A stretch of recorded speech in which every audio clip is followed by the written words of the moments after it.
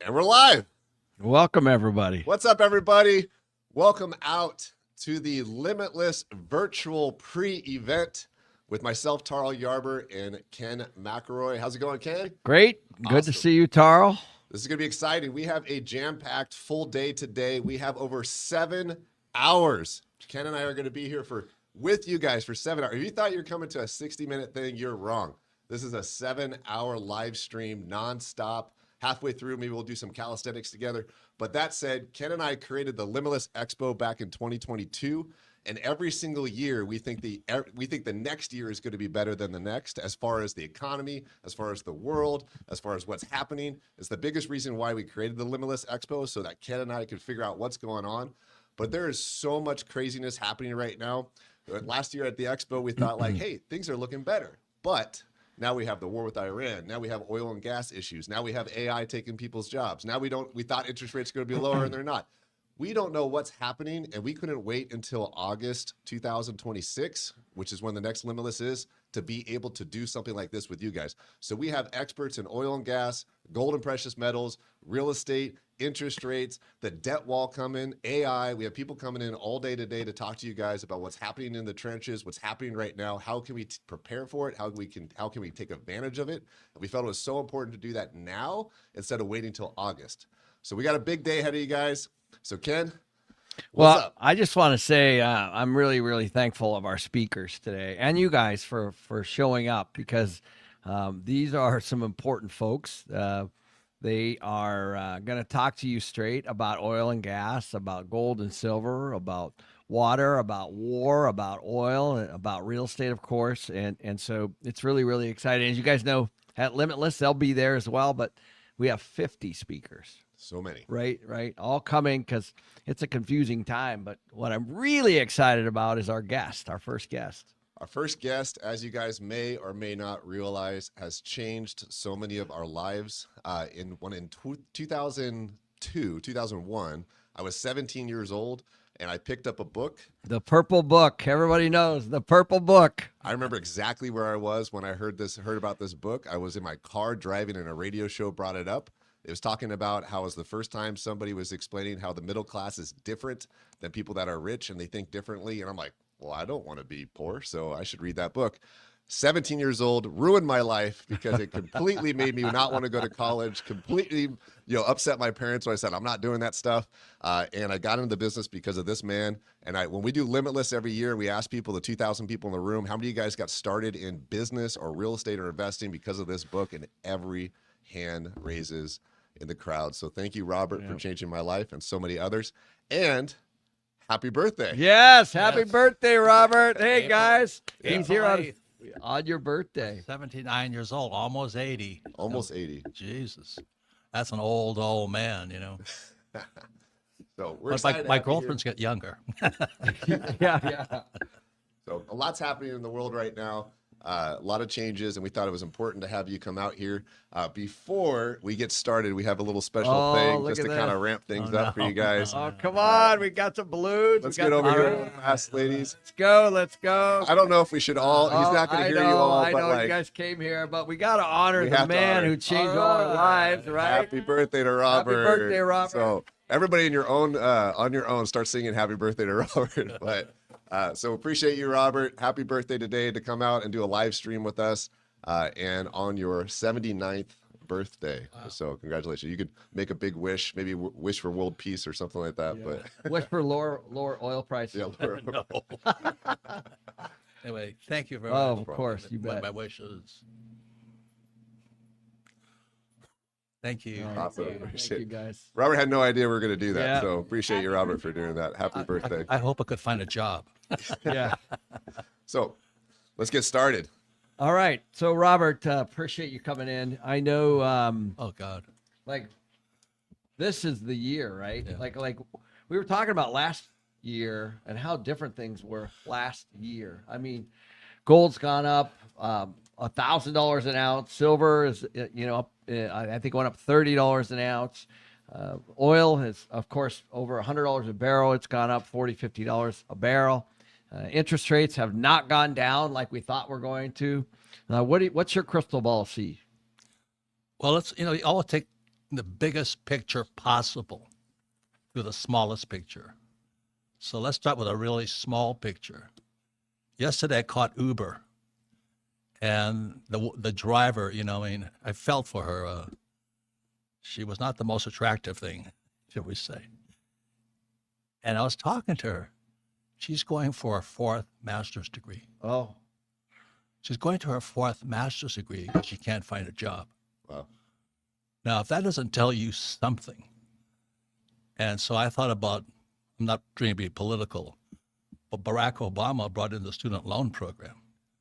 And today, student loan, as you could being real estate guys, there is no debt worse than a student loan.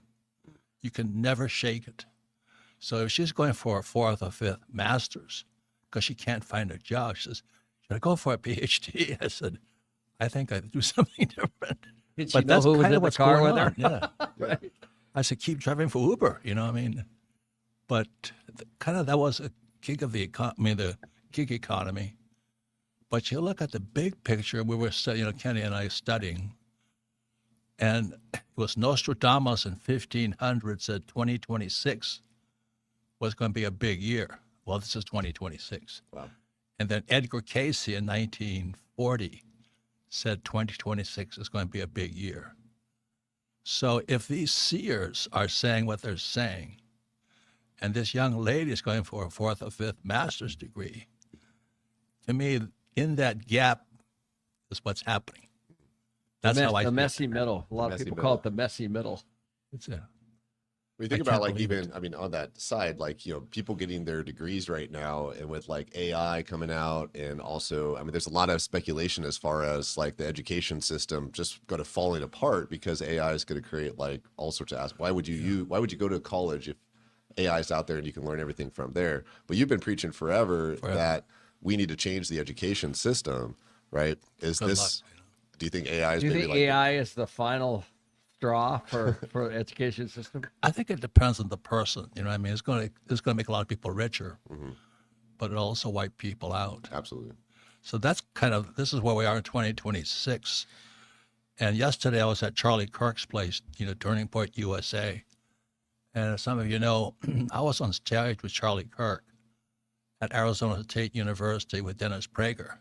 Well, Dennis Prager got taken out. He's alive, but something happened. And they killed Charlie Kirk. And so I was at Turning Point USA. Everybody should go and see what they're doing.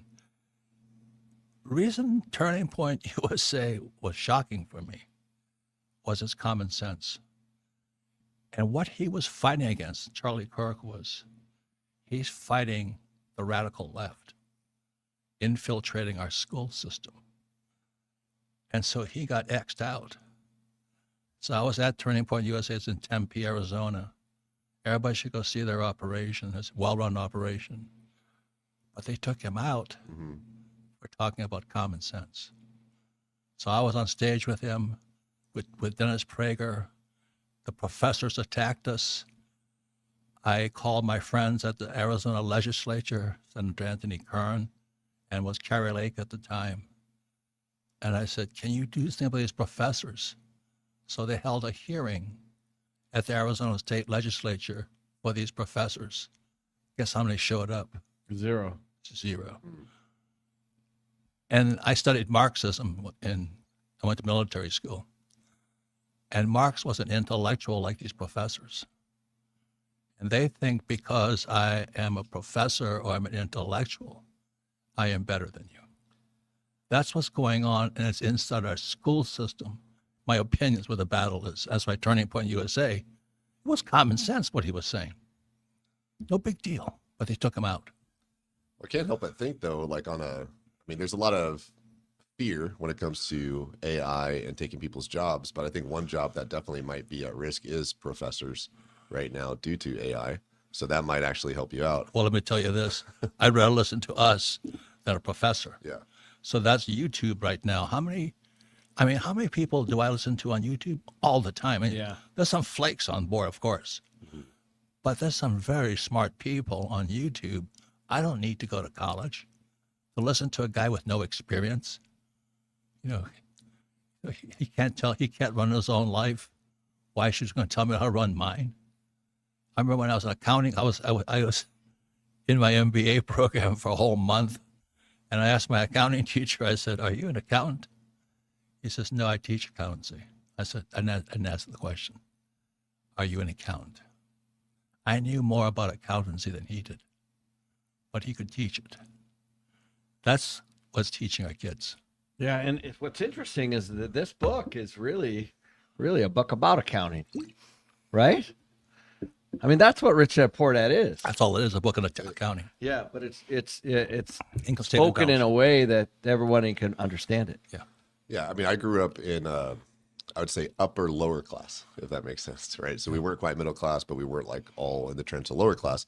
And so for me, even myself, when I picked up this book at 17, it was absolutely life changing because it was also a simple concept, simple math, simple, assets, liabilities, that aspect there too. And it's something that Cash we flow. can think about, right? Well, also you went into financial planning. That's the only place that would hire me. Well, you did. I mean, you're like, what? Well, am that's I actually no, because of this book. Actually, what was funny is that the company that I decided to work with for financial planning, they showed me the cash flow quadrant, and when they did that, I'm like, that's Robert Kiyosaki. I'm in, because I was obsessed. That was right? book number 2. Yeah, I know. Yeah, but It's it changed our common lives. sense. Common sense. Do you think you think about today, right? I think one of your videos that you did is that there's, I believe, correct me if I'm wrong, but I think you made a statement at some point that in 2026, do you think that there's going to be more money exchanging hands than during any time in the world, or as far as maybe a transfer of wealth, or is that, do you know what I'm talking about? I think I heard a video about that. Yeah. Well, like I said, it was Edgar Casey and Nostradamus. Nostradamus was 1500. Casey is 1940. But another guy comes up is George Orwell, 1984, and Animal Farm. And these guys are all calling this time. So, I mean, and my teacher was R. Buckminster Fuller. And he wrote a book called The Grunch of Giants, is how our wealth is stolen via our money. So why is the price of oil, why is the price of gold going up? It's because the value of a dollar is going down. Yeah. And people are taught to go to school, get a job, save money, get out of debt, invest in the stock market. They're being set up. They're being set up big time for the biggest, in the history of the world. Okay, one more thing while I'm on it. What Orwell talked about in 1984, Animal Farm in 1984, happened in 1974.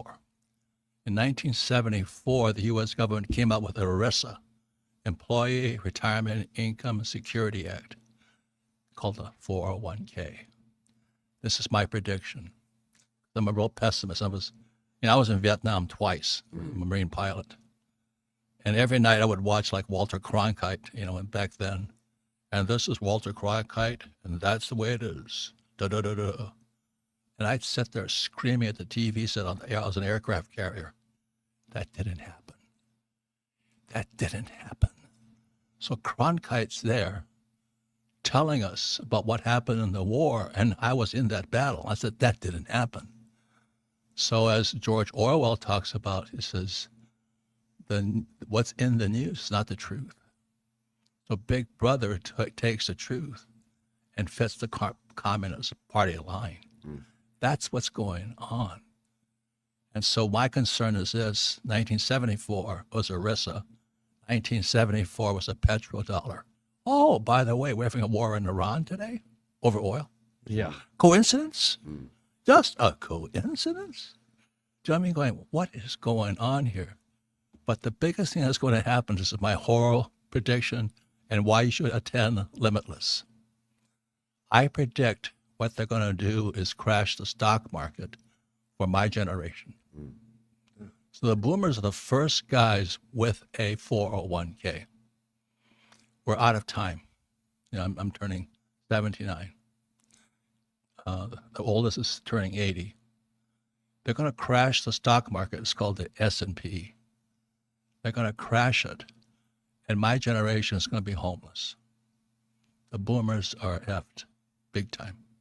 That's my dire prediction, and why you should go to Limitless and look for new answers right now, new teachers, people who practice what they teach, not teach them a textbook.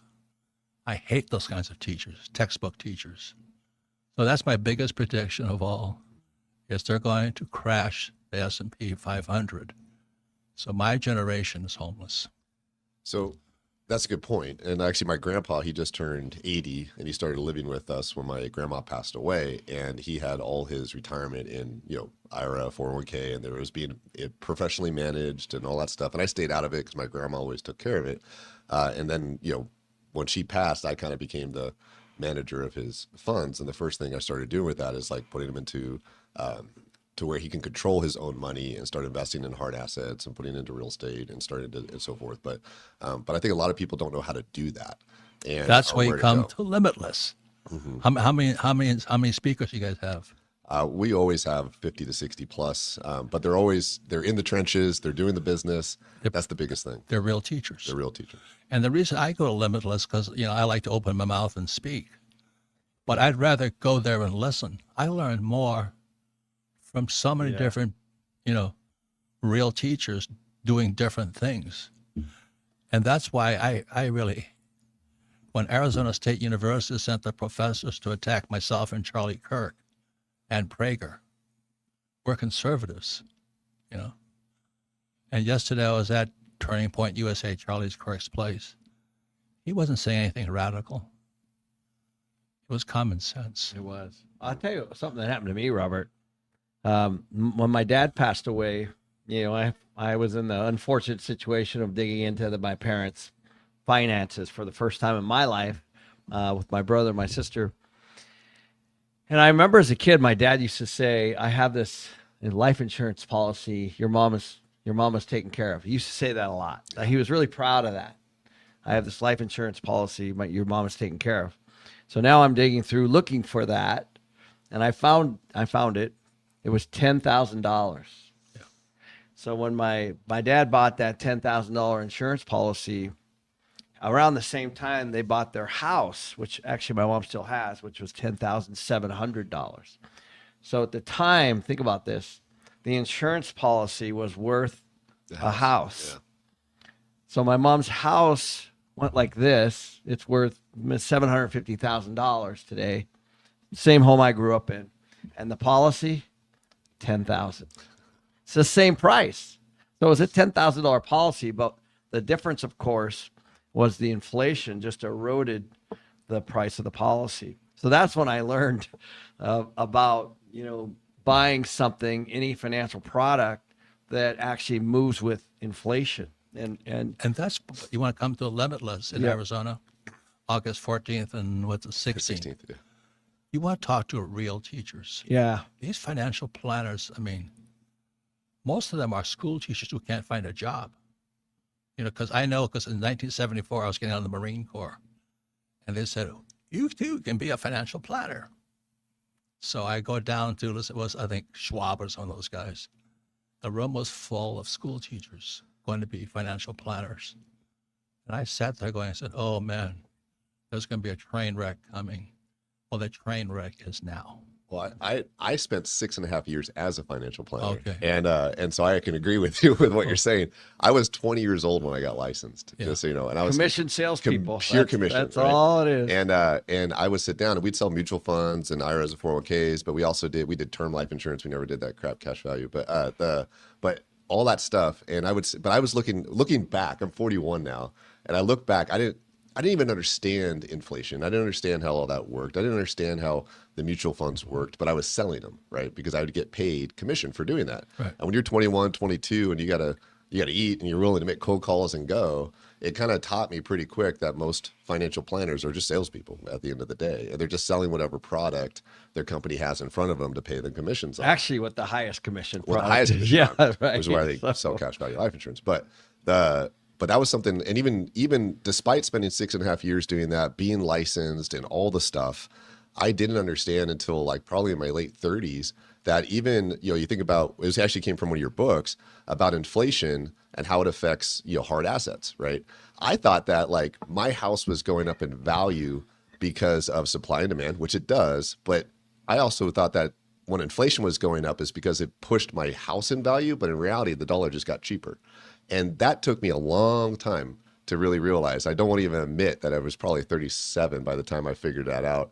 That wait, it's not that gold is getting more expensive; it's that the dollar's getting cheaper, right? And the dollar's lost 93% of its value, and they still tell you go to school, get a job, save money, get out of debt, and invest for the long term in the stock market.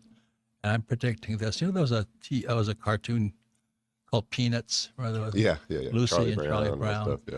And Lucy would always hold the football. Yeah. And Charlie Brown come running up. I know what you're going to do. You're going to pull that football away. No, I promise, Charlie, I won't do it. And Charlie goes running up there. She pulls the football away. And he kicks and he falls down. That's going to happen to the baby boom generation. Because 1974 was the petrodollar. That's when Kissinger made it, because we took gold stopped backing the dollar in 71. They had to back it with something, so they backed it with the petrodollar. So, oh my God, there's a war in Hormuz today. What's going on here? So I think this is my dire prediction of why you should go to Limitless. You better start getting educated pretty quickly, because you've been brainwashed up to now. You have. So, Robert, one of the best chapters in your book, and there's many in Rich Dad Poor Dad, is the rich don't work for money. That's right. Can you talk a little bit about that? Because, I mean, you were so far ahead of this curve. It's 26, 27 years ago. Well, when you print money, okay, the price of chickens will go up and eggs and all that. But so does the price of oil, and hard assets go up. So the reason I don't work for money is I want to work for the asset. So it could be a house. My background is I have a degree in oil, of all things. Yeah, Standard Oil. I work for Standard Oil, but today it's called Exxon or something like that, one of these guys. And I own oil. I don't own oil stock. I own the oil. So I make Mike Machelli's come on today and all this. Yep. I'd rather get the oil than the oil stock. So if you can understand that brain shift I had to go through, it was easy for me because I like oil. So now that Hormuz is on, guess what? The price of oil goes up. Mama, Mr. and Mrs. Soccer mom and dad are pumping gas going. They're getting poorer. I'm getting richer. Because you own the oil well. I own the oil well. It ain't that hard. You don't have to go to school to figure that one out. But when you I know what you're talking about, and Ken does too. But when somebody's watching this, and you say just own an oil well, right? Like, how does somebody that's watching this and maybe they have capital, maybe they have maybe they're a accredited investor, like, how does somebody even start investing in oil? Well, it's like anything else. Like Mike Machelli is a guy I invest with. Full disclosure, I think I have him on board. I've been investing with him for years, but I also understand oil. And the tax breaks for oil are fabulous. Just like Kenny, you have billboards. Yeah. And I like billboards because who pays for them? Gambling casinos. Yes. And the more the economy gets worse, idiots gamble more. So the casinos are going to advertise on billboards. We just bought did you have a 7 Yeah, year? we bought 7 billboards between Mesquite, Nevada, and Las Vegas. So all along Interstate 15, and our client are all the casinos advertising. And we're gonna have Tom Wheelwright on later. He'll talk about depreciation and all the taxes and stuff too. So you think about it, most people will get poorer, but you don't have to. Go to Limitless, learn from real teachers, make up your mind. But unless you flush this out, and I hope I'm wrong, but I really think my generation has been set up. They're going to pull the football away. They're going to sink the S&P, and homelessness will skyrocket. Well, this is kind of your time. Because, God. I mean, you would buy gold. You've been talking about gold forever. And oil. And all I know just 2 Limitlesses ago, gold, for example, was around $2,300 an ounce, and now it's at $4,700 an ounce. And Dana Samuelson, who will also be on today, was talking about. Yeah, he predicted that. He did. He predicted it each year. Now, not saying he'll predict it again. Actually, he said there's going to be a bit of a pullback. Yeah, he'll talk. Dana will be on around 1:45 Pacific time, and I called him up last week, and I'm like, hey man, I want to give you some money for gold and silver, and he's just like, not right now. Just not wait. right now. Right? There's going to be a pullback. Yeah, that's what he thinks. He'll talk about it. Yeah. But at Limitless 2 years ago, he said that gold was going to go over 3,000. Last year, I gave him a bunch of cash money, whatever. I just maybe shouldn't say that, but and And I said, where should you put this? He's like, all silver, all silver. And then silver jumps to, 100. It went over plus. 100. Now it's in the 70s. But, Correct. yep. But at the time, it was in the 30s when I gave it to him. So he's done a really good job predicting this stuff. And he's going to be on later, too. So he always comes to Limitless. Like I backed up the truck and gold was 300. And I bought my house. Yeah, Did you you did. just do that? Yeah. Yeah, you just bought a house with gold. Yeah, because it went up to like 3,000 or something like that. I don't pay attention. But it was a 10 times or 100 times. I said, let's just buy a house in cash. But gold and silver is a place to like store capital, wealth. Yeah. But so how would people watching this right now, what should they be thinking about to build wealth right now? Well, the one thing you want to do is, like Ken and I were laughing one time, we were doing this talk. This one guy says, yeah, I keep all the gold and silver at my house. Yeah. And Kenny says, why don't you invite them over and Yeah, give them where's a your combination?" house? You keep it in a box far away from you from a credit, Yep. and, a vault. With Brinks or, you got to store it with, outside of your personal residence, of course. That should be obvious. Yeah, you don't fly the gold flag in front of your house. So how do people build wealth right now? What's that? What should people be thinking about when it comes to building wealth right now instead of storing? Well, the rich are going to get richer again. Yeah. And my concern is, it's like, like peanuts. Lou's just going to pull the football away for the boomer. As soon as I saw that, it was 74, and Arresta came out, the 401k, RRSP in Canada, superannuation in Australia. As soon as I saw that, I said, they're going to pull the football away. They're setting us up. I would not touch that stuff at all. Look at Japan selling their bonds right now. And every financial planner will tell you bonds are safe. What are they buying with their bond money? Gold. Because gold and silver are money. God's money, I call it. Yeah. We had Chris Martinson last year, and he said it very simply. He said there's what he calls primary wealth, which is gold, silver, water, timber, ground, things that you can physically touch and grab.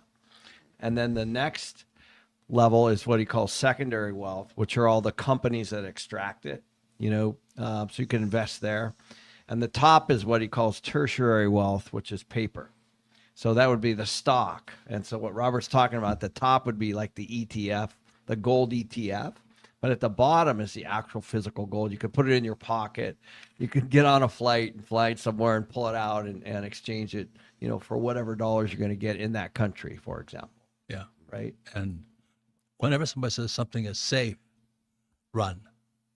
Yeah. Nothing, because it's only as safe as you are. If you don't know anything about it, you're drinking the Kool-Aid, oh, bonds are safe. I'm out. Fast, second, run. Yeah. The other thing, Robert, you went through Vietnam, obviously crashed 3 times, helicopters. The one thing war is inflationary, right? War itself, and we don't talk about that a lot. I mean, they talk about oil and they talk about tariffs, but war is expensive. Yeah. Right. Yeah. And that's, like I said, that's why I knew we were being lied to, because I went there twice. And my second tour, I'd watch Walter Cronkite. And that's the evening news. This is Walter Cronkite, America's most trusted guys. And the guys in the ready room, the pilots are going, that didn't happen. That didn't happen. That's the evening news night. They take the truth and convert it to news. That's 1984 by George Orwell. They take the truth and convert it to news. Yep. So When how do are you people find the gonna truth learn? right now? Huh? How do you find the truth right now? Well, you better know who the trusted sources are. Yeah. It's not the media. Give me a break. It was I went to an event this week with RFK Jr. and he was talking about food, just simple, because that's what he does now. But he said that in the 70s, the 2 tobacco companies had the most cash in the world at the time. I think it was William Morris and AJ Reynolds, I think it was. And then they realized when people stopped, they were kind of stopping to smoke. They met and they said, we need to figure this out. And then they jumped into the food business. And that's when they created the food pyramid. And then it became a marketing campaign, to buy Fruit Loops. Yeah. You know what I mean? Like, it's very interesting how it's all connected. Yeah. Big business, government, enabling. It's the same right now on the financial sector. So that's why I'm here to plug Limitless. Yeah. I mean, Carl, you do an incredible job running that show, but I go there to learn as much as anybody else does. Otherwise, I'm just this idiot, a talking head on YouTube. Well, you've gone to Limitless since the beginning, 2022, when we first launched it. And just so you guys know, Robert's been at Limitless Expo every single year, and we have never paid you a single penny. I'm not even sure we paid for your hotel room. I have no idea. I'll sleep on the streets with the bums. Yeah. But why do you keep coming every year? Because I need to learn.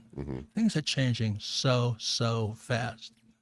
Like, Kenny and I study every Thursday, and we studied, like I said, Nostradamus, and then Edgar Casey. They said the same thing. And Marxism. And we Marxism. studied, yeah. We studied a Communist lot of Manifesto. things. We actually sent Yeah. the book around. It's not very big. Yeah. And we read it. And we actually, I'm not obviously a communist, but to read it and find out what their perspective is important. Yeah, and so there's so many people who are not studying, like that Uber driver. She says, "I got a third or fourth master's degree." And my family, of all people, they're like my poor dad. It's called a paradigm matrix. You are your environment. So, like, if I was raised in Alabama, I'd probably have a Southern accent. So what happens is, if you're raised in a poor family, you absorb that mentality. So my brothers and sisters, they say, but I have a higher college degree than you do. I have a master's degree. All you have is a bachelor's degree. I say, yeah, but I have a financial statement. What's that? But in my poor dad, my real dad, he's a good man. But in him, I went to Stanford. Yeah. What? 50 years ago. I have a PhD. So what? But those are those false gods. You know what I mean? It's a false god, gives you a false sense of security while you're being inept. Well, you had said too, I mean, like, you think about what you just said about like how if you grew up in a poor mentality, you might also get that mentality, and who you hang around, you become. Like the 5 people you hang around the most, you become. Like, there's a book called Awareness by Anthony DeMello. Great book. We love that book. And that whole book was about waking up, right? Like, this book woke me up, right? I read this book when I was 17, and it got me to wake up, and I gave it to everybody I knew, and everybody I could say, like, read it. That makes me so happy too, I wanted my family. I tried, and then I think it was in this book where he said, if you can't change the people around you, then change the people around you. And I would say that to my friends, which probably wasn't the right thing to say when you're 17 to your friends, but I'm like, don't teach pigs to sing. Yeah. It wastes your time. It pisses off the pig. But that brings up, like, one of the comments on here was on YouTube said, what are you guys saying at the expo that I cannot find at their websites, interviews, and articles and podcasts? And I think that's missing the point. It's about who you're hanging around. It's your environment. It's the networking.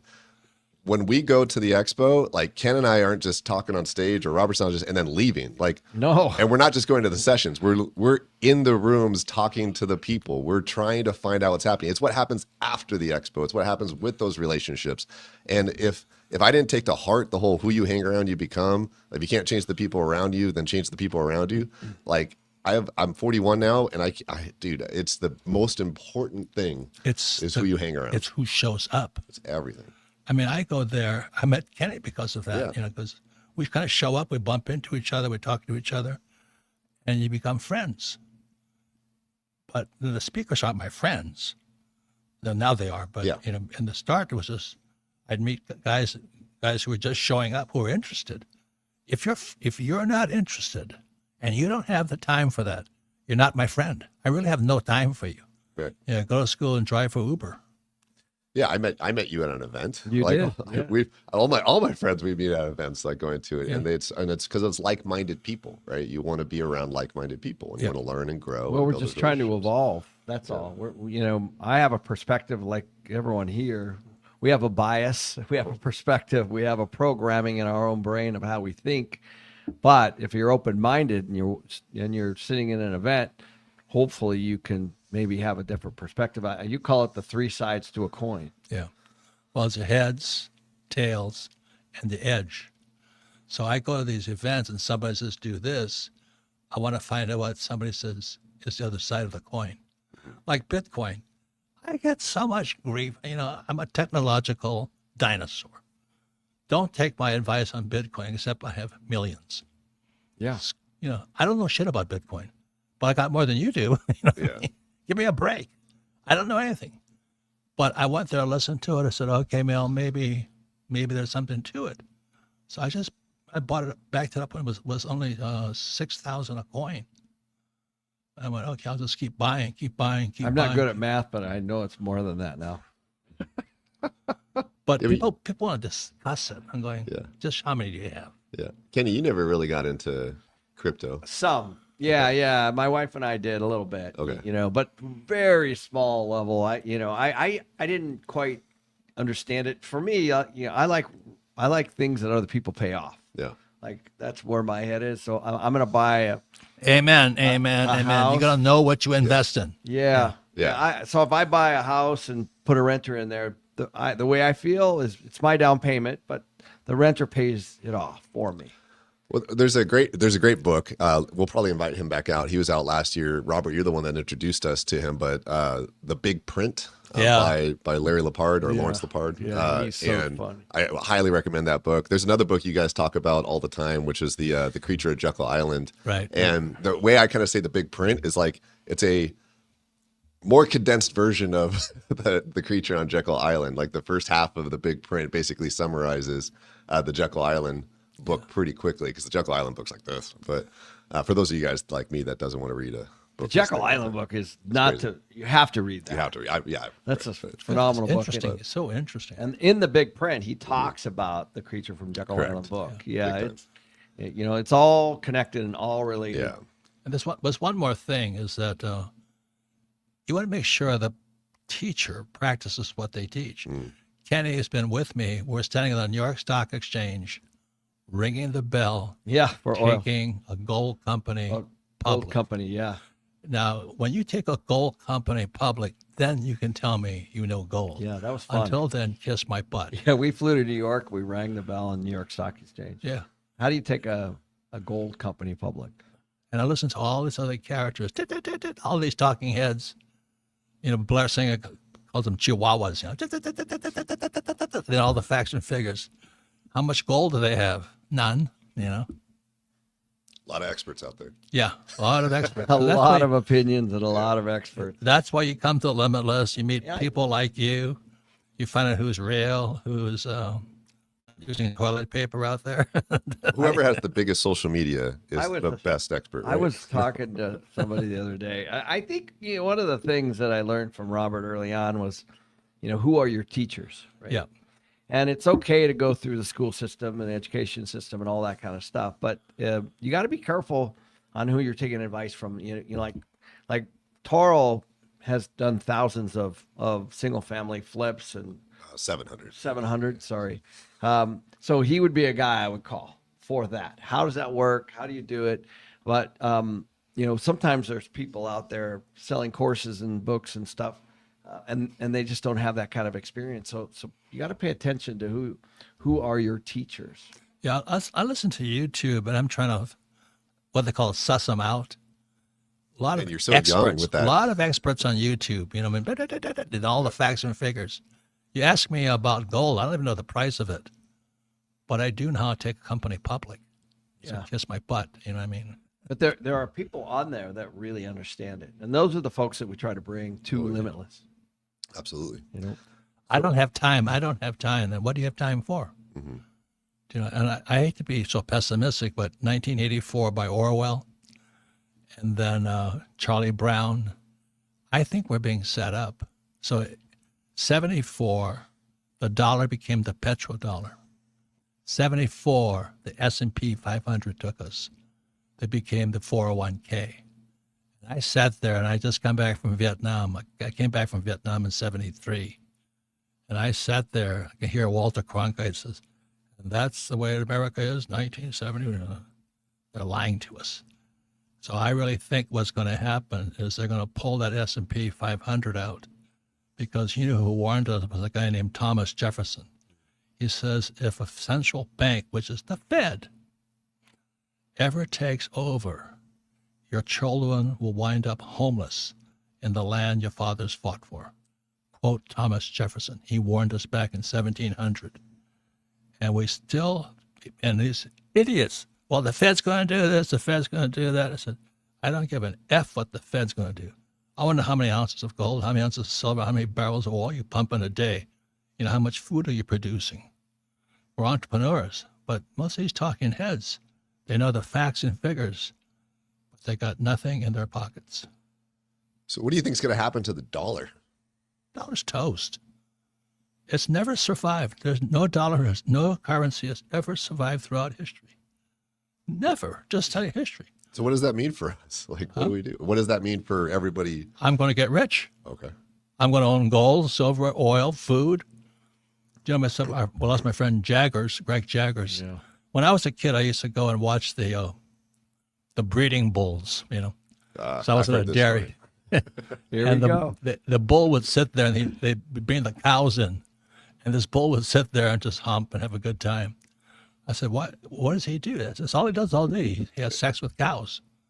I said, when I grow up, I'm going to be a breeding bull. So our friend Greg Jaggers, who passed away, unfortunately, he owned breeding bulls. Now, he didn't sell the meat. He sold the semen. Yeah. Yeah. Wagyu. Yeah. There's so many ways you can get Japanese rich. Wagyu. In Wyoming. Yeah. Yeah, There's so many ways you can get rich. That's why you come to Limitless, to open your mind up and get out of your stupid 401ks. Jeez. Go ahead. Oh, it's your turn. You go. Well, so what I was going to ask you, Robert, was, you know, when you were in Vietnam, Yeah. you kind of got a glimpse of what was happening with gold, what was happening with Yeah. oil, and what was happening with war. Right. Like, what do you see today? Are you seeing parallels? It's the end of the U.S. dollar is what I see. I hate to say that because it was in 1971 Nixon took the dollar off the gold standard. It has a shelf life. It's not going to last. So 1956 was a Suez incident. 1956 was the end of the British Empire when they blocked the Suez. So Suez and Hormuz kind of rhyme. So now, and I was an oil tanker driver, and I drove helicopters in Vietnam. So the oil tankers, when I saw the Hormuz thing in 2026, and Edgar Cayce and Nostradamus said 2026 is the year. And you know, what's his name? Orwell said 1984. It was actually 1974. We're being set up. I hate to say that, we're being set up. And you've seen homelessness exploding throughout the world. What do you say to a homeless person? Get a job? It's like that woman driving for Uber. She's going back for another master's degree. I'm going, oh, you got to be kidding me. That's how brainwashed people are. You know, she's a good, hardworking person, but they have no financial education, but they're too busy working hard for money. So that's what I'm afraid of. I'm afraid my generation of boomers gone. And the reality is that we're so much in debt, the country, that you know, the only way to pay for that is to print, right? The only way to pay for anything is to print. The revenues coming in do not support the expenses, I guess, if you're just going to look at it that plainly. And so the only thing we can do is print. So all these things that we continue to do just add to the debt. And that, of course, in your own life, if it was that way, it would be, you would be bankrupt, essentially. But in this particular case, they could just continue to print. Well, look at what Japan just did. Japan's debt to GDP was like 220%. Ours is 120%. So Japan just stopped. They stopped the carry trade, and they started dumping U.S. bonds. Every time my financial planner tells me bonds are safe, I go, okay. And they started buying gold. So the central banks are not buying gold. What are you going to do? You know. So that's how I look at what is the person doing, not what they're saying. Same as, you know, Trump put the wall up, Biden took the wall down. And the deaths by fentanyl just go up. So I think I'm not being political, but Biden's the biggest drug pusher we've ever had, because fentanyl poured across the border and deaths went up. Why didn't somebody say something about that? Like I said, I was at Turning Point USA yesterday with Charlie Kirk. Who shot him? I think the professors did. he was only talking common sense. And those are the same guys who came after us when Charlie Kirk, myself, and Prager spoke at Arizona State University. So there's something fishy going on in education. Mm-hmm. That's what I'm saying. It really is rich dad, poor dad. Well, Ken, you and I were speaking of education. You and I were talking about this yesterday. You and I have been talking about AI a lot lately. It's our favorite topic. But especially if you watch Ken's YouTube channel, like every episode, Ken brings up AI, and then Danielle gets mad at you. She does. But yeah. that said, it goes back to the education route. And we were talking about, like, I invest in Austin, Texas, and Austin, Texas has UT, the University of Texas.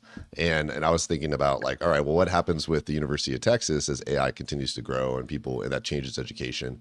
Your book, once again, talking about the education system needs to change, right? But what other industries, what about unemployment, Robert, is what I'm basically getting at right now. How do you see unemployment in the future? Do you see unemployment increasing next year? Do you see unemployment increasing over the years? Well, unemployment's already going up. Mm-hmm. As it stands, I think the lesson is invest in what you know. Mm-hmm. Like I was talking to, like, I don't invest in AI. I don't know anything about it. Don't know it. But I do know oil. I do know real estate. So you don't have to know about everything, but you better know what you're investing in. Most people, as you know, just turn their money over Right. to somebody else. Yeah. And then they maybe meet with them once a year. I think the message today for a lot of you guys that are watching this right now, because we're going to have a lot of experts still coming on. Ken and I are going to be on here for another 6.5 hours, so definitely stick around. But we're going to, even on the AI topic, we have a gentleman coming on later today, Phil Ingram. Phil Ingram, we met 2 years ago at Limitless. He's a serial entrepreneur, and you talk about a guy that is using AI as a business owner, not as a theory, but like putting it to use. He's going to talk about that later today with us, specifically how he's doing it, the tactics and so forth. And he's got thousands of employees. Thousands of so employees. It's not on a small level. Right. We have Dana Samuelson coming on with Amerigold, who's all of our gold guy, right, that we buy gold and silver from. He's an expert. He's going to be coming on. We have Mike Machelli, who's who you invest with oil and gas. He's coming on to break down what's happening right now with oil and gas. We have Tom Wright, which is everybody, he handles all the depreciations and so forth. I do single family. Ken does multifamily. We have Jeff Snyder. Jeff Snyder's coming on next, by the way, and he's a Eurodollar University. This is going to be a jam-packed day, so buckle up. So we're going to get into tactics. We're going to get into specifics, not just strategy. We're going to talk about the actual what's happening in the trenches, how you guys can utilize this in your life today, what action you could take between now and August 14th at Limitless Expo, because that's a lot of time. The world's changing very, very rapidly.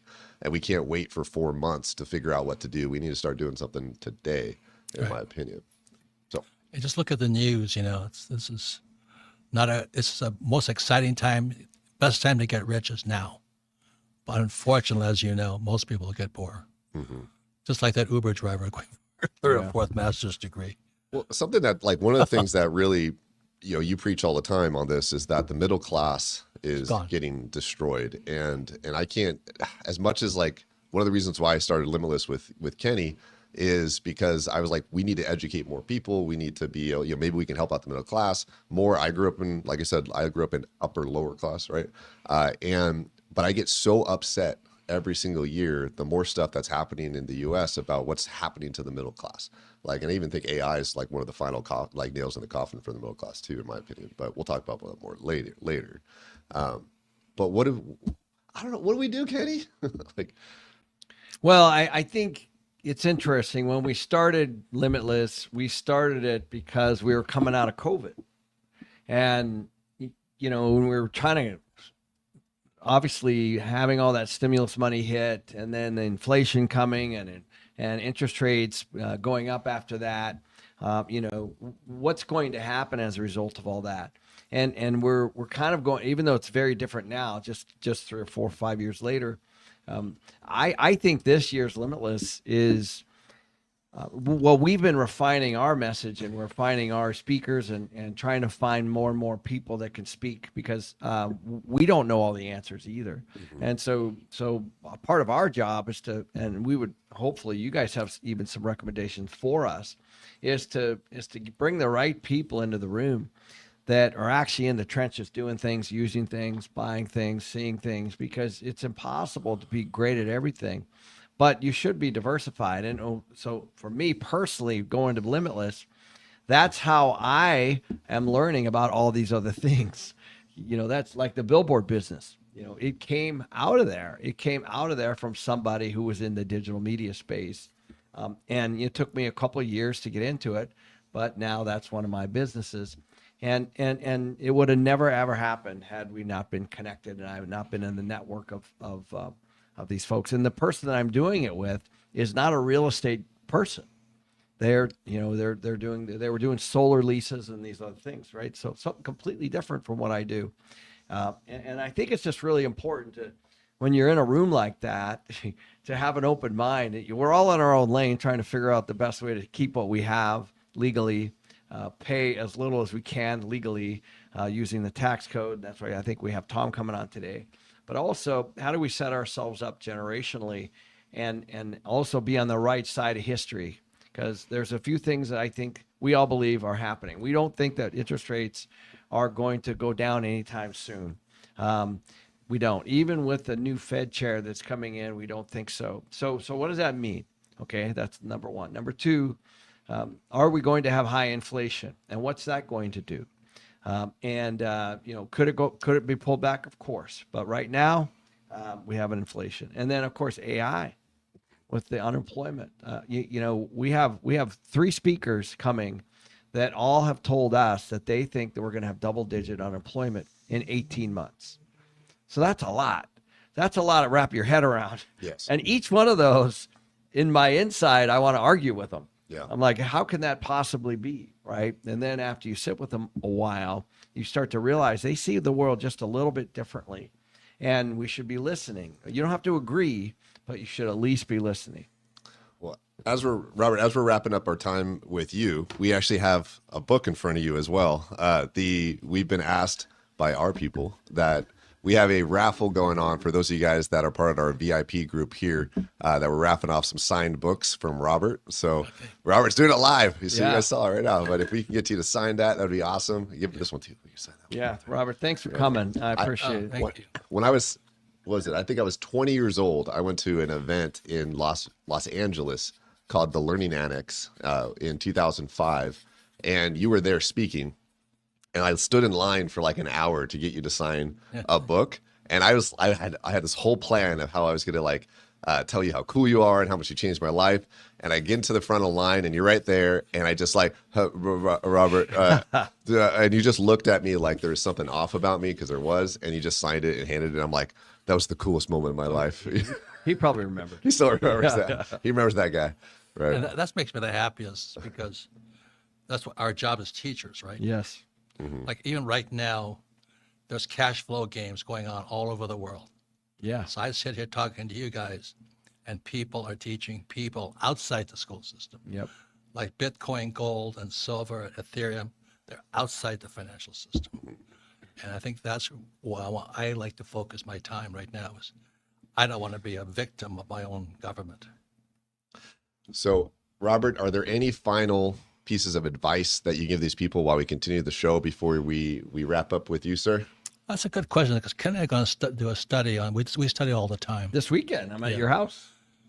And we're studying what I call the false god. And the false god is somebody like my family. I have a master's degree. I have a real estate license. Well, what does that mean? So many people hide behind these, I'm in school, or someday I'll get this, but it's not the asset. It's the false god. You were talking about that last night. Yep. You do a real estate agent that has a license that hasn't closed one deal ever. Yep. Ever, right? Yeah. Very interesting. I think there's some of the poorest people on earth are real estate agents, They don't sell anything. And that goes back, the last thing is when I got out of the Marine Corps, my poor dad says, I was a pilot. He just go fly for the airlines. I said, I'm done flying. He says, get your PhD. I said, for what? My rich dad said to me, there's 2 things you got to learn. You got to learn how to sell, and you got to learn how to raise money. He says, you can do that. You'll be an entrepreneur. And I said, I don't want to sell. I don't want to sell. I don't want to sell. And so my rich dad finally looked at me. He says, this is 1974. I'm 28 years old. He goes, how's your sex life? None. He says, because you can't sell. Yeah. And with that, I learned how to sell. thanks, Robert. Robert, thank you, man. I appreciate you being Robert, on. thank you for everything. Happy birthday happy once again. We appreciate you. We all of us here that watch you, like you've changed all our lives. So please continue. Don't stop doing that. And we'll see you in August at the Limitless Expo. For those of you guys that are still watching live, we got 6 more hours of this. So there's a jam-packed show. There's a lot of moving parts happening right now. So like we would love to bring everybody on right now, but guess what? We have speakers that are scheduled at certain times. So Ken and I got stuff to talk about. We're going to be talking about unemployment next. We have Jeff Snyder coming up not long after that. We have Dana Samuelson. We have Mike Machelli. We have Tom Wright. We have Phil Ingram. We have myself and Ken. We have our own presentations on real estate we're going to do. So stick around for that. This is live. There is literally no commercial breaks. No cost to you, by the way. No cost to you This at all. is all free, Right. of course. So, Robert, thank you again. No, thanks for I'm gonna teaching walk you you out, guys. Robert. And Thank Ken's you. going to walk him out. I'm going to talk to you guys about a couple things as we do that. We get ready. We're going to switch over to unemployment here in a minute. Before we do that, like I said, this is live. This is clunky, guys. We're making this up as we go and whatnot, but this is just part of what we're doing, right? Ken and I are not professional podcasters. I mean, he's an influencer. Right. We'll make fun of him when he comes back. But we're not super professional and everything. We're just here to make stuff happen. That said, I'm going to talk to you guys about Limitless Expo. Ken and I created the Limitless Expo a couple years ago. And we started doing it because we sat down at a bar in Laguna,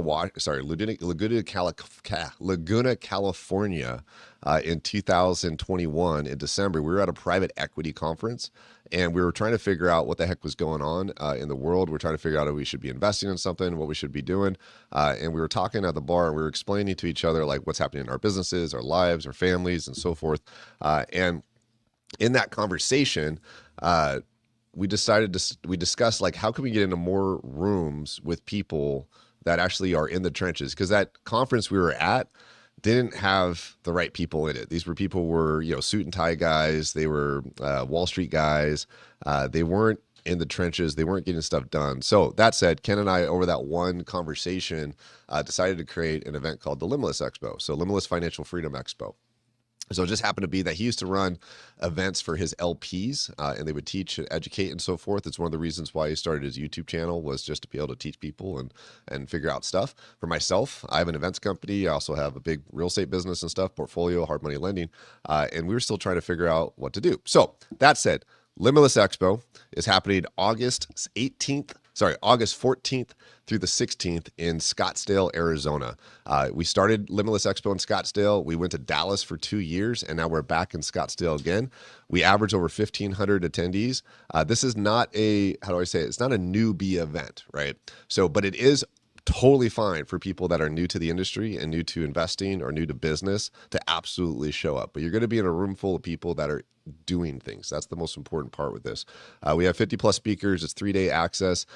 There's nonstop stuff happening, right? It's really just geared towards for you to find, it's like an opportunity to meet people doing the business, doing either real estate, doing either gold, doing either oil and gas, doing just business owners, people that own restaurants, people that are there.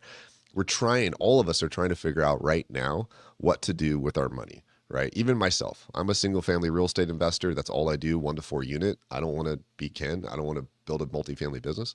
But even then, do I buy more real estate right now or do I not buy more real estate? Do I go hard into it or do I pull back? These are the questions we're always asking. So we got Jeff Snyder come on in a minute, but we also have, so Ken and I have been doing this now. This is our 5th year, right? 5th year running. Robert will be back out again. You can meet him in person. There's always opportunities for that.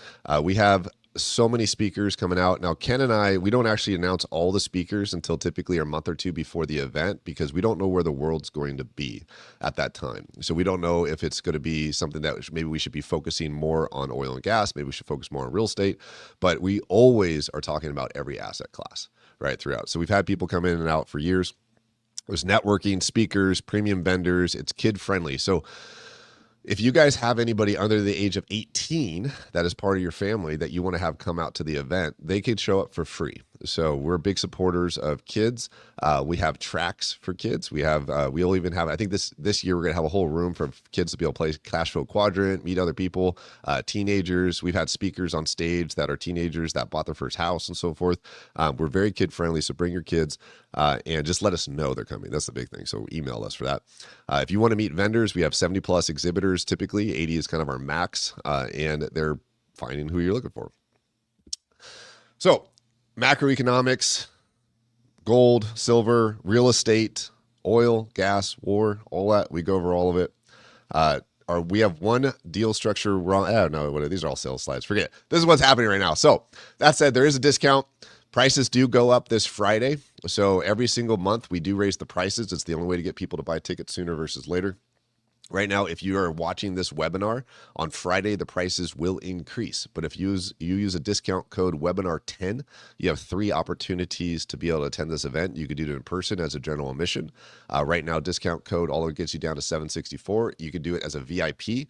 VIP gets you into the VIP rooms, gets you lunches, gets you the VIP parties, gets you to the speaker room, and then virtual. If it's not something that you can go to in person and you can attend only virtually, our virtual setup, just because technology, virtual allows you to get into networking rooms virtually, gets you to meet people virtually. There's a lot you can do nowadays with technology and a virtual experience. And that is absolutely a great way to watch the Limitless and also attend as well. So webinar 10 is the discount code. You are completely protected as well. We do have a refund policy. So if you decide to lock in your price today, all the way up to Friday before prices go up, and you end up changing your mind, schedule doesn't work out, you can get a refund all the way up until May 6th. You just got to email us and we'll help you out. So you could join us in Phoenix or not, right? So discount codes, this is today's price. You add the webinar 10 discount, you get a cheaper price for that. You just got to fill out the form, go to limitlessexpo.com. And you can also, while we're doing this, Ken's going to be back here in a second. I'm going to switch slides over to AI, and I'm going to start talking about that and unemployment while we wait for Jeff Snyder, who's going to go through macroeconomics with us as far as what's happening with the debt wall, private equity, interest rates, and so forth as well. So that, I'm going to go ahead and Mr. Moderator, let's take the slides off. You guys continue to ask questions in the chat. We are monitoring those. There's going to be a lot of questions throughout this event too. So let me jump into the chat and figure out if we can find some questions here. Let's see. Who are you guys most excited about in the chat right now? Are you most excited to learn more about what's going on with the debt wall, with private equity, multifamily, single family, gold and silver, oil, gas, what's happening with AI? Write in the chat right now while we wait for Ken to come back and let us know, what are you most excited about to the speakers and people coming today on this virtual event right now, and why are you here? Let's see. You got multifamily, gold and silver for sure. Limitless is the way excited. That's great. Awesome. Let me go ahead and switch over to AI real quick as I get the slides ready for you guys. This is live. This is proof it's live. Hey, Jerry, can you go get Ken back over here? Yeah. All right, cool. And then, good. I can't carry the show. What's going on here? All right. All right. I'm going to go ahead and jump the gun. So let's get my slides back up. I have the AI on one right now. I don't know if, nope, wrong one. Never mind. I'll jump onto this. 1 second, guys. Let's see, share screen. Here we go. All right, I'm going to switch over, guys. All right, here we go. All right, let's see it. So, AI. Now, this is a big topic today. There is a lot happening with AI and unemployment as well. There's a lot of speculation. Ken and I are going to talk a lot about this while we wait for Jeff. But ultimately, and actually, guys, for those of you guys watching this, actually our moderators on here, can you guys hit up Jeff and see if we can get him on here a little bit earlier, push him up about 10 minutes, Josh and Moses. So AI has been something that has been on a lot of our minds. We talked about it last year at Limitless quite a bit, but about 6 months ago, for me personally, was the first time I really started looking into this, and I didn't really understand whether or not it was going to take jobs. Ken and I are going to talk about this as well, but we had one of our good friends. He's a Silicon Valley guy. He owns the most patents of AI of any person out there right now. And about 3 months ago, he was at dinner with Ken, and he had told Ken that he saw unemployment in 2026 going to double digits. And that blew me away. So Ken called me up immediately and said, hey, so-and-so thinks that it's going to go up to double digits. And I was like, nah, I don't know about that. Unemployment in 2027, not 26. Unemployment going over to double digits in that short a period of time did not make sense to me. For those of you guys that aren't paying attention, AI agentic had a good leap about 90 to 120 days ago, especially with programs like OpenClaw, Claude Code, and so forth that has really developed. Since then, there's been a wave of AI agents. And not too long ago, AI agents were not that good. But today, AI agents are picking up steam. We're going to have a speaker on here later, Phil Ingram. He has an insane thing that he's been doing tactically as an entrepreneur. He has thousands of employees. And what he's been doing with AI and developing tools to expand his businesses, to eliminate waste, to make people a heck of a lot more effective has been incredible. So this is something that is happening whether we like it or not. This AI is not just a tool that makes pretty photos and fake videos. It is absolutely a tool that we can use for business today. And if you're somebody that is an entrepreneur, somebody that is a creative builder, AI can be something that can launch your business to the next level. So it's predicted that AI is going to cut 16,000 jobs in a month so far from what Fortune magazine says. If you go into the next slide here, these are some of the occupations that are most at risk and being replaced by AI. You have human resources, graphics designer, marketing, administration, web development. And Ken's here. Cool. I don't have to carry the show anymore. This is awesome. We're going to get him live here in a second. Sales, financial advisory, not just web development, but even programming. So there's last week, I hosted an event in Austin, Texas. And we had a panel of three of just some of the smartest AI entrepreneurs out there from Silicon Valley come out to it. And one of the guys that was on the panel, he just wrote a book with Tony Robbins. His name's Lior Weinstein, and it's a whole book on AI and how to use it for your business. And he had said that he does not need coders and engineers. He needs pilots in cockpits, basically. And so there's a lot of disruption happening. It's coming faster than we think.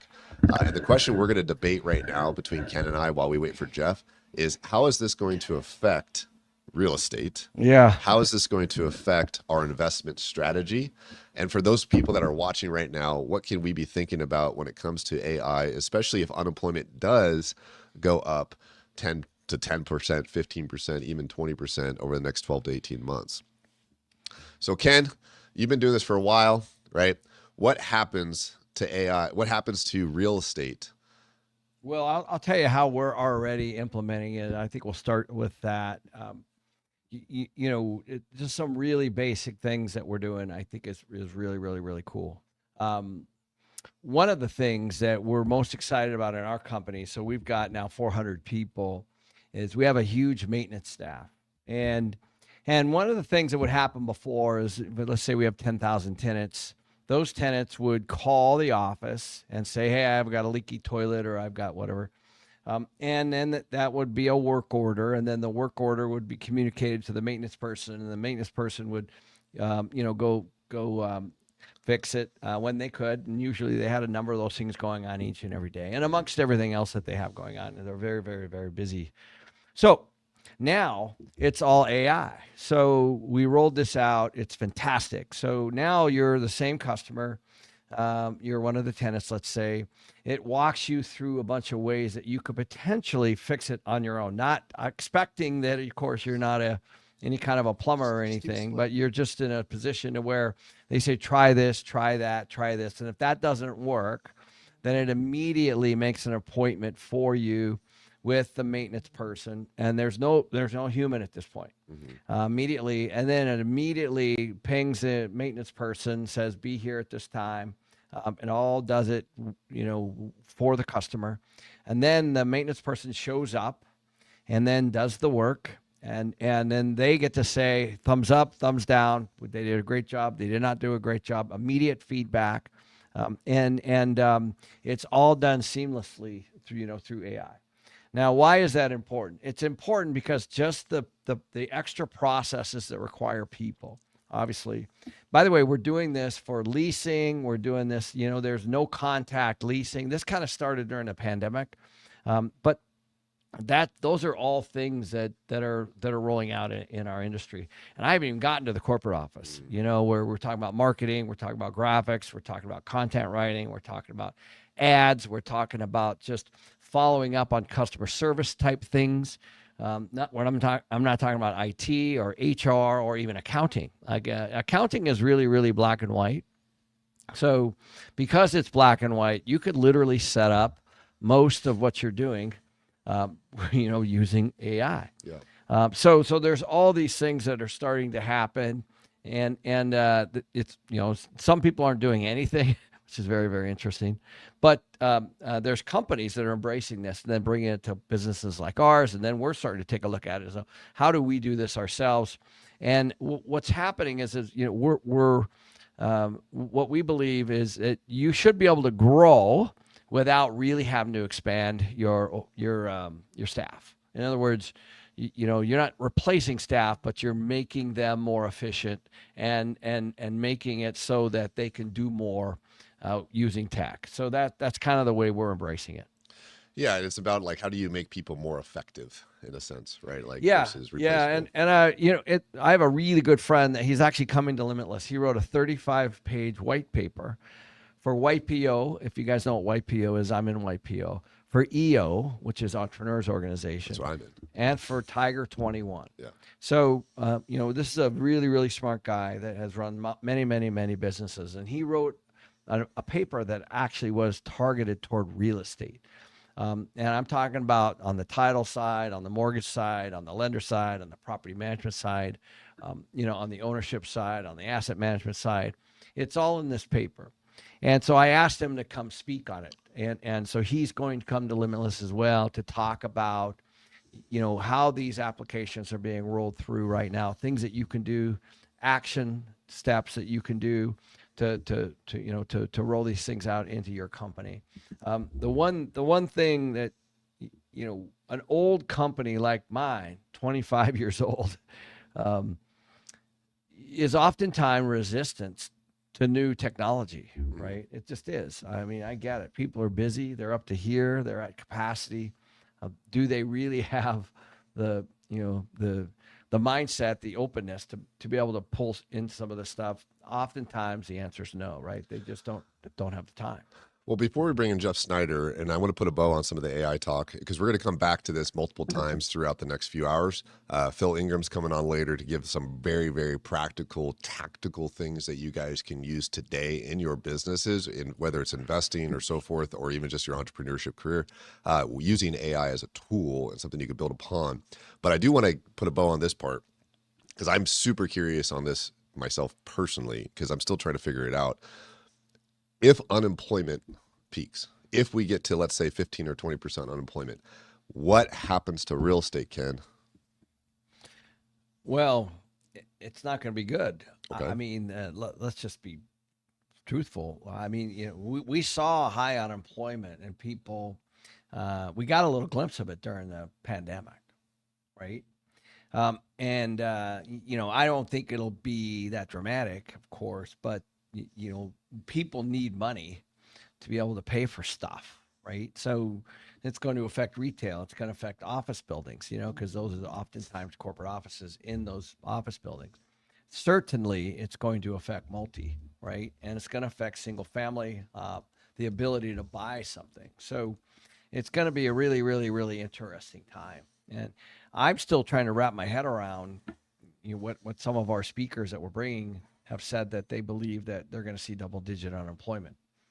The first thing I did was I went home and I started Googling that. What will it do to real estate? I mean, you should ask your own AI. What will happen to real estate if unemployment hits double digits? And it'll give you a list, just like it gave me a list, right? Yeah. And I for sure things will slow down. What do you think? I don't know what I think. That's why I ask you. So no. No, I agree with you. I think that I focus on single family. I'm going to get into that on my presentation about what I think might happen with single family and what people should be doing right now with that, for sure. What good news though. So let's go ahead and switch gears. For some of you guys right now that are watching this, you've been waiting for this gentleman to come on. This gentleman is Jeff Snyder. I'm going to bring him on here in a second. But while we get him on here, Ken, can you help everybody understand who Jeff Snyder is? Wow. And what he actually does? I tell you what, like you guys, there's a lot of smart folks out there, and every single one of them I say, who do you listen to? And they all say Jeff Snyder. So, well, Jeff, we're getting ready for you right now. We can see you. You're live, but Ken, can you put your headset on or else we won't be able to hear Mr. Jeff? Jeff, how are you doing? Guys, how are you guys doing? I was listening to your AI discussion. I thought, it's one of those things that's so incredibly uncertain. There's so much positive potential to it, but you never know about the short run disruption, right? I mean, that's why you get all these, these projections that could be really bad in the short run. It could be really positive in the long run, and how it matches out to the other one. So I think, AI is definitely something that people need to be on top of as we go forward. No question. I know you've been doing some real interesting work on interest rates and private credit. I would love to dive into that with you because, what we're seeing is I actually had a long chat this morning about some of these debt funds and, what's going on because they don't seem to be, marking down these assets and selling them right now.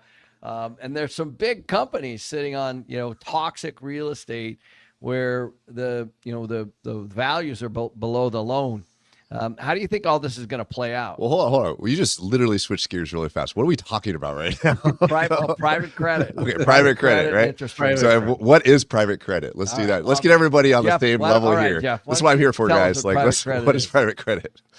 Yeah, there's a couple of different terms that can be used interchangeably, which kind of gets confusing. I mean, the shadow banking, private credit, direct lending. There's a whole bunch of things that are all wrapped up into one. So just to keep it very broad, when you talk about private credit or shadow banking, it's basically re-lending that's done by financial firms that are not regulated banks. So traditionally speaking, I mean, that's who made loans, right? You put your money in a bank, they had some funds, they re-lent it out to the rest of the world. Loans were made by the banking system. But after 2008, which basically shut down the banks as effective intermediaries throughout the economy, over time, throughout the 2010s, these non-banks started to fill in the void that was left behind, usually lending to the riskier borrowers, because after 2008, banks only wanted to own U.S. treasuries or Fed bank reserves. They didn't want to own anything risky, which left a huge market opportunity out there because, the risky parts of the economy deserve credit too. In fact, that's where most economic growth comes from. And so a lot of, Wall Street types said, well, if the regulated banks aren't going to do it, why don't we do it? All we really need to do is be really good at gathering money. We'll find, seed investments. We'll get loans in place. We'll get leverage done. We know how to navigate the repo markets. We'll take all the money connections that we have, and we'll start relending these funds into the more riskier parts of the economy because nobody else is going to do it, and there's tremendous opportunity there. So throughout the 2010s, the shadow banks started to become more and more prevalent across the financial system, but it really took off in 21 and 22 with everything else. I mean, everything you guys have been talking about in real estate. Private credit was another parallel bubble to what happened in the real estate sector. So a lot of shadow bankers said, 21, 22, it's inflationary, it's red hot, this is going to be great forever. And they lost their friggin' minds. Just like in any bubble, it's, human nature is undefeated. It's, every bubble in history looks exactly the same when you drill it down to the most fundamental level. It starts out with a good idea, shadow banks providing credit to risky parts of the economy, and it just goes way too far because people just get caught up in it. You rationalize away risk factors. More often than not, it's really just recency bias. Good example of that is subprime mortgages. In 2000s, people may not remember, but up until 2006 and 2007, subprime mortgages didn't generate losses. We went through the dot-com recession in 2001, and the loss rates on subprime mortgages were basically flat. And so people thought, hell, this is great. We can charge extra for, extra interest and extra return. And we just do a ton of these subprime mortgages because there's no downside. There doesn't appear to be any downside. You just get wrapped up in the bubble behavior. Same exact thing in private credit, which is mostly lending from these shadow banks, which are just investment funds. So again, they get money from seed investors, from wealthy individuals, for institutions. They borrow money in repo. Some of them are levered, some of them are not levered. There's various forms put up. And then they take that money and relend in private credit, mostly to these smaller and medium-sized companies. So a lot of it is corporate credit, not necessarily consumer credit, but corporate credit, which adds another layer of complication because corporate credit is highly susceptible to macroeconomic cycles. So in 21, 22, everybody's convinced it's going to be great forever. They said, let's just lend to everybody. As much money as we can possibly get. We'll generate these awesome returns. We'll promise everybody that wants to be an investor, you get high returns for very little risk. What's not to like about this? And then the problem with it is they kept going further and further into risky lending, assuming even as the economy started to slow down, we started to see cracks in the system. Europe fell into recession late 22 and early 23. And all the private credit providers said, well, it's okay. It's just a short-term bump. We're still going to lend our asses off into all these risky situations because it's going to get better tomorrow. I mean, Jay Powell says the economy is strong and resilient. So let's just keep going. And they got further and further into that tunnel vision, recency bias, rationalizations. And before you know it, it was just a cesspool of, garbage lending, as Jeffrey Gundlach called it. So that was the setup up until the middle part of last year. Up until the middle part of last year, investors did not care because as far as they were concerned, high returns, no additional risk. Now, it's never additional risk. In fact, there's always risk. If somebody's giving you high returns, you're taking on the risk, whether you know it or not, and whether you admit it or not. What ends up happening, as we see in every bubble, is risk disappears for years. Wall Street sells it as riskless, and then the risk happens to show up seemingly all at once in a short period of time. That's when you get to the systemic reset. And that's kind of where we are in the process right now. We're in the early stages of that reset taking place, where investors finally realize what has been going on over the last several years, and they're not liking what they're seeing. And that's completely understating the whole situation. Yeah, well said, Jeff. I think, there's a lot of real estate investors on this channel, and a lot of, obviously, Limitless is not just about real estate, but there's a lot of folks there that are invested in real estate. And you know what, you and I have chatted a lot about this. We're seeing, cap rates went from 3 to 4 to 5, now to 6. So the irony is that many of these assets that people bought are actually performing. They're 94, 95% occupied. The residents don't even know there's anything going on. But what's happening is the interest rates went up, so therefore the mortgage payments went up, and the cash flow completely was erased. In fact, even negative. And so what does that really mean? What that means is that the value of that asset has gone down 30, 40, even 50% in some cases. And so, it doesn't take a mathematician to know that if you put 30% down and have a 70% loan, and you've lost 40% in value, your value is below the loan. Well, and that's what's kind of sitting on a lot of this commercial real estate right now. Yeah, we're talking about commercial real estate specifically, right? And so there's a gentleman that I can think of somebody right now. You probably know a handful of these people.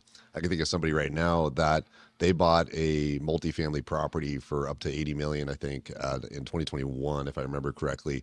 Based on best calculations for them, they believe that it might be worth $35 million right now. Yeah, is this what we're talking about? That's exactly right. And so what's the other side? You said it perfectly, Jeff.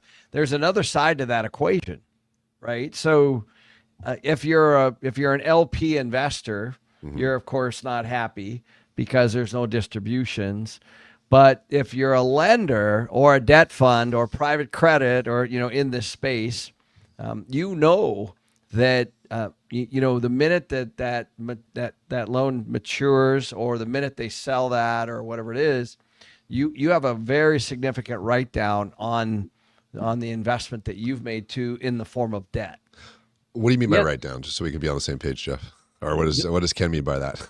The write down is when you take an asset that you value at usually par or some kind of premium, and then you have to mark it down to what its real asset is, or real value is, or really what somebody else will pay for it. That's really what it comes down to, is what is the true value of everything. And Ken, you're exactly right. This is the parallel here in private credit. It's a little bit different, but what we're really talking about is assumptions that turned out to be wrong. Like you just said with real estate, everybody had these assumptions back then that didn't pan out. Interest rates are going to stay low. The average renter was going to be able to afford higher and higher and higher and higher rents all the way into the future. So when you game planned out your investments back then, you expected this, but you didn't get that. And when you didn't get that, market is going to pay you less for the assets that you have. And if you borrowed against those assets, the banks are going to say, oh crap, you don't have the collateral I don't have the collateral that I thought I have, which means you're riskier. And so at least a whole bunch of basically reevaluating the entire system from the ground up and trying to come up with a way to create a more stable equilibrium, which involves, in these cases, somebody has to take some losses. If assets were thought to be here and they're being carried on everybody's books here, but the real value is somewhere down here, who's going to be stuck holding the bag? Now with real estate, the benefit there is everybody's been able to extend and pretend for years on end. Nobody has been forced to sell. It's always the key downside. What turns a credit bust into a credit crisis is when people are forced to sell, forced liquidations, because that depresses prices. Plus, it also establishes the marks or the market valuations that everybody else has to use. So the more people end up selling, the worse prices become. The more that spreads to other people's books, then the prices go down even more, which banks then force them to sell. And you get into the self-reinforcing spiral that we call a crisis. So where we are in private credit is we're in that basic same area. Everybody realizes the assumptions that they had about the corporate credit space a couple of years ago just not panning out. The key difference here is that unlike a lot of real estate, like Ken, you said, a lot of those assets are still money good. In corporate credit, they're not. You have a lot of borrowers who are already behind on their payments. They're in some form of delinquency, but they're not carried as delinquency. They're not reported as delinquent because of what's called selective defaults, which gives these shadow bank credit providers the option of taking getting interest payments in payment in kind, or PIKs it's called, where a borrower defaults, they stop paying you cash interest. So to keep the loan current, you just add the interest payments onto the principal and mark it as if it's a performing loan. And so we've seen is a lot of these selective defaults, which, I mean, like everything else, they have a legitimate purpose. I mean, there are definitely cases where a borrower just needs a little bit more time to work themselves out, and then the loan will cure itself down the road. But when you see PIK or selective defaults used in widespread fashion, it's no longer a legitimate purpose. Its purpose is to hide the scale of distress in these portfolios, and that's what we've seen in the certainly in the private credit space among these, business development companies, the publicly traded funds that everybody's talking about, Blue Owl, KKR, Blackstone, BlackRock, rising selective defaults, which only reinforces the message, which is everybody's assumptions from a couple of years ago, they're not panning out. And if you're stuck in these funds, you're worried about you're going to be left holding the bag when the entire system needs to reset its valuations, which is going to happen at some point. It has to happen. I mean, even Jay Powell was at Harvard, what was it, a week ago? When he was asked about private credit, he said, yeah, there's going to be some losses. Then he said it's not going to be a systemic problem, but there's going to be some losses, which, I mean, at this point, I think everybody knows. So the real question isn't whether or not there's going to be losses, is who's going to be left holding the bag, and what happens in between now and then when everybody finally settles it out. Do we have this widespread systemic phenomena where the risk aversion in private credit spills over into leverage loans and other types of CLOs, maybe into real estate? Because I'm hearing a lot of bad stuff in mortgage finance. Some of the delinquency rates among FHA loans. It's like, are you kidding me? Are we going to do this again? Are we really going to go back to 2005 and have to relitigate the entire mortgage crisis? So it's basically from a top-down perspective, it's really just that simple. Assumptions were up here and reality's down here. And can you also mention, people should take note, because they've been limiting the redemptions, right? It's all over the place. So can you walk everybody through what that means? Because basically it says they're basically trying to eliminate a run on the bank, essentially, right? It is. It's a slow motion run on the bank, and it's absolutely stunning how big it is. That's the one positive. If you're looking for a positive, that's one positive, and how these funds are set up. Unlike a regulated bank, like say back in the 1920s, 1930s, when we had the Great Depression, the collapse there was nothing stopping depositors from going in and cleaning out the bank. These shadow banks or these investment vehicles have in their contractual language the ability to limit investor withdrawals. So if you have an enormous number of investors come in and say, I want my money back, they can say, well, no, you agreed to leave it in the fund for a long period of time, just for this type of situation, so that these funds are not forced to sell their assets at discount rates, which then leads to the bigger problems. But even still, it started last fall, really last August and early September. Tricolor came out, which was a subprime auto relender. They're also engaged in a whole bunch of fraud, which nobody caught. First Brands was another one, same exact thing. And these cockroaches, as Jamie Dimon called them, what's important about them is not the scale. These are all really small in the grand scheme of things. But what it showed was that all of these relenders didn't do their homework. They didn't do basic underwriting. Again, bubble type of behavior. Everybody you just do volume because everybody's making money. There's no downside. And as more and more people began to realize there was basically no underwriting in Tricolor, there was a freaking spreadsheet with 2 different columns and 2 different sets of books, and nobody looked at the spreadsheet. It was there for years, and nobody looked at it until finally the thing blew up. So either way, the point is people are starting to wake up to the fact that, oh my God, there was this bubble here the entire time. These lenders we thought were doing the absolute best as far as underwriting and due diligence hadn't really done the basic stuff, which makes it even more dangerous. And so quite naturally, as some of these cockroaches started to produce small losses, investors said, oh crap, there might be more here. Give me my money back. And so it started with UBS in around November, a couple of UBS funds, one that was directly involved in the First Brands fraud that lost money in that fraud, which then triggered a run on another fund, which UBS promptly shut down, which suggested they were getting hit with lots of investor withdrawals. And it just escalated from there to where now it's become a regular occurrence. Blue Owl is right at the top of the list. And these are huge funds. What Blue Owl reported a week ago was that one of their biggest funds, a flagship credit fund, there was about $30-some billion in assets in the fund, got hit with 20% withdrawal requests, 22% withdrawal requests, which means investors wanted 22% of the fund value taken out. Now, of course, they said, no, we're not going to honor that. We'll just do the contractual minimum. But it just goes to show the degree to which it really is a slow motion run has enveloped the entire private credit space from what is largely institutional investors. That was the key signal from what Blue Owl reported last week. It's you get in your mind when you talk about a bank run or any kind of run like this. It's, overly emotional overreactions among, individual investors who are just like, oh crap, I looked at Bloomberg today, or I looked on CNBC, I need to get my money back. No, in a lot of cases, and 2008 was the same too. It's institutions who have either these bureaucratic mandates or these hard limits that they need to live up to. And they're the ones who really generate the difficulties for these funds, because they don't want to they can't be around in a fund. They can't be invested in a fund that is becoming questionable.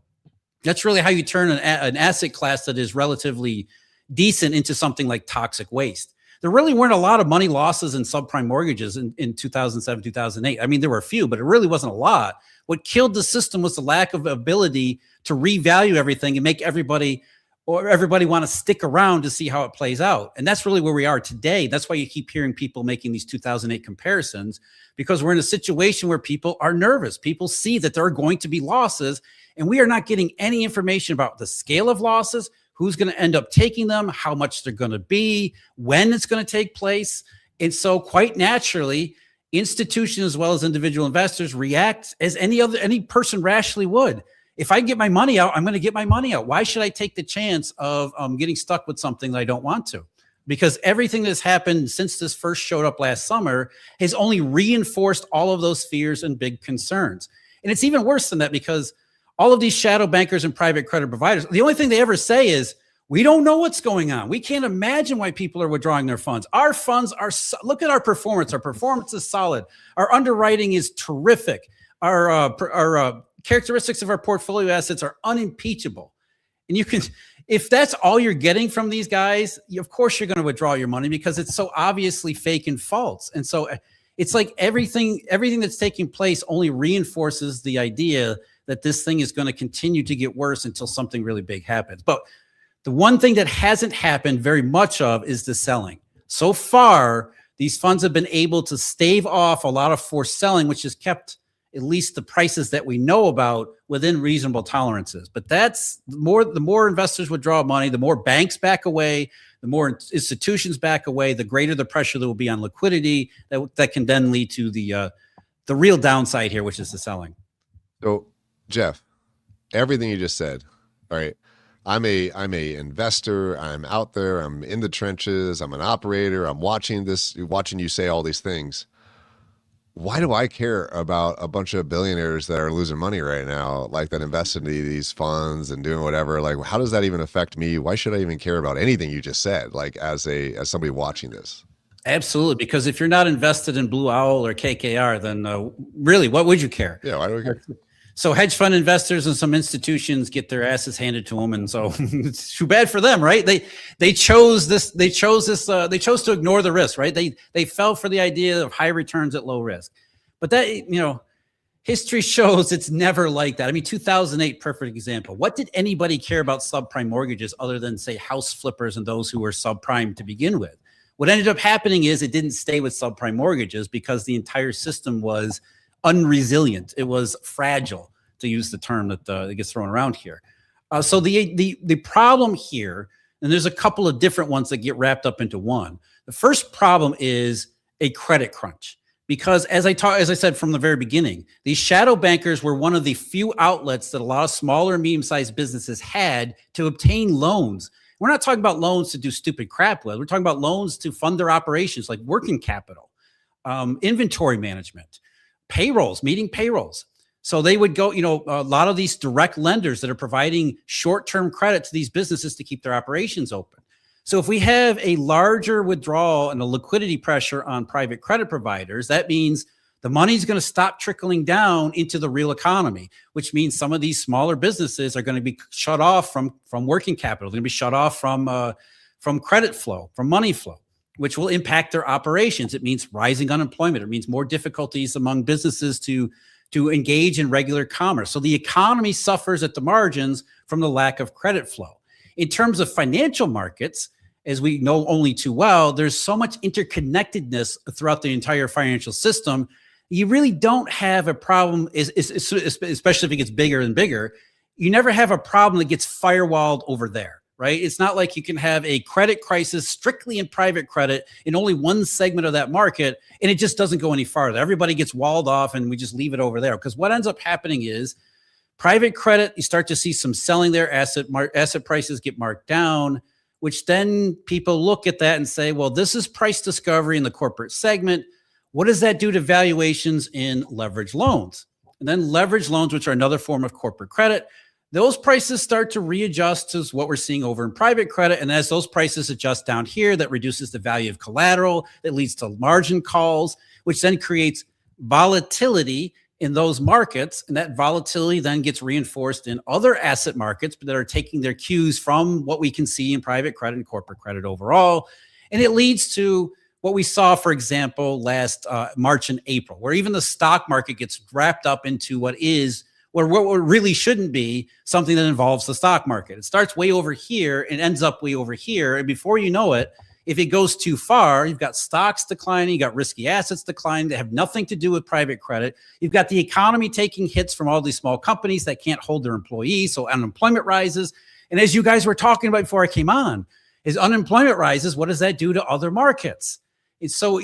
You can't isolate one thing from another. At least you hope you can't. You hope you can isolate one thing from another. But if it goes past the point of no return, which is completely unknowable and unpredictable, when it goes too far, there are numerous angles in which it becomes a systemic issue. The positive is that there are definitely ways to off-ramp the situation before it gets that far. The negative here is that we've been in this for 7 months now, and everything keeps escalating further and further in the wrong direction. Doesn't necessarily mean it becomes systemic. It just means that the chances of it becoming systemic continue to rise rather than diminish.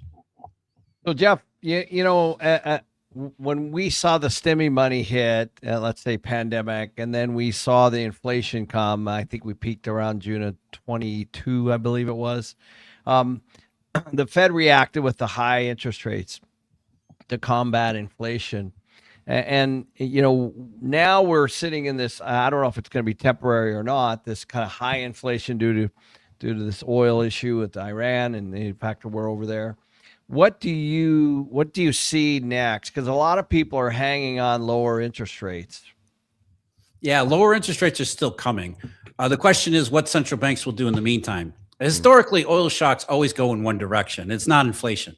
Even in the 1970s, the twin oil shocks in 73 and 79 were not inflationary. We already had the great inflation established. By the October 1973, with the first OPEC embargo, the great inflation was already almost 8 years old by then. People don't realize that. People think the great inflation started in 1973 with oil.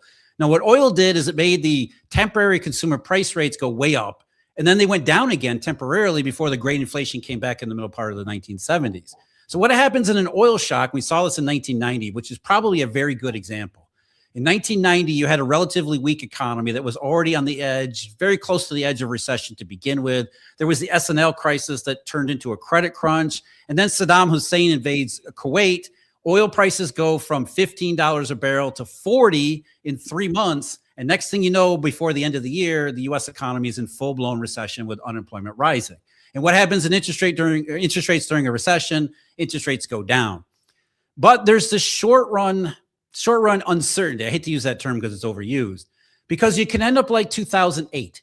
People forget in 2008, the European Central Bank, which should live in infamy here, the European Central Bank raised its policy rate in July 2008 because it was worried about oil prices being inflationary.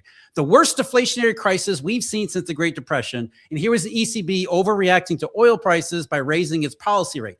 This was 4 months or nearly 4 months after Bear Stearns, and almost 2 months or just a little over 2 months before Lehman Brothers. And here are central bankers raising their policy rates, overreacting to oil prices, thinking they're going to be inflationary when there was absolutely no chance that was going to be the case. So in the short run, you had interest rates that rose, including U.S. Treasuries, because there were a lot of indications from Ben Bernanke after Bear Stearns and really May and June of 2008 that the Fed was going to follow the ECB and start hiking rates in the middle of 2008.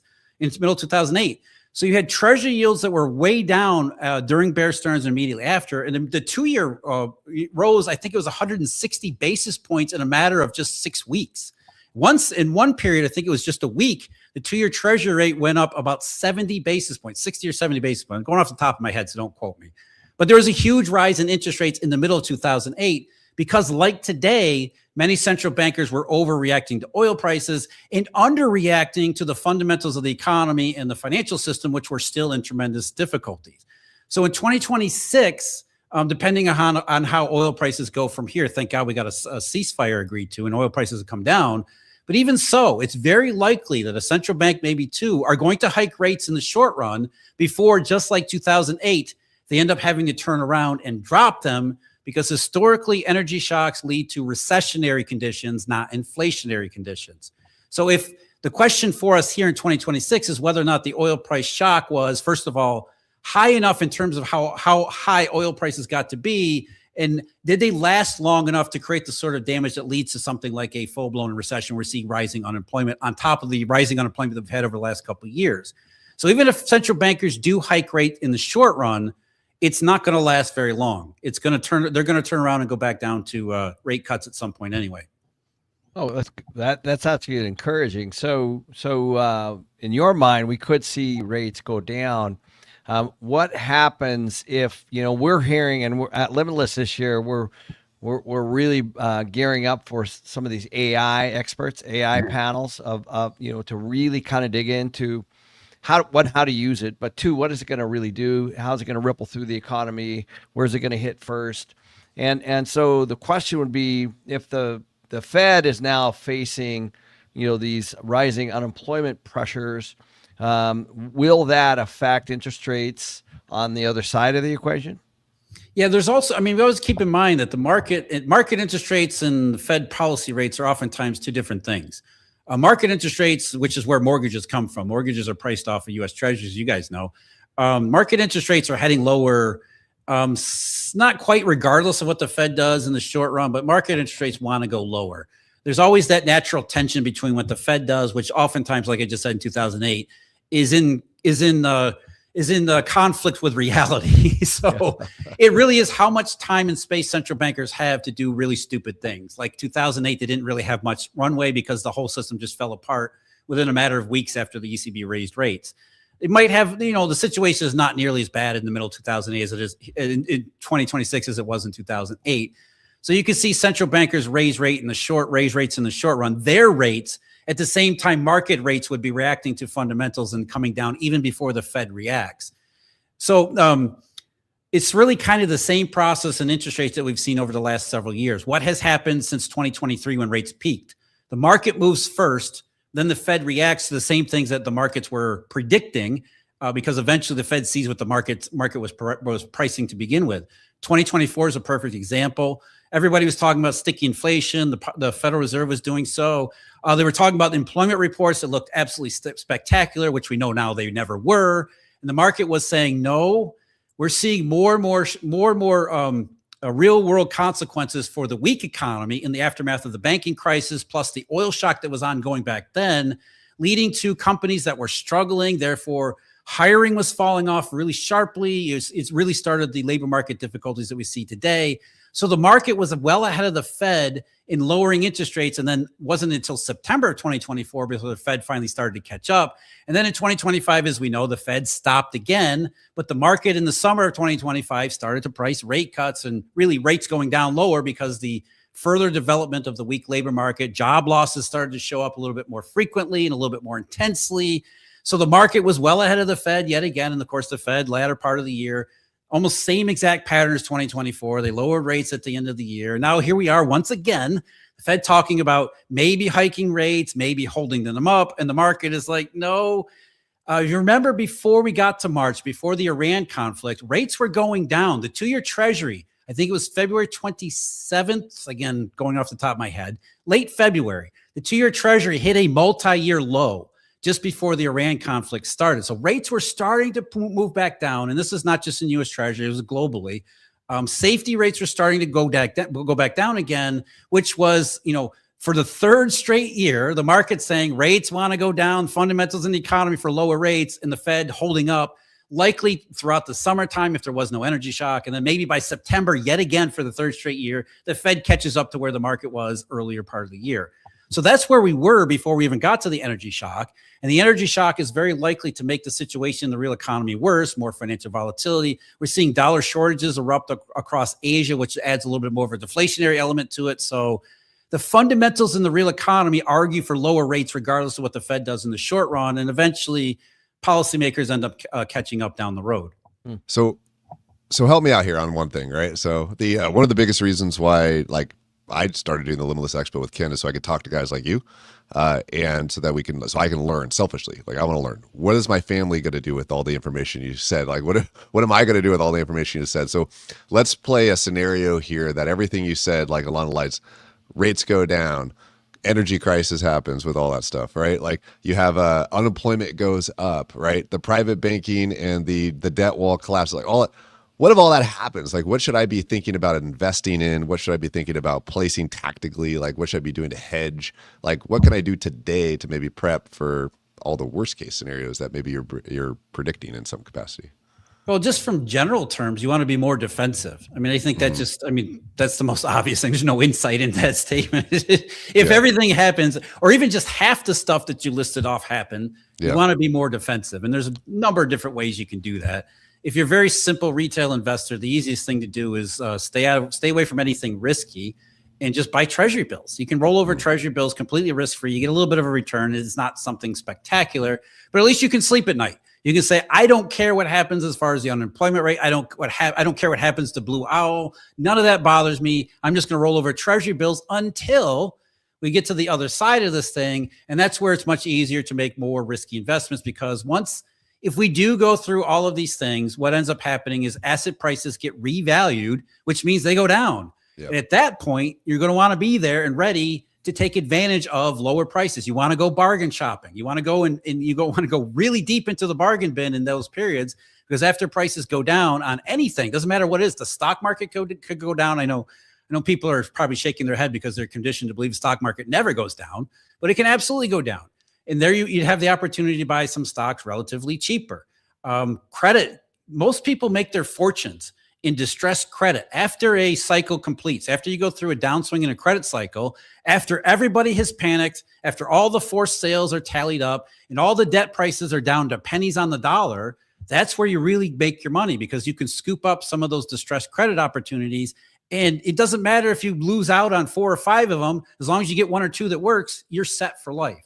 So the point here is, if you believe that we're heading into some kind of downturn, it doesn't even matter if it's a huge one or a small one, a downturn in the credit cycle, which will lead to a further downswing in the economic cycle, by and large, asset classes, risky asset classes, are going to struggle, if not experience downturns. So the idea is to get through the next little while, however you want to do that. Roll over treasury bills, buy duration on bonds, though you don't want to buy too much duration on bonds, because most of the opportunity will be toward the front end of the yield curve, more the 2 and 3 year part of the yield curve than, say, the 10-year. Much more opportunity there, because if rates really go down, it's going to hit the front end of the yield curve. But you buy a little bit of duration, it gives you some upside potential, not a whole lot of downside. Not downside, though.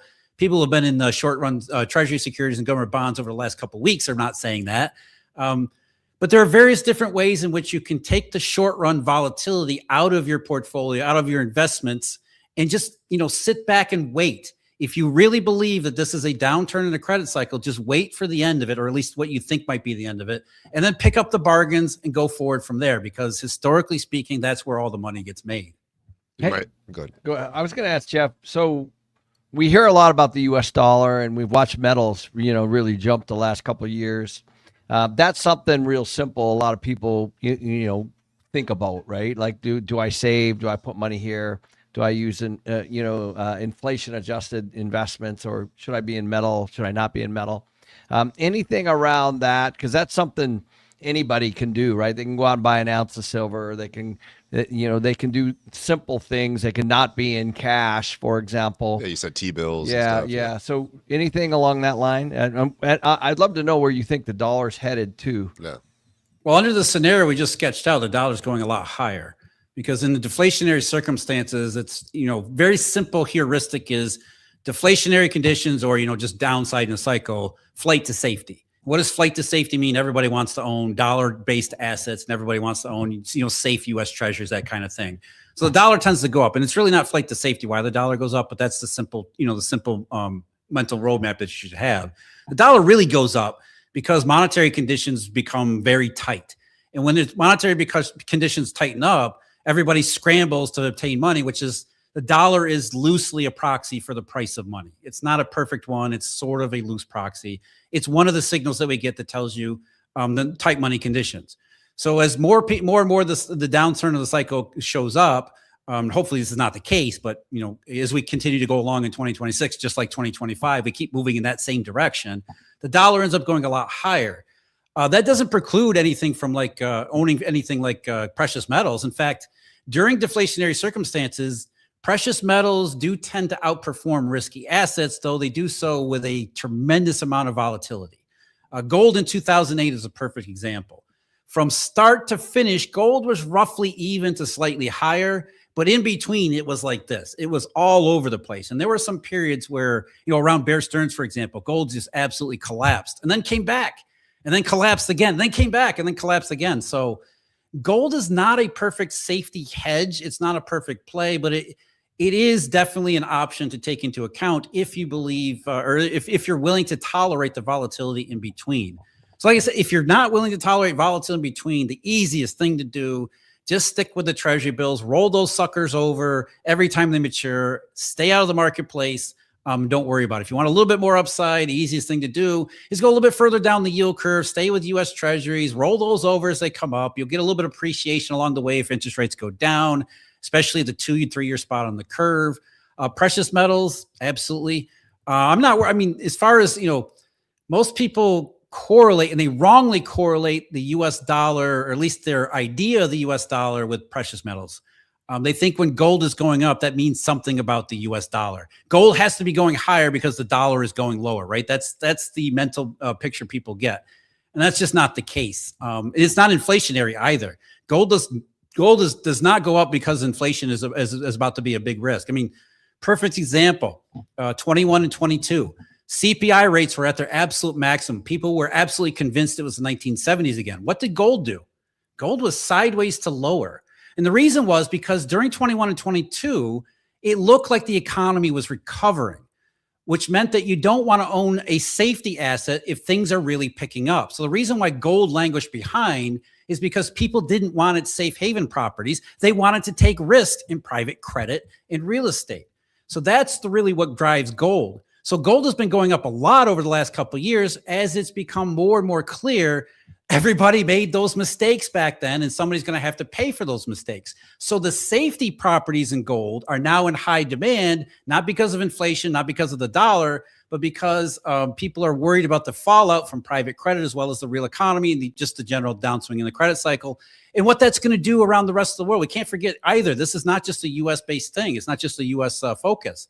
Look at what's happening in China. Why are the Chinese buying so much gold?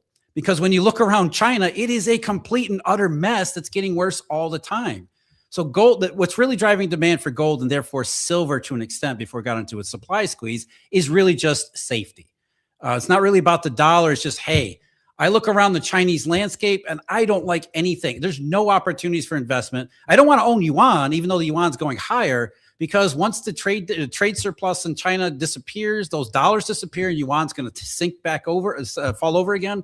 You don't want to buy any risky assets. I mean, China's has got a low-grade banking crisis. So gold makes sense over in China. It has nothing to do with dollar interest rates. And it's the same general idea, just the entire global cycle. The further we get down the road in private credit, the more people are going to want to own safety. Therefore, gold fundamentally has a much better upside. It's just a lot of volatility along the way. Yeah, we're going to have our friend Dana Samuelson on today as well. He runs Amerigold, and he's going to be breaking down what he thinks is going to be happening with gold and precious metals. Talking to him the other day, it sounded very similar to what you were just saying and stuff. But yeah, I saw Dana not that long ago. We had a long talk about that. I mean, he's a terrific guest anyway. Nice. Awesome. So between now, you're going to be at Limitless with us in August. You were with us last year, and I think the previous year you missed your flight. But yeah, I screwed you guys. Yeah, it's all right. We figured it out. Sorry about that. But that's 4 months from now, right? And one of the reasons why we decided to host this show today was because we didn't want to wait 4 months before we could talk about these conversations, because the world is changing so rapidly, so fast, in so many facets. Where do you think things are going to be come August 2026? Yeah, that's a really good idea to begin with, because, you do want to start thinking about things now because there's a lot going on. I mean, you just listed off a whole half dozen things that would occupy or preoccupy everybody's attention, their full attention. Those are not going away. Even the energy shock.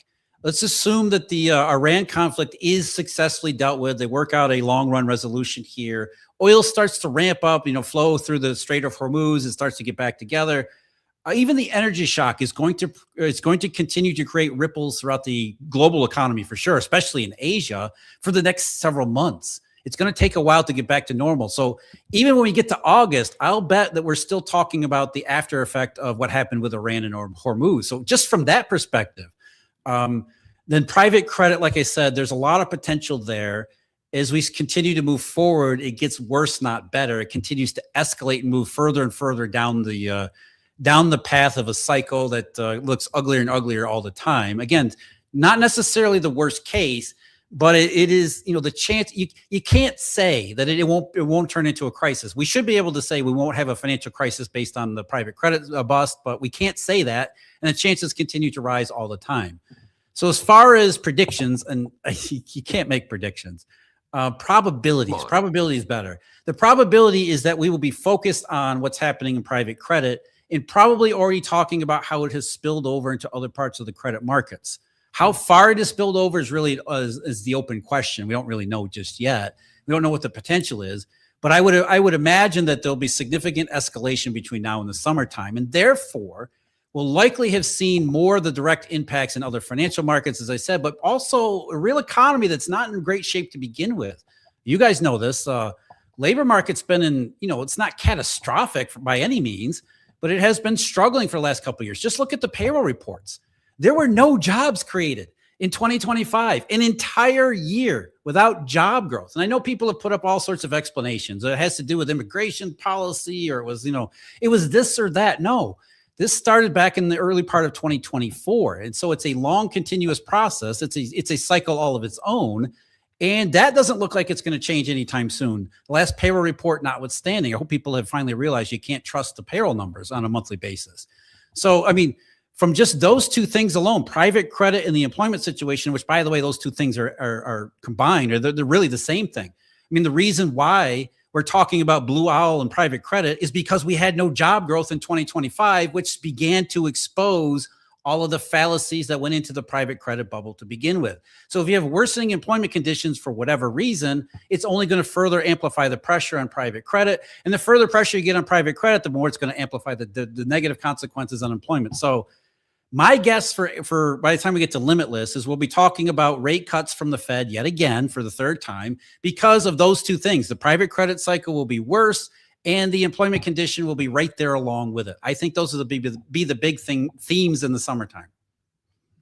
Jeff, what do you look at when you're tracking, the no job growth for 2025? Because it is true. We're all looking at these things, and the reports come out, they seem positive, but then they adjust them later, right? They get heavily revised. Yeah. To begin with, you never want to look at one series, and certainly not for a single month. So you can go back any number of months. A perfect example, March of 2025, just last year. The employment report came out in early April amidst all of the stock market chaos. And the BLS said, no, job gain was 224,000 in March of 2025. And everybody went, oh, great. This is terrific. The job market is picking up when we really need it to. Well, you know what that number is today? It's 67. So we went from 224,000, everybody being happy. And in reality, it was 67 the entire time. And not only was it 67, 2 months before that, we had negative payrolls in January 2025. So what you really got to do is you got to look at a whole broad survey of data. Start with the payroll report, sure, because that's what everybody looks at, but always take that with a huge grain of salt. You want to look at the other side of the payroll data, which is the household survey, the CPS numbers. There's a separate methodology there. All of those are benchmarked, or at least the establishment survey side is benchmarked against something called the QCEW, which is lagged by 6 months, but it is a way to check the employment data. So you know where the revisions are going to be long before they're actually made. You can look at JOLTS, which is another labor market survey from the BLS, which looks absolutely ugly. What JOLTS has, everybody looks at the job openings statistic from JOLTS. That one's worthless. What you want to look at is the hiring rate. And the hiring rate has been dismal for a couple of years, and it just got really dismal earlier January and February this year. The hiring rate in February of this year was as bad as January and February 2009. Now, that's just hiring. So nobody is hiring, which already tells you the labor market is in real distress. But what the other side of that is we don't see a whole lot of layoffs. So I think that's the big problem that people have. They associate recession is associated with mass levels of layoff, right? That's what we kind of picture when everybody uses the term recession, you think, all these big companies are laying off tens of thousands of workers. And in reality, recession is a more complicated process. And it is, it's as much associated with hiring as it is with firing. But that's the disconnect there. People don't see the layoffs, and so they think, well, if the March payroll report was 178,000, we don't see a lot of layoffs, then things must be generally fine. When you don't see the other data, you don't see the revisions, you don't see the markets, which have been saying things are not fine and they continue to get worse. So there's a whole bunch of data that's out there that you can follow. And you always want to make sense of the statistics. You want to see what the statistics say and whether or not they match up with what markets have been pricing, what these curves are doing, and see if it gives you a consistent signal to follow. Well, one thing even on unemployment with everything you said, if you're out there and you're a business owner and you're putting out like job ads to be able to hire people as well right now. I mean, like, I don't know about you, Ken, if you guys have seen this, but like, for myself, one of the last hires we had 1,100 applications for the position. We have 2 other job ads out that I'm actually debating whether or not we need them right now because of AI agents. But, one of them alone has 860, I looked at it this morning, 860 applications right now. So like there's people looking, right? But like you said, the hiring rate's low, right? At the same time. So that's the problem is that people are looking because they have no place else to go, right? They can't find a job. And so any job opening that comes open, you get, a whole horde of people trying to trying to apply for it. And by the way, this is not just a U.S. problem. You look at Japan, their jobs to application ratio in a place like Japan where unemployment officially is really low. The jobs to application rate has plunged over the last couple of months because everybody's looking for jobs, and the few jobs that become available, there are just so many applications for it. It's another way, like you said, Tarl, it's a very good way to give you sort of a secondary indication of how things must be really going in the economy, because you would not see that in a generally healthy situation. So, Jeff, if we see, it does appear to be that we might not have job creation for the next couple of years based on, AI and things, as, we're starting to see it at Main Street level right now. What could that do? Do we need really, really robust job creation to pull this economy up? Or, what do you see? That's the one thing that we do need. That's the key thing. It's always the key thing. Recoveries always hinge on robust hiring, because in normal cycles before 2008, what ends up happening is employers panic given the downturn. They fire way too many people. It exacerbates the downturn, but it actually accelerates the down part of the cycle, which in some ways is positive. And then once they realize they made the mistake, they bring all those employees back and then some and start preparing for the upside of the cycle, which means they overhire in the initial stage of recovery, which has the effect of actually cementing the recovery in the recovery processes. That's one thing that we haven't seen for years now. And, I'm going to disagree with you guys a little bit. I don't think AI is the reason for this.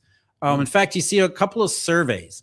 Challenger Gray and Christmas is one. They've tracked job cut announcements as well as job hiring announcements. And as far as they're concerned, the job cut announcements that they've been following, only about 3% have anything to do with AI. I think AI has become the all too easy excuse to engage in either cutting back hours among employees or getting rid of employees after over hiring to a substantial degree back in 21 and 22. Best example of that was Jack Dorsey and Block. Remember, what was it, a little bit over a month ago, end of February, Dorsey came out with Block and said, we're cutting 45% of our workforce and we're going to depend upon AI going forward. And everybody went crazy and said, oh my God, here's the robot takeover. What he actually said is that we hired too many people in 21 and 22. Business never really got where we wanted it to. And so we were correcting our over hiring from a couple of years ago. First of all, we stopped hiring in 23, didn't hire in 24. And now we're starting to lay off workers to better align with our future prospects, which are not good, by the way. And what he really said is we're firing all these workers. And if we do get a pickup in business, we plan on leveraging AI as much as possible for the upturn. So the layoffs did not come about because of AI replacing jobs and replacing workers. It was way too much hiring beforehand. Now we're right sizing the company to the actual business conditions that we have. And I think that's the big problem that's really plaguing the labor market right now. We saw Amazon. Amazon's another one. Perfect example. Look at the U.S. employment count at Amazon. It zoomed way ahead in 2020 and 2021 into 2022. And since then, it's been basically flat to lower. So Amazon, which was one of the biggest companies and one of the biggest hiring firms back during that period, which looked like a recovery, realized, well, it didn't continue. The growth that we thought was going to happen didn't happen. And so they stopped hiring. And so for several years, Amazon wasn't hiring anybody else. And if Amazon's not hiring, then other people aren't hiring either. So the biggest problem that we face is not AI. It's still trying to deal with the pandemic and lockdowns and the aftermath from 4 or 5 years ago. The biggest problem that we have overall isn't really hiring. It's, everybody got impoverished. Prices went way ahead. Incomes never caught up. For some people they did, but for the majority of people, majority of workers, prices went way up here and incomes were like here. And so that meant that you got left behind. You became poorer for no reason, no fault of your own, but for no other reason than the lockdowns and the supply shock. When you impoverish that many people around the world, it's going to take some time to get to a situation where the economy can start recovering again. That's the bigger problem that we have. We need incomes to rise so that people can get back to where they were just in 2019, let alone where they should have been in 2025 and 2026, which is a hell of a lot higher than that. So we have a couple of big structural economic issues that are holding everything back. And that's really where this weakness is coming from. And that's really where, as we talked about before, revealing the errors in everybody's thinking, where these bubbles came from. Everybody thought that the The governments had engineered a perfect recovery after the lockdowns, right? They kept telling us it was this easy. We'll shut everything back down, 2 weeks to flatten the curve, and then we'll open everything back up, and it'll be just like it was beforehand. Well, that wasn't true. For a while there, it looked like it could be true, but very quickly it became clear that it wasn't true. And so we're still trying to live with the aftermath of that, which is why we have these, all these problems to begin with. Everybody thought it was going to be terrific, a permanent plateau of prosperity, and it turned out to be quite the opposite. I want to defend Ken and I on one side. We don't think that all the unemployment today, right now, is due to AI. We think that tomorrow, that's what's going to happen. So that's that's certainly a possibility. I mean, we don't really know how the AI thing's going to work out, but I agree with you guys. There's a lot of potential here. A lot of potential. Long run for AI, what I envision is that it works as a partnership with individual workers. It makes workers more efficient. And so AI doesn't replace workers, it replaces hours, because a worker can accomplish the same task in much less time with AI alongside of it. Therefore, you can have workers that don't need to work 5 days a week. They only need to work 3 or 4 days a week. So we give those workers, a 3-day work week, and they're still as productive as they would be anyway. In fact, they're a little bit more productive. They can probably do 2 weeks worth of work in 3 days. So you don't eliminate employees, you eliminate hours, at least in the long run, which leads to, a widespread 4-day work week and the more optimistic future rather than the dystopian one that a lot of people are picturing. Yeah, and employers will be happy to still pay people full time Sure. for that, right? No, joking. Yeah, But we actually on the show later today, we're going to have Phil Ingram on here, and Phil Ingram has a couple thousand employees, and he utilizes AI pretty tactically. So if you guys are an entrepreneur or business owner, you don't have to be as big as Phil. We're going to get into some of the tactics that you can use today, right now, to help your business and become exactly what you just said, Jeff, more effective in your business, and how do you help your team become more effective as well. So we're going to jump into that too. Ken, do you have more questions? Well, I hope you're right, Jeff. I'm seeing at least businesses that are trying to deal with some of these inflationary pressures, and they're looking for ways to be able to maintain because their overheads have been going up, right? Yeah. And so they're using it tactically. I'm talking about at the customer service level, to name one thing. Obviously, a lot of legal. We're seeing it in accounting. We're starting to see things. Even my CFO told me that her goal is to be able to have the same accountant be able to do double the amount of work. Yeah. Using AI, and so I think you're right about. We're certainly top of mind on layoffs for sure. We don't want to have to do that, but we could significantly grow without hiring. I think is kind of where my head is these companies are going to be looking at how can they bring AI into their firm and then double their revenue, but with the same staff. Yeah, and that's the macroeconomic pressure, right? Because they're looking ways to cut costs because the business climate is just, what else are you going to do? Costs continue to go up and your revenues don't go up nearly fast enough, so you have to be more productive. Yeah, you don't have a choice at this point. Right. That's exactly right. I just talked to a friend the other day that he it's a little bit different, but he was able to eliminate $400,000 of payroll in his little company by implementing AI. It took a year to do, but he did it mostly I asked him, he said mostly it's in the marketing and the customer service side of things. And so I think if you're a small business, you're kind of stuck. You're looking at these tools and you're trying to figure out, how do I maintain my margins, because they're certainly shrinking as a result of the high cost of the expenses. Yep. So I want to put a bow before. Jeff, I know you got a busy schedule, so you're always on shows. You're always doing stuff. But I want to put a bow. I want to come back to private credit and what's going on with the banking industry there and the commercial, especially when it comes to commercial real estate and this debt wall and this maturity wall that's going on. And I think, Ken, you're going to talk about this maybe later today when it comes to multifamily. In my presentation, I'm definitely going to discuss it. Yeah. So where do you see all that going over the next 12 months as far as how does that affect commercial real estate? How does that affect investors with this maturity wall, this debt crisis, this private equity situation? Well, as you guys know, the commercial real estate side has been nobody wants to do anything. Let's just leave it alone. Is hopefully it cures itself at some point down the road. You know, this perfect example of extend and pretend.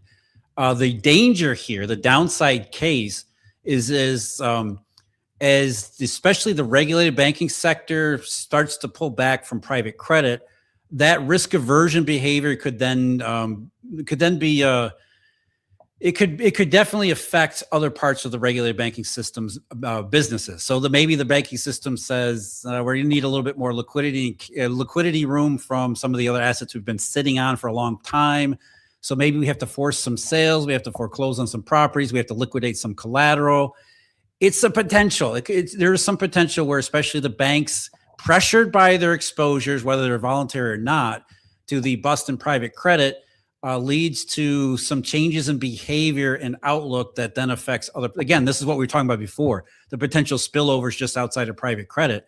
And a lot of it has to do with banks sitting in the middle of it, because banks they're basically the ones that have their hands in everything.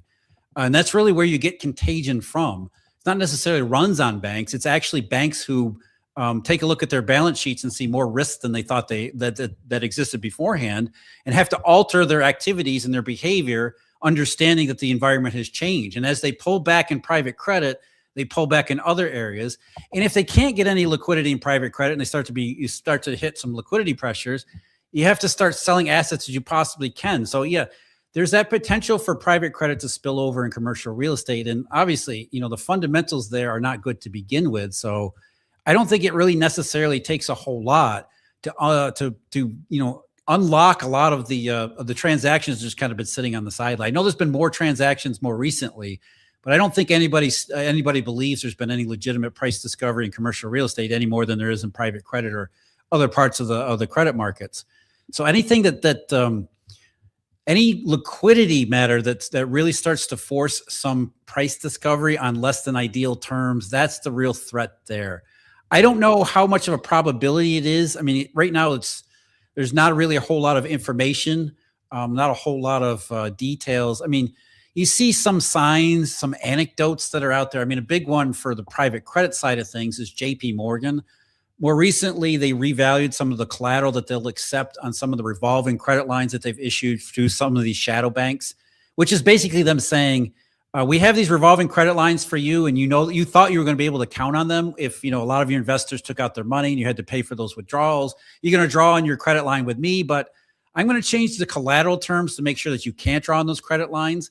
And so it was a change in behavior at JP Morgan that said they're starting to behave more defensively where it came to private credit. And then there was a report that it wasn't just JP Morgan, that almost every bank on Wall Street, every big bank around the world is looking for ways to do the same thing. And so that's a systemic signal, or potentially systemic, it hasn't been confirmed. It is a potentially systemic signal that there's a behavioral shift among dealer banks and money suppliers and leverage providers. And so as they start to behave that way with private credit, that's the risk to the other parts of the marketplace, especially when it's in such a distressed state to begin with.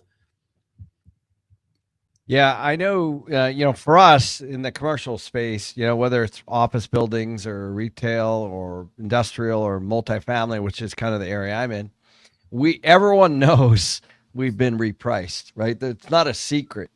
The question is, but it's no different than if I bought a house and the price went down next year, I'm still going to live in the house. Big deal, right? I'll just wait. And if it goes back up, I'm good. The issue really, Jeff, is the maturity, right? Like, are you out of cash? Can you raise any more money? Is the lender going to exercise the loan covenants and make you resize, or are they going to make you sell, or is the loan up? If any of those scenarios and the answer is yes, then it's time to have a mark to market, right? Because at that point, it is going to be whatever it is, and there's going to be a write down and there's going to be losses. But if you can kick the can down the road and your tenants are still helping you pay your mortgages and everything's going business as usual, the repricing doesn't really even matter. It's just but it's the ones that kind of have the immediacy that we're starting to see certainly. And the biggest one, of course, is that loan maturity wall that we were talking about. That loan maturity wall is a real thing. It's in the trillions, as you know, and which means that loans are maturing, and then people are basically holding assets that are worth less than the debt. So that's really the question, right? For that, it's again the behavioral change. What would trigger the lender to say, all right, we've been sitting on this loan for years. This latest iteration is coming up. I need to do something different. I can't just extend it this time because something has changed for me. That's really what we're talking about. So if the bank owns a loan on an underwater property they've been sitting on that loan forever, it comes up for maturity, and the bank says, you know what? I'm under a lot of pressure because of a lot of dumb stuff I've done over in private credit.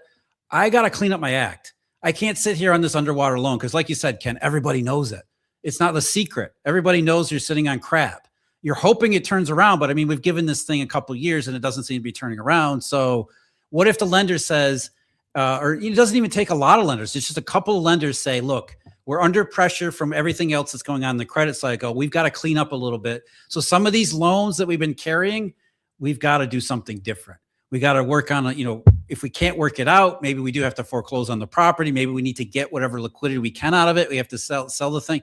That's really the risk, that something changes among lenders. And it starts with the dealer banks and it filters its way down through the entire regulated banking system. So if that behavioral change becomes a problem for enough banks, as these commercial real estate loans come due, they start asking for different things. And that's really when the trouble really hits, right? They start asking for more collateral. I need some more cash from you. I need something up front. I need some kind of equity. I need some kind of a cure for the loan. And if that behavioral change gets to be widespread enough, that's where commercial real estate gets drawn into the same crap. Yep. Well, and we're starting to see it now for sure. Well, awesome, Jeff, man. You just data dumped a whole bunch of stuff to us. And we always appreciate you because we get to interview you. This is one of the reasons why I do Limitless Expo, is so that I could talk to guys like you. You're going to be with us on August 14th through 16th. One last question before we let you sign off, and because we're going to be moving on to Dana Samuelson here in a bit. We're going to go into gold and silver and what's happening with the markets there pretty specifically. But before we do that, why do you go to Limitless? I love Limitless because same thing. It's, first of all, you guys are terrific, but the lineup that you have for speakers, and to me, it's both. You want to talk to the speakers, you want to hear what they have to say, but I love talking to the people that go there because there's a lot of stuff that you can learn from just individual experience. You got a lot of really successful people who are sharing, maybe they don't think they have pearls of wisdom, but they really do. Maybe they don't realize what they have. So when you talk to the people who are at Limitless, a group of investors, largely successful people, there is a lot that you can learn. In fact, I think I learned more there than any information I provide to the audience. That's really the reason I want to go. Yeah, the speakers are terrific. You learn a lot from them, but you can learn a lot just from talking to the people who show up there. Awesome, Jeff. Well, appreciate you. How do people get a hold of you in the meantime before Limitless? Eurodollar University. Eurodollar University. You guys are definitely going to want to not miss that stuff. It's phenomenal. Jeff, thanks for cranking out some great content. Thank you so much, Good Jeff. to see you guys. Thanks for your time today. Guys, we have 5 more hours, if you can believe that. We have more speakers, more everything. We got so much happening. Our next speaker is going to be Dana Samuelson. In the meantime, we got to talk to you guys briefly about Limitless Expo. If you guys could pull up my screen really quick here for me, that'd be great. And so the Limitless Expo is coming up August 14th through the 16th. I was explaining earlier, Ken and I created this event at a bar in 2021 because everything that Jeff said, like if in 2021, we were like, what's going to happen? We thought maybe things would drop, the market would drop, something happened as far as interest rates would go up. We were discussing that. We wanted to bring a room full of people together so that we can actually find out for ourselves, Kenny and I.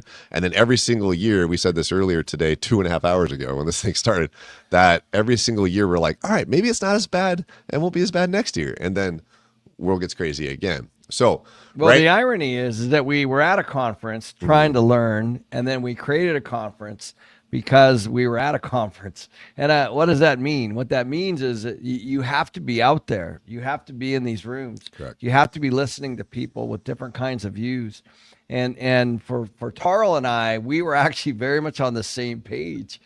We won't say what conference we were at, but we said, don't you wish that this conference had this? I said, yes. Why don't we create that? I remember leading over to you and I was like, do you think, I don't know if you remember this. I was like, do you think any of these people are happy? I know. And you looked at me, you're like, just you and me. I know. Well, honestly, it's confusing, but the truth is, everyone's confused. Everyone is, like, whether you admit it or not, like, we don't know what's going to happen next. And when you can get into a room with 2,000 people at a conference with 2,000 people, like Jeff said, and talk to people who are going through whatever they're going through, at least by the end of those few days, you can kind of piece everything together and help you hopefully make a little bit better decision making, in the next short period of time. And that's the entire point of Limitless. Yeah. And what we want to provide to you guys, not just only on this show today, but also at Limitless and anything else Kenny and I always do together, is it's really just an environment for you guys to not just learn, but also meet others. And so we can't tell you exactly what you should do in your business because we don't know your business, right? But we can provide you education, people on non-biased in a sense where they're not selling you anything. Like, we don't allow sales from the stage. We don't allow any of that stuff. We just want to provide you guys a buffet of information so you can make the right decision for yourself. But not just that, one more crucial thing, which we talked about earlier too, it's the room. It's who's in the room, right? You've heard it before. Robert said it just now. Jeff Snyder just said it. They go so they can meet the other people at the event, right? And that's why we go. This is the event. Honestly, this is the event that Ken and I created so that we can go to it. That's ultimately what it's boiled down to. Yeah. And who do we want to listen to? And that's all guys like Jeff, like, I did not know Jeff at the level we know him now. And it's because we created a great event, packed it with high net worth, accredited people that have businesses, people who are trying to figure out what to do next. And then he, like he said it, he gets more from the group than he gets from going. As long as we keep providing that, it's great to have the speakers. They're not big name speakers. No. They're people that are actually, doing things on Main Street. Those are the kinds of speakers we like to have. And we learn from those folks every single year. What somebody said is very different from 1 year later. So that's it, guys. Go to limitlessexpo.com. Of course, you see it everywhere on the screen right now because, of course, we want you guys to be there. This is the website. If you go to it right now, we have 1 day and 22 hours before we raise the ticket price. So if you guys are interested in even going, you guys can buy your ticket today. Use the discount code webinar10. Because you're watching this live right now, webinar 10 will give you an additional 10% off. But after Friday, starting Saturday, prices go up. And we do raise the prices as we get closer to the event. Because for somebody like me who has owned an events company since 2017, nobody buys their tickets unless they're motivated to buy them quickly. They will wait to the day before, and you can't run an event if people buy tickets the day before. So buy your tickets before the prices go up. If you decide that it's not for you, we do offer a refund policy, but you can buy it as a general admission, a VIP ticket holder if you want to get in the rooms, and also virtual. So we have a lot going on right now. You guys can read the whole website. We have speakers all over the place, but it's really just geared towards the networking more than anything. So whether you're new to the business, experienced in the business, there's something for you. This isn't a newbie event. This is designed for people that are actually in the industry in some capacity. You are somebody that is already interested in either investing or building up your business, or you already own a business, or you already are investing. That's what this is geared toward. So plenty of testimonials there. These are some of our past speakers, some of the speakers that are coming back. In addition, here's the schedule. We start on Friday, we end on Sunday, and it's nonstop, jam-packed. There's parties, there's networking, there's sessions. We have 3 stages going on all the time, podcast stages, main stages. We have exhibitor halls. These are some of the speakers sponsors we already have. We have a whole list of them. We'll have over 80 exhibitors there live at the event. Additionally, these are the ticket prices today. You can take off another 10% off of this if you use webinar 10, but trust me, Saturday, these prices do go up. So you have midnight Friday, or they will get more expensive. We are going to do it here in Scottsdale at the Desert Ridge. Yeah, who doesn't want to be in Scottsdale, right? But it is a family-friendly event too. So if you bring your family, bring your spouses. If you have kids that are under the age of 18, we will provide them a free ticket. You just got to let us know that you're going to do that in advance. And we're also going to have kid sessions, education, yes, kids sessions, right? And if they don't want to go to that's fine too. But they do get a free ticket, and we are going to have kids sessions. That's been a big request by prior attendees. And so we're embracing that this year, and we can't wait to see how Absolutely. And if they don't want to go to the sessions, there is a lazy river and a whole bunch of slides at the Desert Ridge. So there's you guys can nothing do that bad instead. about the place you're going to, this resort that we're having it at in Scottsdale. It's absolutely gorgeous. And additionally, we use technology. It's fancy that allows you to network and connect with others. If you're buying a virtual ticket instead of an in-person ticket, there is a lot of facilitation to help you network and meet other people, even virtually while you're through it. Register today, check out the website, read the story, figure out why we're doing it, and so forth. That is where we're at right now. So we're going to switch gears now, and we're going to start going into, so this first half of the show, or not first, shoot, I was about to cuss. First 30% of the show was all about macroeconomics, where we are today, what is happening, speculation, right? As far as the dollar, as far as interest rates, as far as all these things, like war, all that stuff.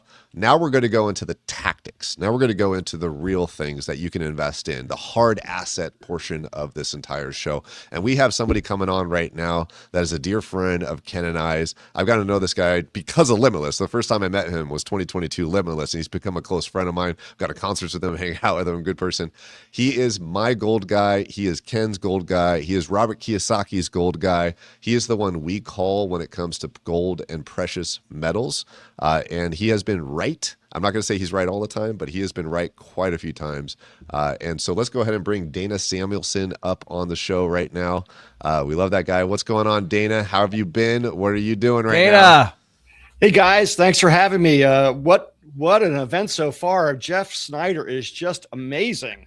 And I'm doing great, learning from Jeff just like you guys are. Well, we had Kiyosaki first, and Robert. then Jeff Snyder, and now you. It just, I don't know. Is that good or is that bad? What do you think? It's a hard act, too hard. Yeah, no kidding. Those guys are something, huh? Yeah, so thank you for that. But no, it's wonderful. I think this is a great thing that you're doing, an interim event to, kind of like we've got this the spaceship in the middle of space right now. You got a mid-course correction, right? And that's what this really is all about, because we've had a gigantic curveball thrown into the world with this war against Iran in the last 5-6 weeks. That changed the trajectory of what I thought this year would be, right? Well, okay. So 2 years ago, when gold was at 2,300, I think it was, you said it's going to be over 3,000, and everybody's like shaking their head, like, no way. And then it was. And then 1 year ago, you said you think it's going to be over 4,000, and everybody's shaking their head and said, no way. And then it was. So how is it that you can make these calls, and it's easy to look back and go, I wish I would have invested more or whatever. But what are you looking at with, to be able to make that kind of statement in front of, 2,000 people? Well, I'm a humble precious metals dealer. This is all I've done for 45 years. I've painted myself right into what I call a little golden corner, and I stay in my lane. I'm just watching fundamentals. And we've had a big sea change over the last 15 years, how the economies of the world work and what have affected precious metals. Gold and silver are just rocks. They require external forces to move them. And that's the economy, the geopolitics, interest rates, whatever affects economies affect precious metals. And the two biggest factors that have really been instrumental have been just the growing debt that the world has taken on over the last 20 years. In 2005, we had 7 trillion in debt. The US did. In 2015, we had 17 trillion, more than double. In 2025, we had 38 trillion. We're about to hit 40 trillion. So where are we going to be in another 10 years? 80 trillion in debt if we double again. And gold has been fundamentally tracking that, but it's lumpy. You could have an average years, you get 7, 8, 9, 10% appreciation. Last year, we had 65% appreciation in gold. And that's because a fundamental shift happened in the most conservative bankers in the world, who are central bankers. From 1950 to 2010, central bankers who had piles of gold back in the day when gold coins were money, they took that back when we went off the gold standard in 1933 in the US, and then they didn't think they needed it when the dollar was the world's reserve currency. Well, when we got into the great financial crisis and we started printing money out of thin air to stimulate the economy, number one, and then drop interest rates to zero, number two, to stimulate an economy because it contracted so much, they had to flood it with money to keep it moving. It's like blood in the body. They had to put more blood into the system because it was hemorrhaging, out of part of it. That created an incentive for central banks to start buying gold. And they started buying gold cumulatively about 1/7 of what the world's mines produce on an average year. That went on for 10 years until we weaponized the dollar after Russia invaded the Ukraine. And central banks doubled their gold buying in 2022 to 1,000 tons a year. Now it's about 1/3 of what the mines produce every year. The central banks are buying. And that rubber really, you could see it cumulatively coming into the price finally in 2024, when gold got over $2,100 for the first time ever.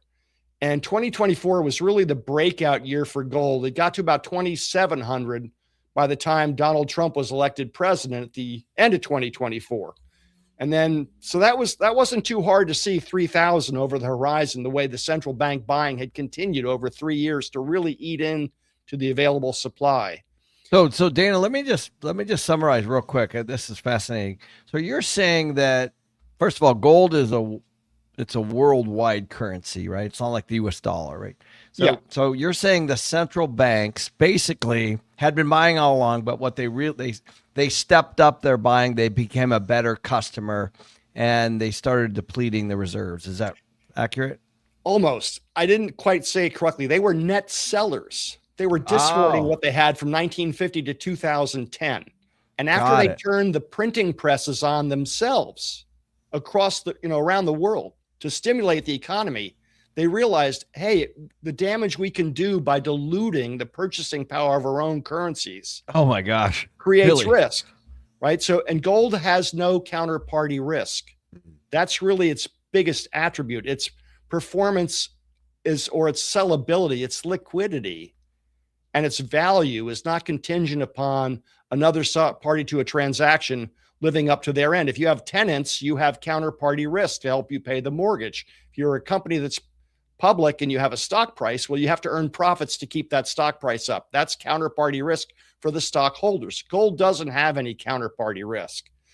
And when but if they were net sellers, wouldn't that put more supply into the markets? Yeah, but they were doing it in an incremental fashion over a 40-year period, a 50-year period. Now, cumulatively, they all hit the sell button at the same time in 1999, which put gold down to its lowest price in the last 50 years of $250 an ounce since the big run in the 70s. And that led to something called the Washington Accord, where they were no longer selling indiscriminately against each other. They decided they would coordinate who was going to sell what if they were going to discord. But that completely reversed in 2010. They started buying because they realized their own trading partners, other countries, currencies, or treasuries were starting to become credit risk. JP Morgan famously said years ago, gold is money, everything else is credit.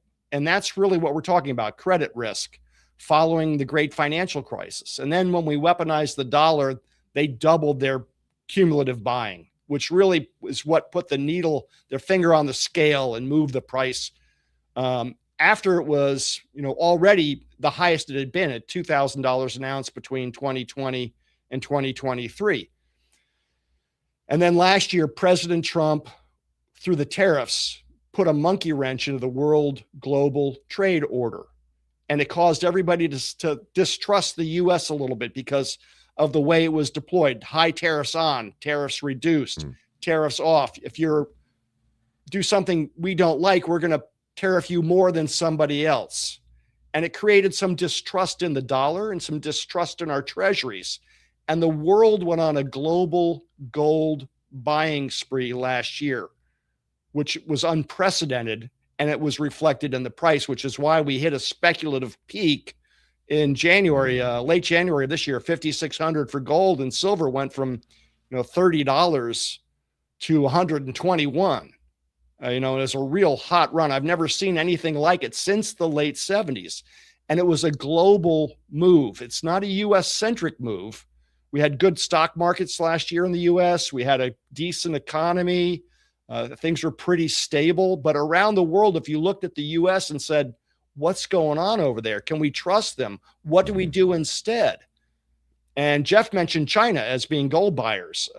They have property, they have stocks, both of which have done poorly since COVID hit, or they can buy gold. And that's one of the few things that's really done well for them as investors. And they're second largest country on the planet. And also last year, India became a big buyer of silver, which helped to turbocharge the silver price. So this was a global, I call it a run on the bank of gold last year that drove the price so high. And it got into a speculative frenzy as we got into this year, where fear of missing out caused a lot of people to pile in. And now we're going through a correction or consolidation phase, as I call it. We went through two last year when we had milder runs, when gold went from 3,000 to 3,500 last April after the tariffs were put on, what do we call it? Liberation Day tariffs were put on. China went on a gold buying spree that drove the price up $500 by themselves. And then when we tariffed India last September over their buying oil from Russia supporting the Ukraine war, they started buying silver hand over fist, and silver, they helped to drive silver from $40 over $100 an ounce. These are the two biggest, most populous nations on the planet that have huge precious metals cultures. So does Japan, and so does Europe. If you've had war on your shores, or if you've had your currency fail, you have a gold culture or a precious metals culture, because gold is something you can trust and you can carry, and it's always liquid. We don't have that in the US similarly, because we're insulated from those two things. We've never had war on our shores, and our dollar is the world's reserve currency. But last year we created a lot of trust issues around the world. And now we've got a war that's affecting the oil price, which I think is going to create an inflationary surge that's going to lead to a weaker economy and probably the Fed cutting rates. I think that's coming, and Jeff talked about that some. Yeah, I think some of the things I've learned from you, because I'll be honest, I'm a real estate guy. All I've really invested in forever was single family real estate, and that's what I really focus on.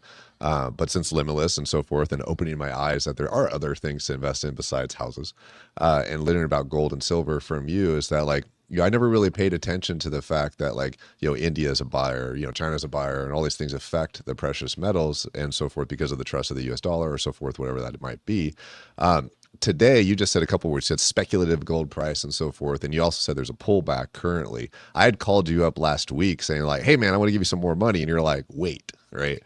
Wait to give me money to buy gold and silver right now.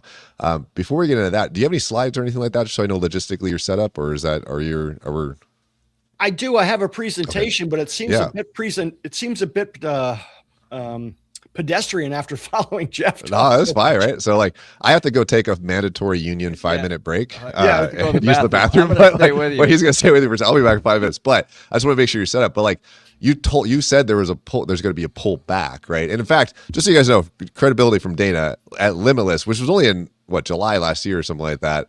I'm like, hey, I'm going to give you money. And I'm like, what are you going to put it in? You're like, silver, all silver. And it was around $35-$36 an ounce. And then it went up to 120 or whatever it is. I'm like, Dana's a genius, right? And now it went back to 70 something. So no, I'm joking. But but still, the fact that you did that, I bragged about you. I'm like, dude, this guy knows what he's doing. I don't know anything about this stuff, so I learned from you. So you can share your slides if you want to go over some things with us. Yeah, we have time for that. This is for everybody to learn. Carl really has to go to the bathroom, so it's mandatory union break. So I don't have a choice. We've been live for 4 hours, so whatever. Can you see that? Yeah, everybody can see that. Yes. Yeah. Okay. So I'll talk for about 10 minutes if that's okay. Yeah, that sounds good. So I was on a webinar with Robert Kiyosaki a couple of years ago, and he asked, why gold? And it was like, let's just go to the most fundamental thing. It's scarce. It's hard to reproduce. It's malleable, which means you can make things out of it pretty easily. And it's impervious to the elements, which means, it won't be impaired by leaving it out at night, basically. And that's why gold makes a great currency. Now, currency is a medium of exchange, but gold is also money because it has value. Now, the currency that we have in our pockets today is just that currency. It has no value. It's not really money. You know, a barrel of oil could be considered money, but it's not a good currency. But gold has been a great currency, and so is silver. They have similar characteristics, and gold is found in the ground about 1/20th as common as silver is. So silver's about 20 times more common in the ground than gold is, which is why the world's monetary system from ancient times all the way to the 1930s was based on gold and silver coins at a ratio of about 20 parts silver equals 1 part gold. And King Tut's burial mask had 22 pounds of pure gold in it. And that's 2500 BC. That shows you how valuable gold was considered in ancient times. These are examples of ancient gold and silver coins that go back to 400 or 500 BC. These are U.S. gold and silver and the copper coins.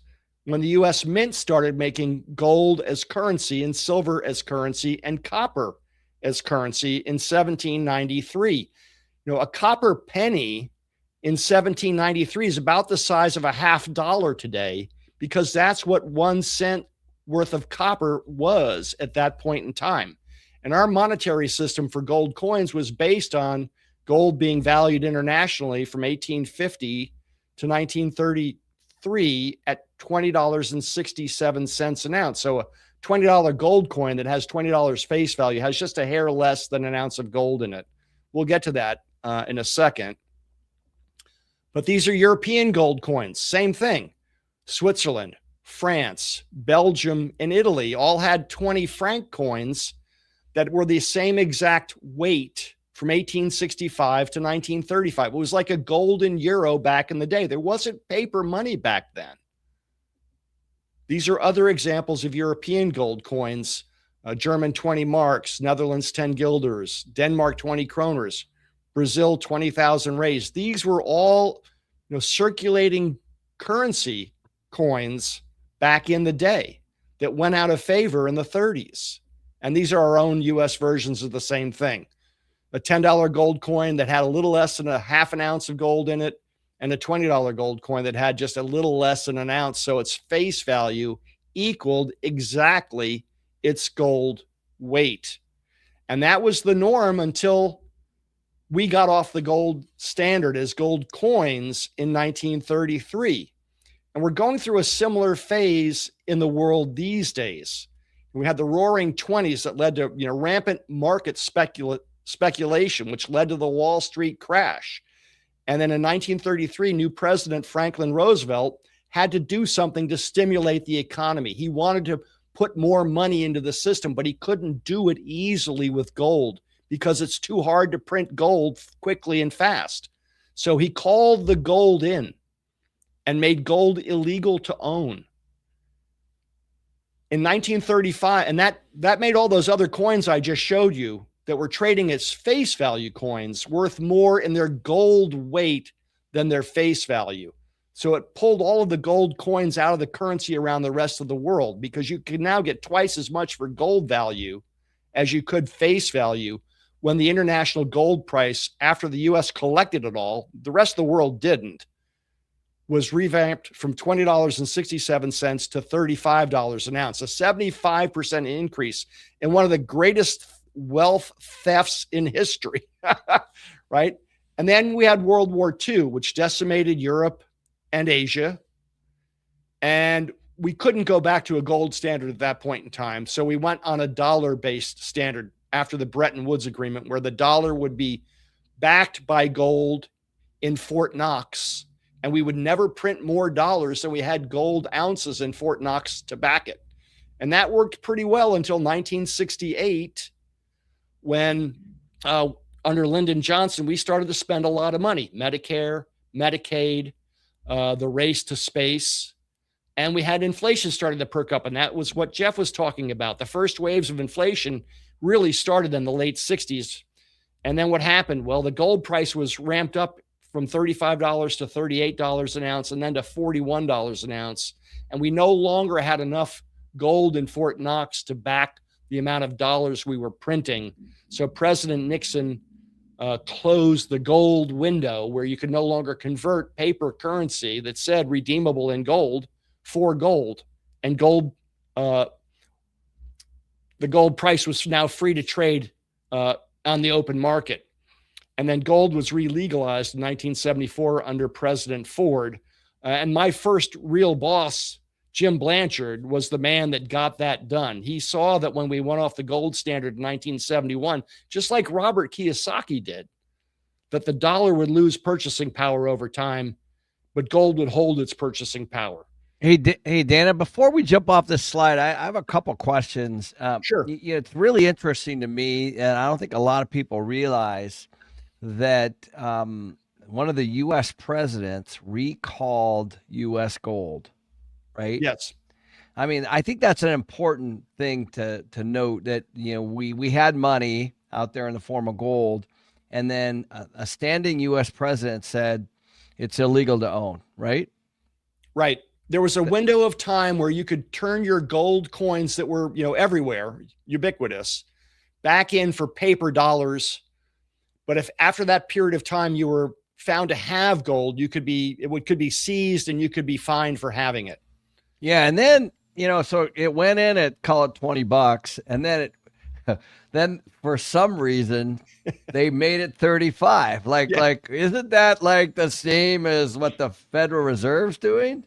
That's exactly what they're doing. That's why I put this up here. So we're going through a similar phase right now where, to stimulate the world's economies, it's not just the Fed, it's everybody's printing money at a greater rate than the economic organic expansion would normally allow. And we should have gone through a real crash during the great financial crisis. But the Fed stopped that from happening by printing money and dropping rates to zero. That didn't really let the system cleanse itself of some of the problems that it had. Peter Schiff talks about this incessantly, how they just keep pumping the bubble back up and the bubble just keeps getting bigger and bigger.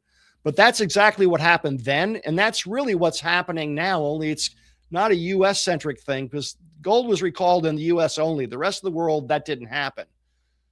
But I was looking at this, okay, so I'm going to give you, Dana, my gold at $20, and then soon you're going to say it's now worth 35, just because, right? Yeah, that's what happened. How does that even work? Yeah, I don't know.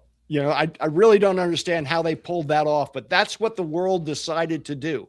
Could that happen again? The gold price up, because now there wasn't enough gold to match what the rest of the world needed as currency, right? That's really what it was about. And I don't want to continue to focus here, but I just thought it's really interesting how the government kind of does what they want. They say, okay, gold's illegal, and I'm going to take it from you at 20, and now we're going to release it back out at 35, and then eventually we're going to privately, I guess, legalize 30, 40 years later, right? Yeah, so it had to be lobbied to get it done. Jim Blanchard got it done to make it so that it was legal to own again in the United States. But for all that time, the gold price was pegged, and currencies were pegged against each other with tiny bits of fluctuation room. So when there were imbalances, they would build up. Really, what happened after World War II, Japan and Germany were decimated, and we helped to rebuild them. And over 20 years, they became better at making things because they had newer equipment than we did, just like China is doing now. And what happened? They ended up getting a lot of dollars because they sold us a lot of stuff. But we couldn't let the value of the dollar fall against the yen or the German mark because they were fixed. And that's really what helped to push Nixon to not only take us off the gold standard, but to devalue the dollar 10% in 1971. Same thing happened at the same time, because that let the dollars that were excessive in Europe come back to the US, but at a lower value. So that's another haircut those guys got for holding too many dollars at the time. Right. And it just continues after this, right? So that's Right. why. And that's part of what happened last year. When President Trump was elected, the dollar against other currencies on the dollar index was 110. And now it's 100 on the dollar index. So last year, the dollar lost 10% to other currencies. Well, if you're a foreign investor and you're holding dollars instead of your own currency, and the dollar drops 10%, well, that's a haircut you're getting. So that helped to push people into gold last year as well. It's another contributing factor. So there's currency fluctuations involved in this as well. And I thought it was Jeff Snyder. We asked him that question. He said he believes that the dollar is going to go higher. It's going to get stronger here in the foreseeable future. Well, so how does that work? Well, that happens when there are crises, because when there's a global economic contraction, the U.S. tends to do better than other places that are more susceptible or more vulnerable to economic contractions. So money leaves its home country and comes in the U.S. for safe haven. And how do you get in? You have to buy the dollar first with your own currency. And that's why the dollar goes up when there's times of stress. Now, we've seen a similar but very smaller phase of that over the last 6 weeks. The dollar's gone up about 2% from where it was due to this crisis over Iran and the war, because in Asia is particularly susceptible to this oil shock because they don't have reserves. China does, but Japan does and India doesn't. So what happens? Some of that money leaves there and comes here for safe haven. So we've seen a kind of a mini bout of that just recently, but it's not because the dollar and we're so much better. It's because they're more vulnerable, right? So that's why it hasn't been as magnified as it might be otherwise. And now that we've got a ceasefire, it's going to take a little of the pressure out. So the dollar is actually down a little bit today because of that. I see. So let's see. This is a gold chart that goes back to 1970. And you can see we had a run in the 80s. That's that first run higher. Then we went sideways for 30 years. That's a big part of my career. It was like watching paint dry. Right? It was really boring. Sometimes boring is good. And then once we got into the 21st century, we got attacked. We went to war, deficit spending. Gold started to run higher on that. And then the great financial crisis hit. And that took gold to that second peak. Then as the world's economies got a little bit of stability, gold came back off, but it was much higher than it was previously. So the baseline is higher. And then we got into COVID and more money printing. That brought gold back up again. And then the cumulative effects that I described, primarily about central bank gold buying, led to that breakout. And then last year's tariff episodes created the whole world, piling into gold. So that's the big picture chart. This is the debt chart that I mentioned already, how our debt has doubled in the last 10 years twice. So what happens in the next 10? And this really kind of describes pretty well what's happened since the 21st century started. Deficit spending, central banks start printing money. I'm a C student, so you're going to have to really slow this one down for me. There's a lot happening on this chart. Yeah, I'm a B student. I understand what this means, but there's a lot happening here. But I think one of the things when I saw this chart, the first thing I thought about was I did not invest in gold and silver at all for most of my career until actually, let me back up. I don't feel like I invested in it. I just put money in it, right? Is how I kind of see it.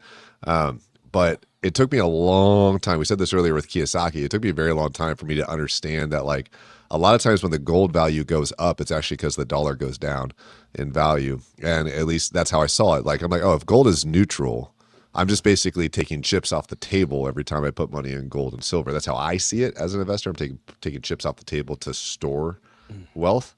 As the dollar goes down, the gold value goes up. It's not that the gold becomes more valuable. It's because the dollar becomes less valuable. At least that's that trick that helped my thinking a little bit. And when I look at this chart, because the debt going up, everything going up, whatever, I'm like, is that I mean, am I wrong, or is that No, that's that, exactly right. okay. The purchasing power of the dollar continually declines against the things we need. So it's really it plays that way for real estate as well. Real estate's a great inflation hedge, Yeah. right? Gold does the same thing, but with a bit of a different response at times. But basically, we have created so much debt in the world that gold has just gone up because of the loss of purchasing power in the in the monies that we measured against, and it's across the board in all currencies.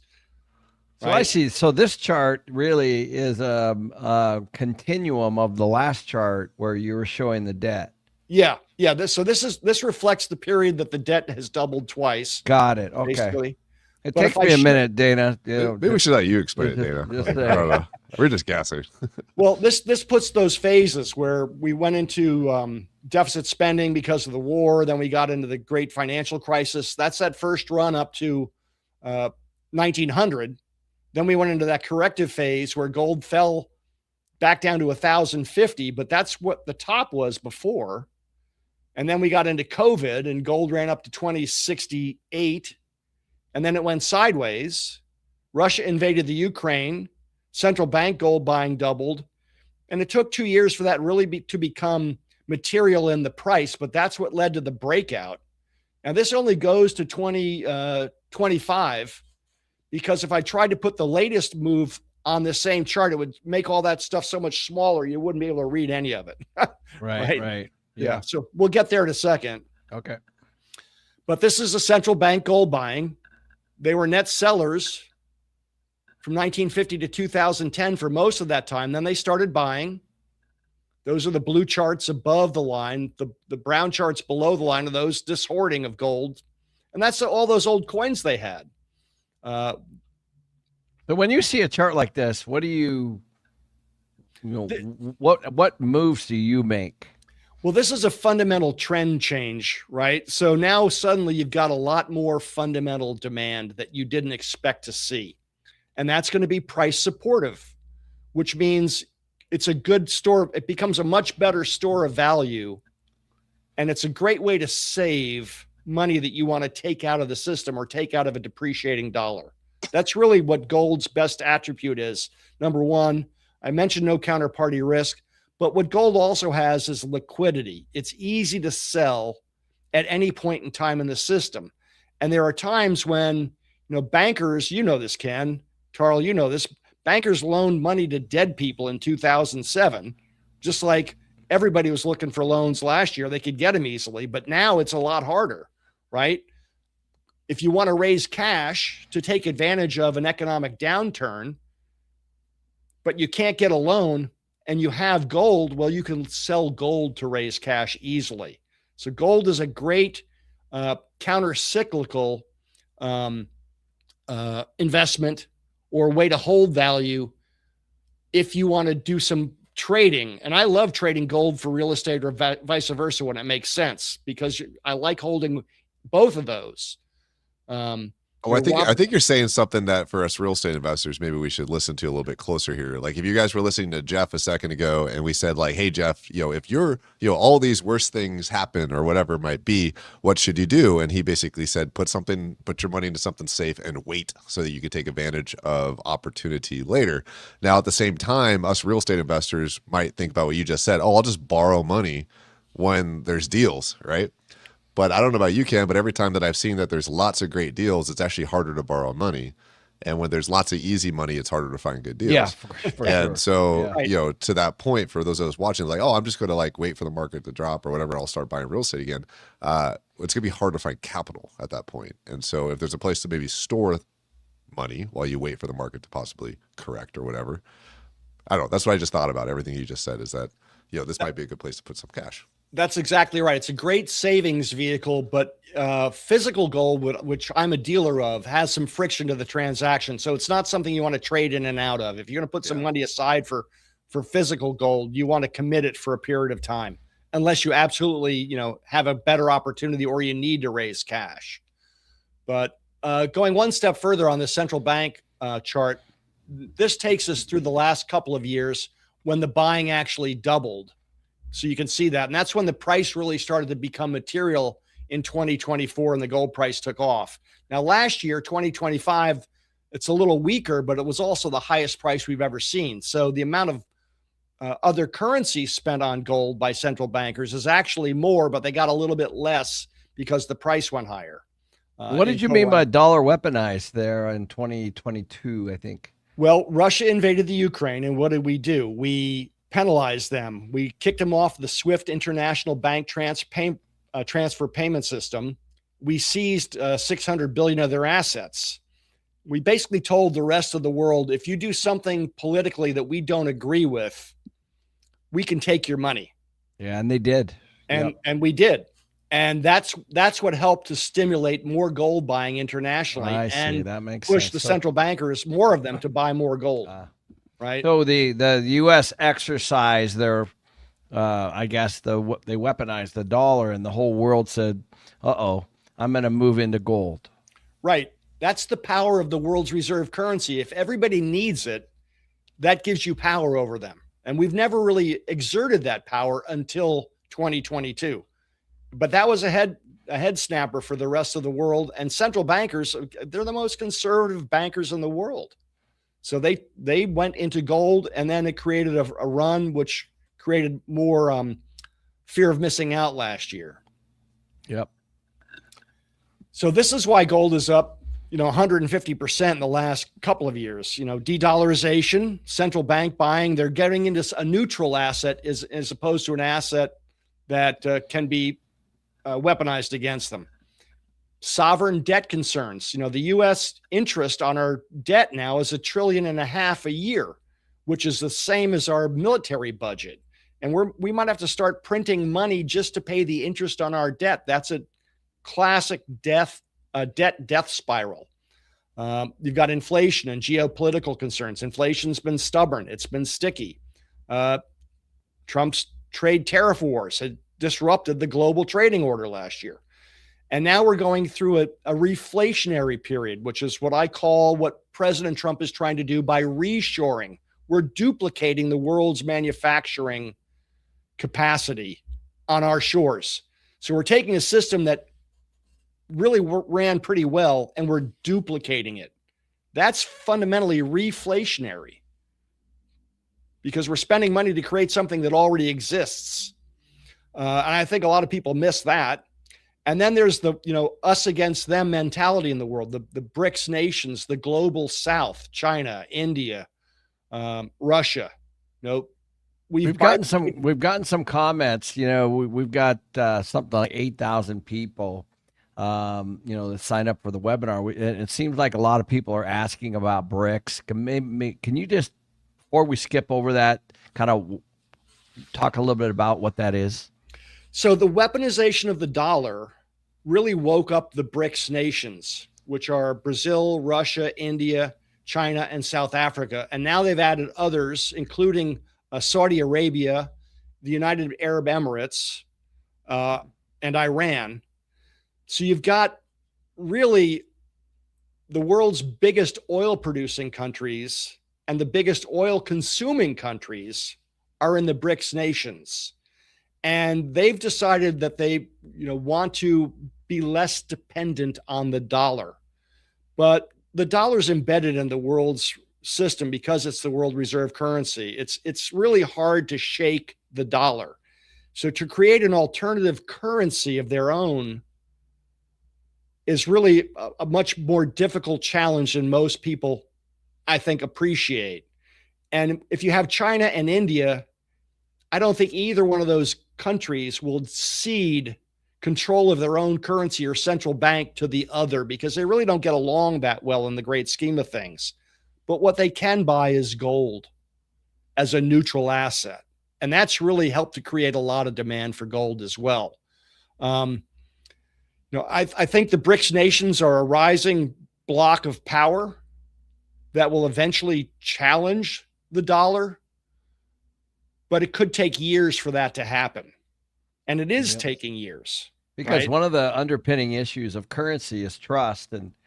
And some of those countries, Russia, India, China, don't necessarily trust each other. Right. But it's who do they trust less? Yeah, no, that's fair. That is absolutely fair. But Right. there are risks for as well. Right. So, and then of course, gold is really, last year was a transitional year for gold around the world, because it's really becoming money again, because it has no counterparty risk. And you can't just print a lot of gold. The annual gold production is only equivalent to about 2% of the existing supply. So they can't really print a lot of new gold. So the more wealth there is to go after it, the higher the squeeze can make the price run when it runs like it did last year into this year. Right. Yeah. So that's very interesting. And I follow Ray Dalio, who's studied big debt cycles. And Robert Kiyosaki, I know, follows Ray as well. And he said this last October, which I think is really important for everybody to understand. Gold occupies a unique place in the portfolios of investors and central bankers because it is the most universally accepted non-fiat currency-based medium of exchange and storehold of wealth. And it is a good diversifier to other assets and currencies in these portfolios. Unlike fiat currency, it doesn't have the same inherent credit and devaluation risks. In fact, it diversifies against them, because when they are doing worst, gold does best, acting almost like an insurance policy within a diversified portfolio. And that's another aspect of it. It's really an insurance policy for the rest of your money. And this is a chart that shows how gold is now becoming a bigger proportion in value than U.S. Treasuries in foreign central bank reserves. Gold overtook U.S. Treasuries last year for the first time since 1965 as total value held by foreign central banks. And that's a sea change. Yep. Well, you reflected all that buying, so that just showed up in that chart, right? Yeah, right. So here's a chart that shows you through today. We've got gold at 47.50 today. Same chart without all the clutter on it. And then this is what's happened over the last 15 months. In the big picture, I told you about the Chinese tariff episode in April of last year, and then India being tariffed.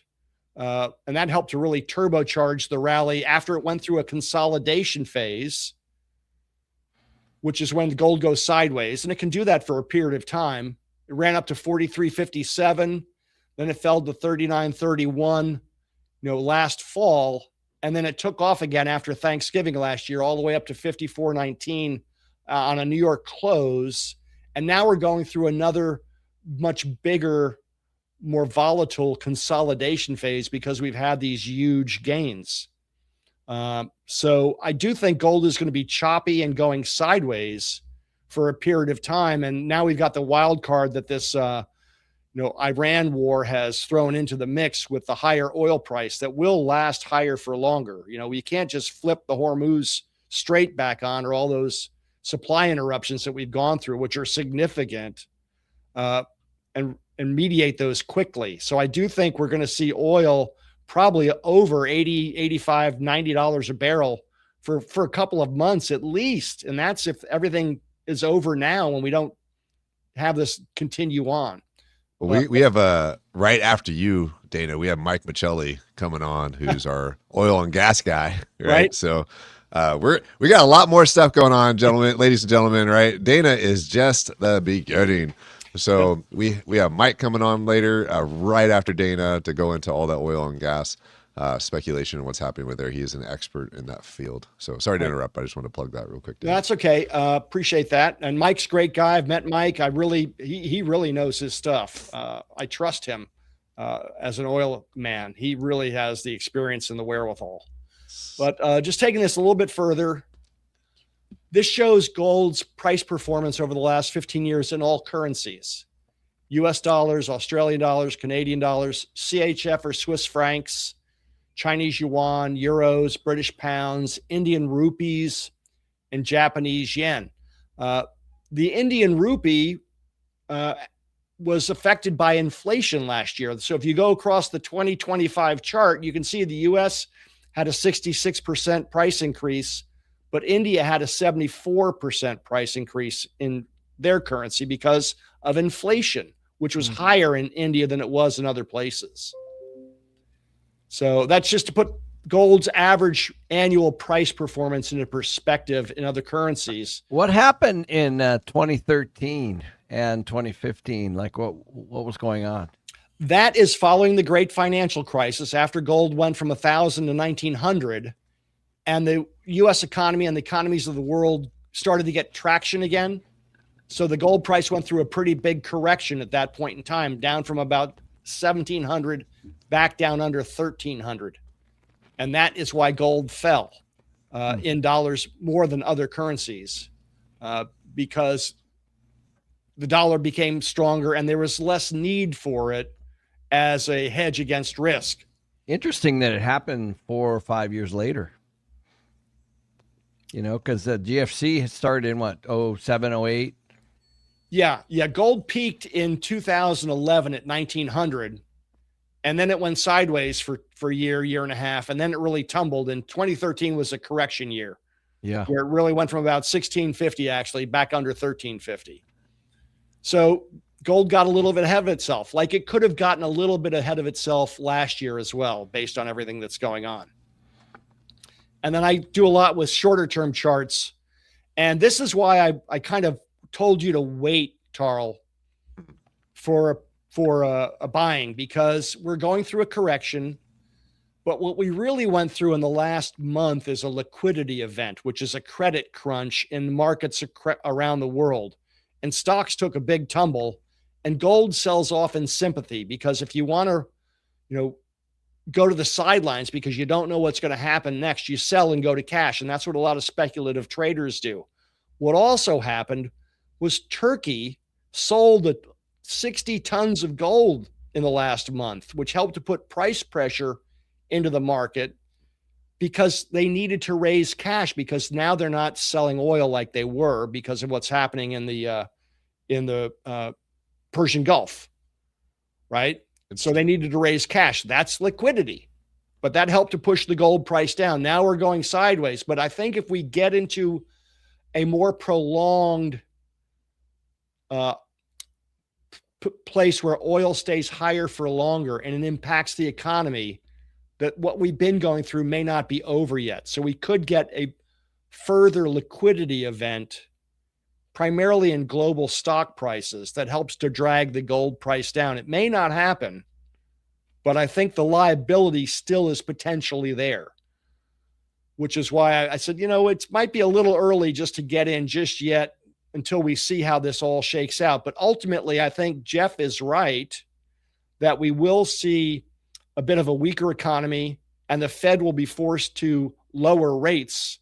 And that's good for gold, because gold doesn't produce a yield. And when interest rates are higher, it makes other assets like treasuries more attractive to people who do like a yield, where gold does not pay a yield. Right? Yep. And same thing in silver, basically. This is the 1 year silver chart, and it just went stratospheric. And the reason I told you last year to buy silver is because gold had already made a big run and silver was lagging by quite a bit. So it was obviously undervalued relative to gold. And now it's played catch up. And if you measure how many ounces of silver it takes to equal an ounce of gold, last year that was 100 ounces of silver. Now it's 65 ounces of silver. So that's silver playing catch up in relative value to gold. Is that normal? Does silver lag gold or Yes. each time? Okay. Yes. Gold tends to lead and silver tends to lag, and then plays catch up with a vengeance. And we saw that in spades last year. And India helped to complicate the matter because, India has a big gold culture, but it got so expensive that Indian investors, turned to silver because they could afford it more readily. And also this year, Indian investors can use silver for collateral against loans for the first time that they could only use gold for as a precious metals in the past. So that helped to bring more demand into silver this year as well. Well, let's get a little tactical because we got to wrap up here in a minute with you, Dana, because we got Mike Machelli coming on next with oil and gas. But like when it comes to people that are watching this right now, like as far as buying, you're saying there might be a pullback, might be a little wait a little bit. Should they, if somebody wanted to get into precious metals, like, do they start with silver? Do they start with gold? Or should they even be thinking about trade? Like what should somebody be doing right now that's watching this? Well, if you don't own any, you should have a little bit. You should get started. Buy physical and hold it out of the system. You can also, invest in ETFs, which is just trading the price movement, but you're just getting dollars back. Or you can buy mining stocks, which are more speculative. And you really have to understand the hole in the ground that is the gold is coming out of, and the company that's managing that business. Physical gold is really the most simple thing to do. Gold and silver, in my mind, are fairly valued relative against each other right now. So I would buy in equal proportions. The best tactical advice I can give is to get on an accumulation program where you regularly buy, because as you can see, it's volatile, and gold can go sideways, silver can go sideways for a while, but when it makes a move, it tends to make a pretty dramatic move. If we do get a pullback, and these things are hard to time, then I would double down and buy more, because I think the trend is clearly in place for higher over a period of time. But that's really hard to time. Most people do this on an emotional basis rather than on an intelligence. This is what I'm going to do. That's why the discipline of cost averaging over time is really the best way to go about it. So what I'm hearing is that you're going to send a group text to everybody that's watching this right now. I want to take advantage of the market. So, at least to me. I'd be happy to help. I have a YouTube channel under American Gold Exchange where I put out, bi-weekly or weekly updates talking about where we are in the price cycle and what's driving it. And a newsletter, by the way. I do read your newsletter. Appreciate that. Yeah. So fundamentally, I do think we're going to see higher values still, but there's potentially a little bit of short-term liability depending upon how the oil increase in price affects the global economy. And I do think it's going to put a dent in it. It's just how much. And Jeff talked about employment. I think what he said about hiring is really key. Watch hiring. And then if the Fed goes into a rate cutting cycle, that's when I would really be aggressive buying precious metals. I'm going to throw this up here really quick, a chart. No, wrong one. Sorry. This one. Give us a value amount of what we should own if we aren't millionaires. What would be a good amount to start with to own 20, 30K? I just want to right now, silver's what, $60, 60, $70, right? $74.50. Yeah. Just even owning something, right? When it comes to that. But let's go ahead and, I think that's one of the misconceptions that you need to have, be super wealthy to own any kind of precious metals. But that said, what are your thoughts on that? Well, if you had 10 or 20,000 to spend, I'd spend it equally on gold and silver right now, right down the middle, 50-50. I'd get started. I remember when Bitcoin first came out, and Robert Kiyosaki tells a story about learning about it over dinner and then getting on his phone, and Robert Helms asked him, "What are you doing?" He's like, "Well, I'm buying Bitcoin because if I have some skin in the game, I'll pay attention to it," which is why it's important to have some. The World Gold Council says, 6 to 8% of net assets is the right amount to have that insurance policy, to have a hedge against uncertainty without having too much where you deny yourself opportunity in other sectors. And I would say even 10% is enough, but it's a good insurance policy. And once you have it in place, you don't have to keep writing the check like you do with other insurance policies every year or 6 months when the renewal comes. You have it already. So Dana, it's kind of confusing to people that aren't in the game. Where do they buy it? Where do they store it? What are those? How do you answer those two questions? Well, funny you should mention that. We're physical dealers, right? You want to go to an old time coin dealer like myself, guys that have a little, as I like to say, a little snow on the mountain. What do you call me, Ken? A little bit of an old timer. Mm-hmm. We've been around. There are problems with the Chinese counterfeits out there. So you want to make sure you're getting good product. And old time dealers like me who've been through thick and thin markets have survived. This is our livelihood. I suggest you stick with the most widely traded, competitively priced, and most importantly for you, easily sellable products, which are sovereign minted 1 ounce gold and silver coins like the US Mint makes, the Canadian Mint makes, or the Austrian Mint makes.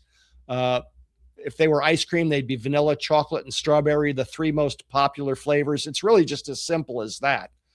So look for U.S. Gold Eagles, Canadian Gold Maple Leafs, or Austrian Gold Philharmonics. You can price shop on the internet very easily. The cheapest price is not always the best thing for you. We're all going to be very competitively priced, but the guys that earn less, sometimes they get pinched and they got to make a bad decision as a businessman. So just be careful. Yeah, I want to end on this on my part, where it's just like, this is how I see gold and silver for myself. Like you said, take 10% or whatever it is. It's more, this is me taking chips off the table. That's how I see it. I personally, as a investor, I don't see myself as an investor in gold and silver. I see somebody that's like hedging, taking chips off the table, taking money out of circulate. Like that's how I see it for myself, just in case. And that's for me personally. But Dana, you come to Limitless every year since 2022. You've been at it all 4 years. You're coming to 2025. Where do you think things are going to be in August as we wrap up? And we're going to bring Mike on here in a minute for oil and gas. Where are things going to be in August? What's your speculation? Wow. Well, if we go through an economic downturn, I think we've got a pretty good floor under gold at 4,000, but we could test that in the short term. I do think the Fed will probably be cutting rates by then because of the higher oil price. So that could put us, north of 4,500. We're already 4,750 today. It's really hard to say. I mean, timing right now in a choppy sideways market is really hard, and there's variables. A year from now, I think we'll be over 5,500 or 6,000. 4 months from now, it's a little harder to call with all the variables that are in place.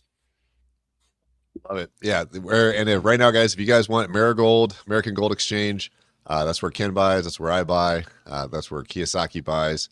And Dana's at Limitless every single year. You can go talk to him. You can meet him there, right? You can meet other people that are into this. This is the time to learn. What I'm hearing even from Jeff, what I'm hearing from you, not a time to speculate. It's a time to watch and learn. Right. Be defensive. Jeff said be defensive. And owning precious metals is a way to have some of that defense play for yourself. Awesome. Dana, any final words? I love Limitless. You guys do a great job.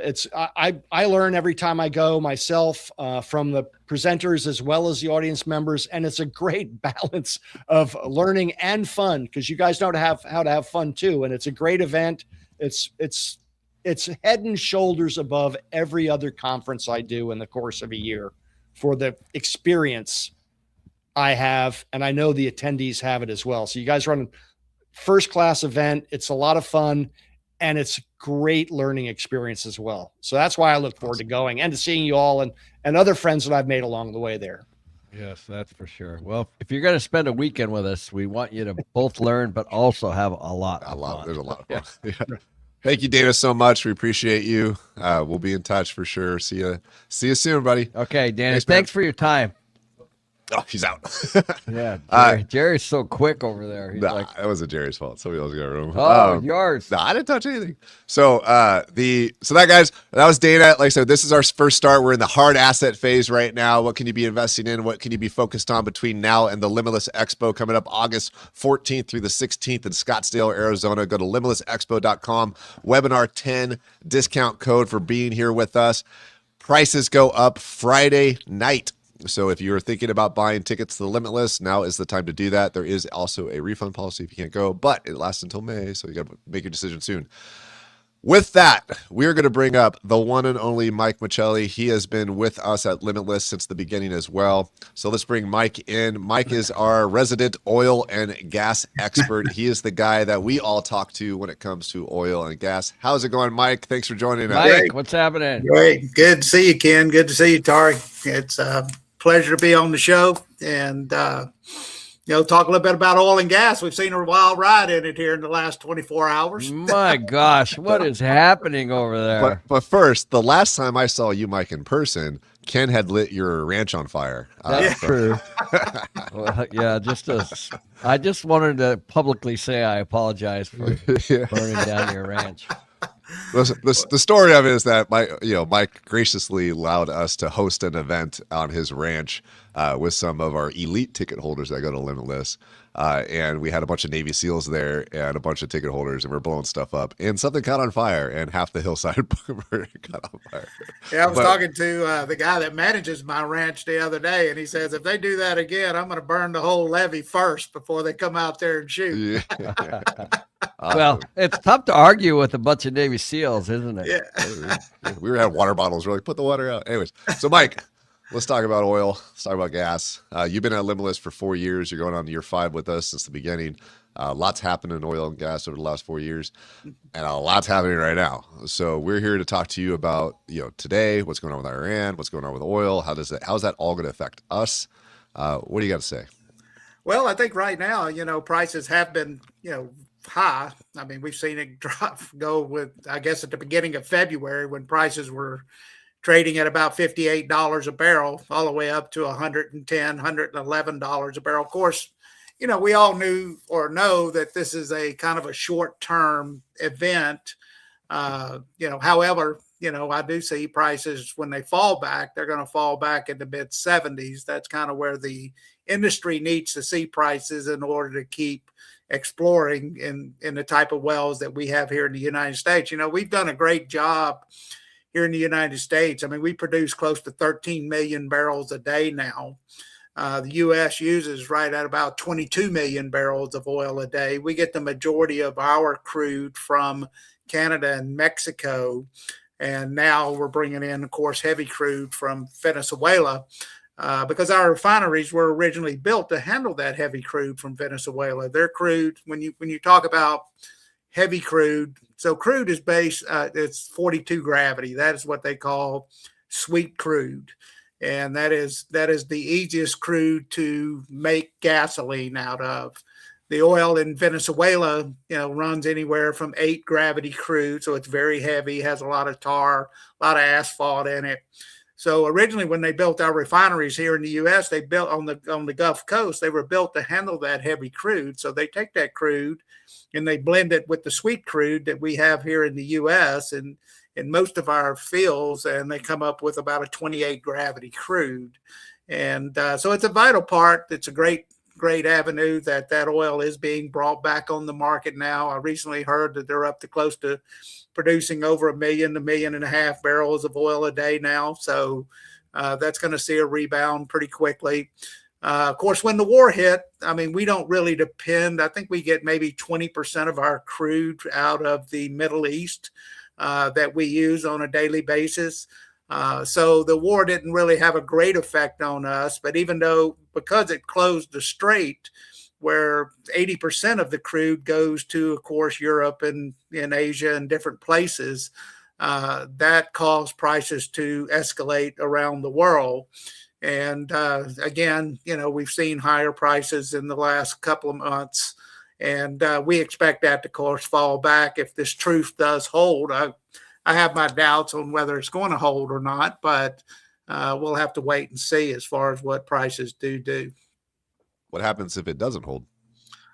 Well, if the truce doesn't hold, then, of course, the war is going to continue on. And in fact, I think they were already breaking some of it today, and prices are going to go higher. I mean, you have a lot of groups out there like some of the bigger firms. They've talked about oil going to $150 a barrel, and is as far as in that range. So prices could continue to go if the strait stays closed. And the thing to remember is that Iran doesn't need to have a big army to keep the straits closed. All they need to do is fire off a missile once a week and fire it at a tanker. And of course, they're not going to get the insurance from the insurance companies. I mean, it hasn't really been that the oil is not there because, Saudi Arabia, they did some very smart things in the past. And now a lot of the other countries are as well. They built a pipeline from the Strait of Hormuz all the way across the country.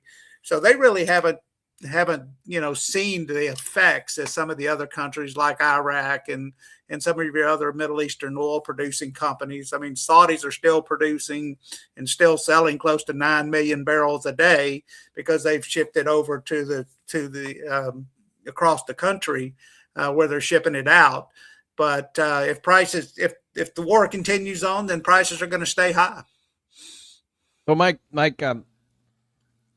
you mentioned it's a real possibility that we get up to 150 a barrel, and who knows if it stays there a while.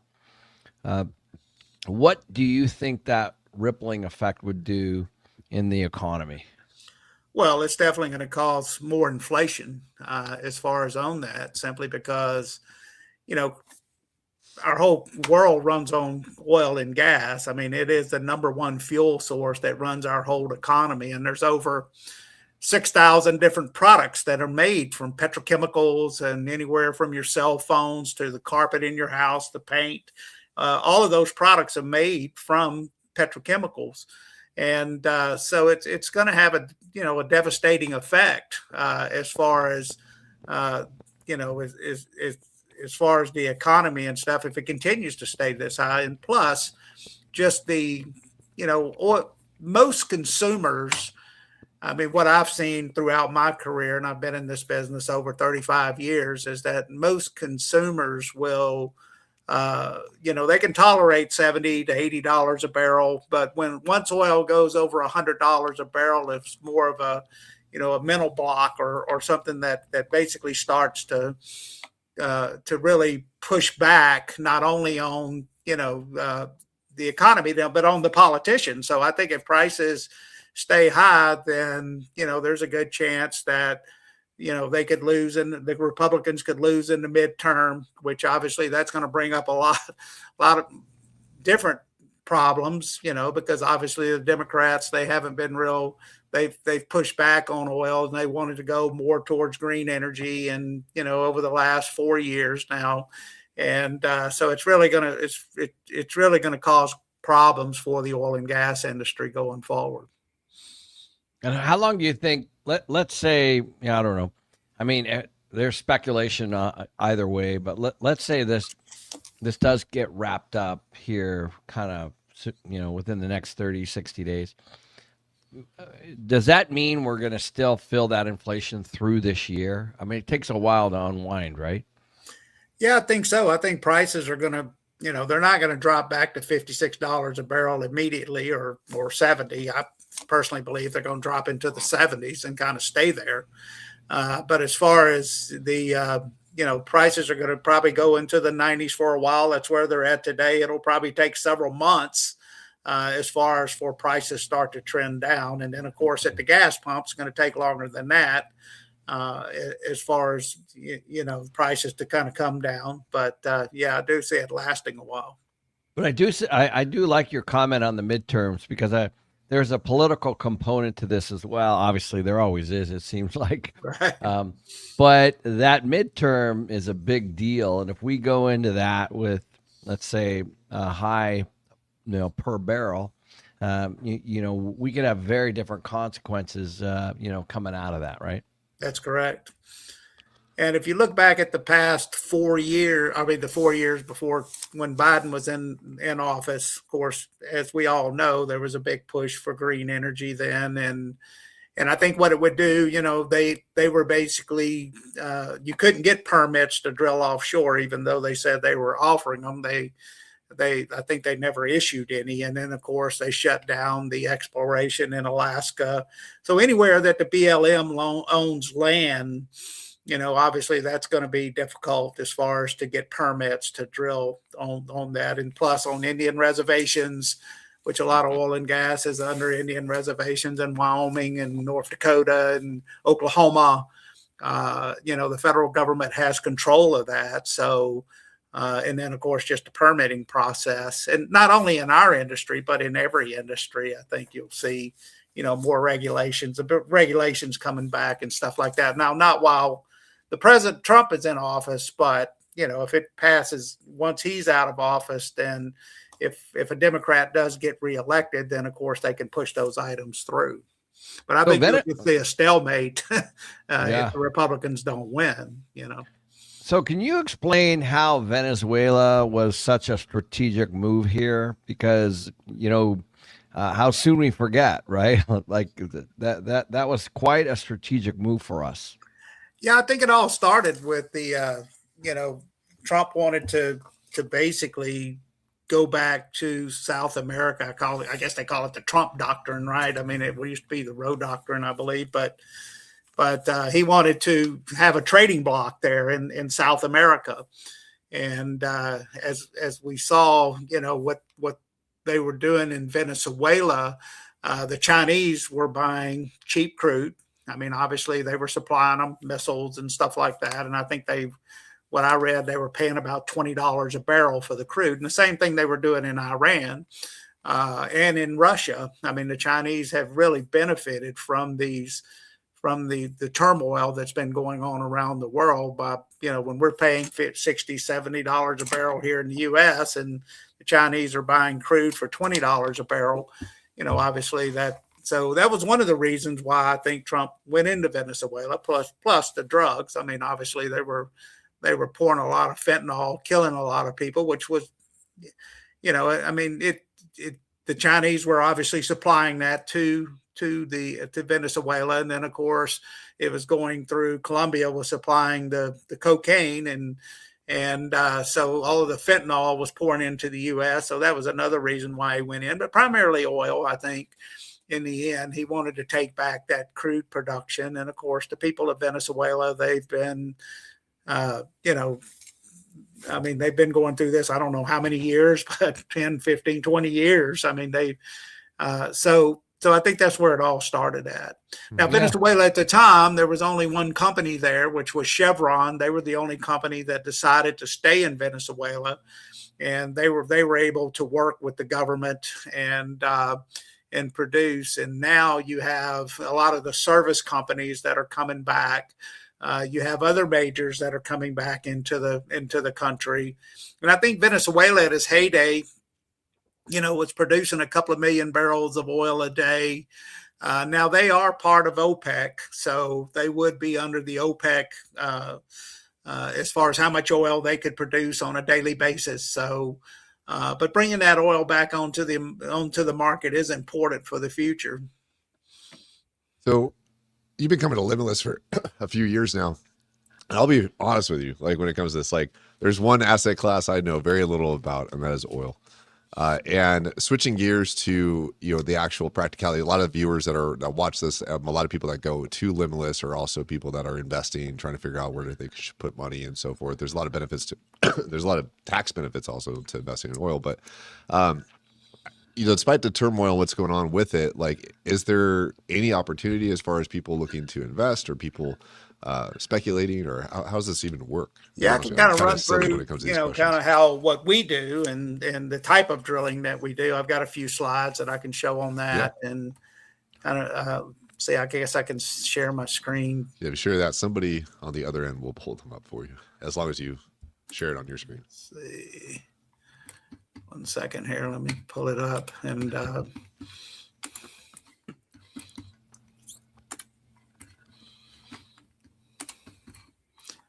So, give you a little background about myself. I started in the oil and gas business in 1980. Started my career out with a company called, 1 second, I'll bring this up. Okay, can you see my screen now? Yes, sir. Okay, so I started, with a company called Tennessee Gas. Tennessee Gas was a midstream company. Obviously, they built pipelines. And then, of course, started my first company in 1987. I've drilled domestically, internationally, onshore, offshore. But when I got into the business in 1980, I mean, today we have basically two types of wells that you drill, which this chart is showing. And one is, of course, vertical wells. And then you could drill a slanted well in the during that time frame. But we really didn't have the technology to drill the horizontal wells, if you can see my cursor, which are these wells at the bottom. And a lot of times, companies, I mean, obviously, when you're just drilling a vertical well, what you're doing is you're drilling a 4.5-inch hole, and you're basically drilling in, trying to hit a cup under the ground in a reservoir. And I think one of the reasons why the oil and gas business got such a bad name back then is because people didn't really understand the risk that they had to take in order to find oil and gas. And simply because you were drilling for a lot of small pockets under the ground in most cases. And today, what we do is we're drilling for what we call the shale plays around the United States. And usually these shale plays, they're huge. I mean, you look at the Bakken Shale, for example, it's about 250 miles east-west and 150 miles north-south, as far as on just the size of the play. And what these shales are, they're a very organic, rich rock. So the easiest way for me to explain it is kind of like a sponge. If I take a sponge and I put it under a faucet, that sponge is going to fill up with water because it's very porous. So these shales, they have what we call porosity, just like a sponge, but they are organic rock, so they do have oil and gas in them. What they do lack, of course, is permeability. And for many, many years, we've drilled through these shale plays, and they always had great shows of oil. Companies tried to produce them commercially, but they never could get them produced until hydraulic fracturing came along.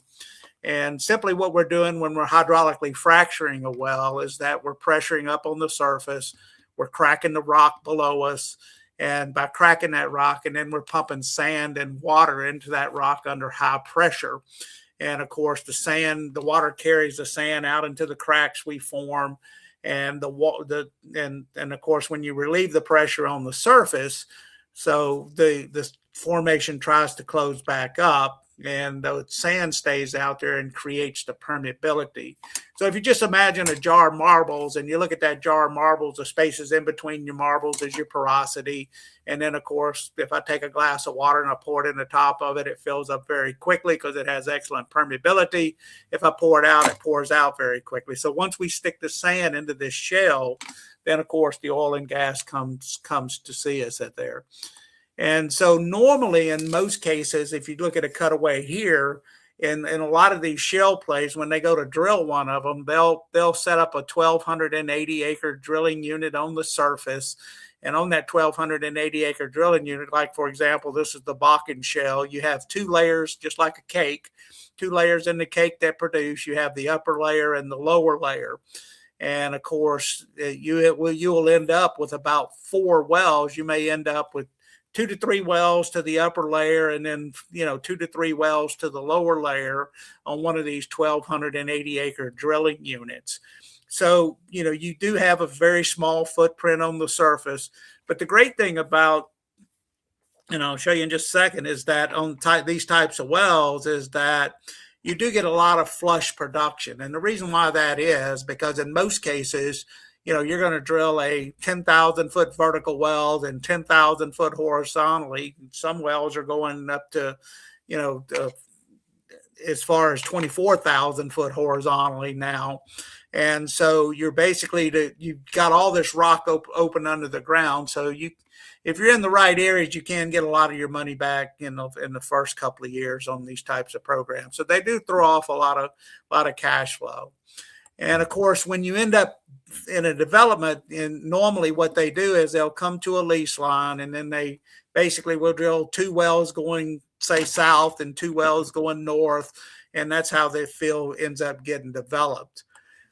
Now, you're gonna find oil and gas every time you drill in these shale plays, but there's always risk. And I always like to throw this in here. The risk in these types of plays, like any investment, I like to use a golf course analogy or basically a dartboard, because if I'm out on the edges or in the rough, I'm still in the game. The chance of me winning is obviously not as good. But if I'm in the fairway, then that's where the best producing wells are. And that's where you have to work with a good team. I have my own in-house geologist. I have my own in-house engineers. I have my own land people.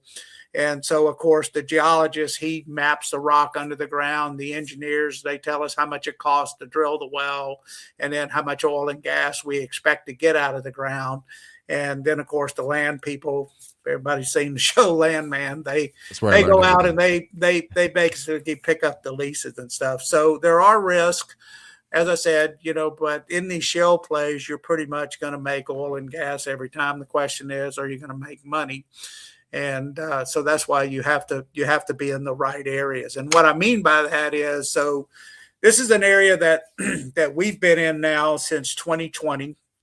This is what we call the Cherokee Shale. It actually kicked off in 2020. Today, it's the most active shale play going in Oklahoma. I think there's 41 rigs running in the whole state of Oklahoma.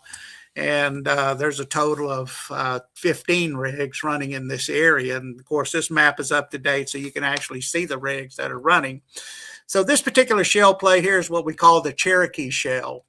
And this play, this is the Texas-Oklahoma border. It comes out of Hemphill County, and it covers about 130 miles. And you have players in here such as Mewburn Oil and Gas, you've got Devon, you've got, Crawley, you've got a Sand Ridge. So you have a number of companies, and more companies are continuing to come into the play.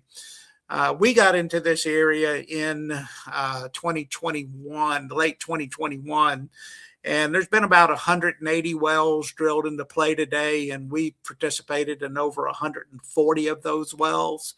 So our acreage position is in yellow here. Of course, the purple is the different operators. And then, of course, our acreage position that we're currently working on right now is in red.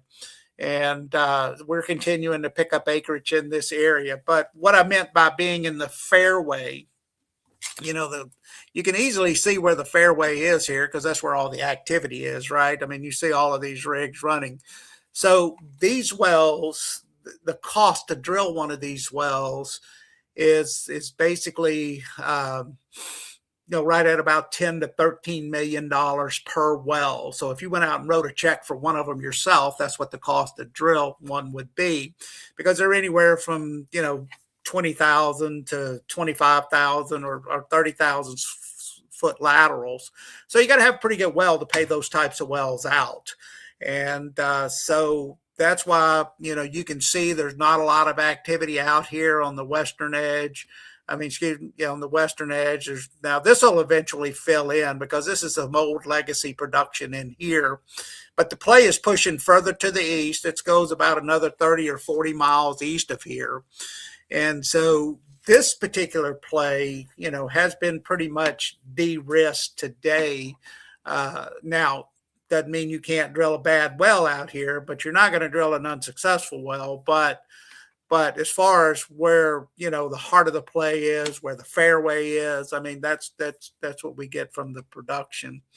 And then, of course, this is kind of a zoom in model of it, of the play itself. And you can see all of the wells that have been drilled here and the different wells. And what we look for, in these types of plays, we want to see wells that can, for example, this particular well here, it had been online in the first 38 days. It was flowing close to 1,100 barrels a day and 4.5 million cubic feet of gas a day.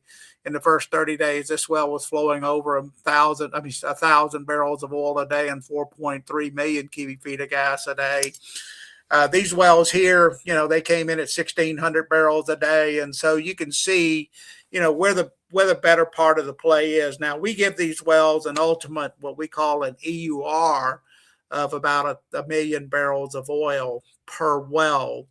And that means gas and oil combined. The great thing about this area, it is a sweet crude, so you do get high prices for the oil, but also you have a rich gas. And what I mean by that is gas is based on 1,000 BTU, which is just dry methane gas.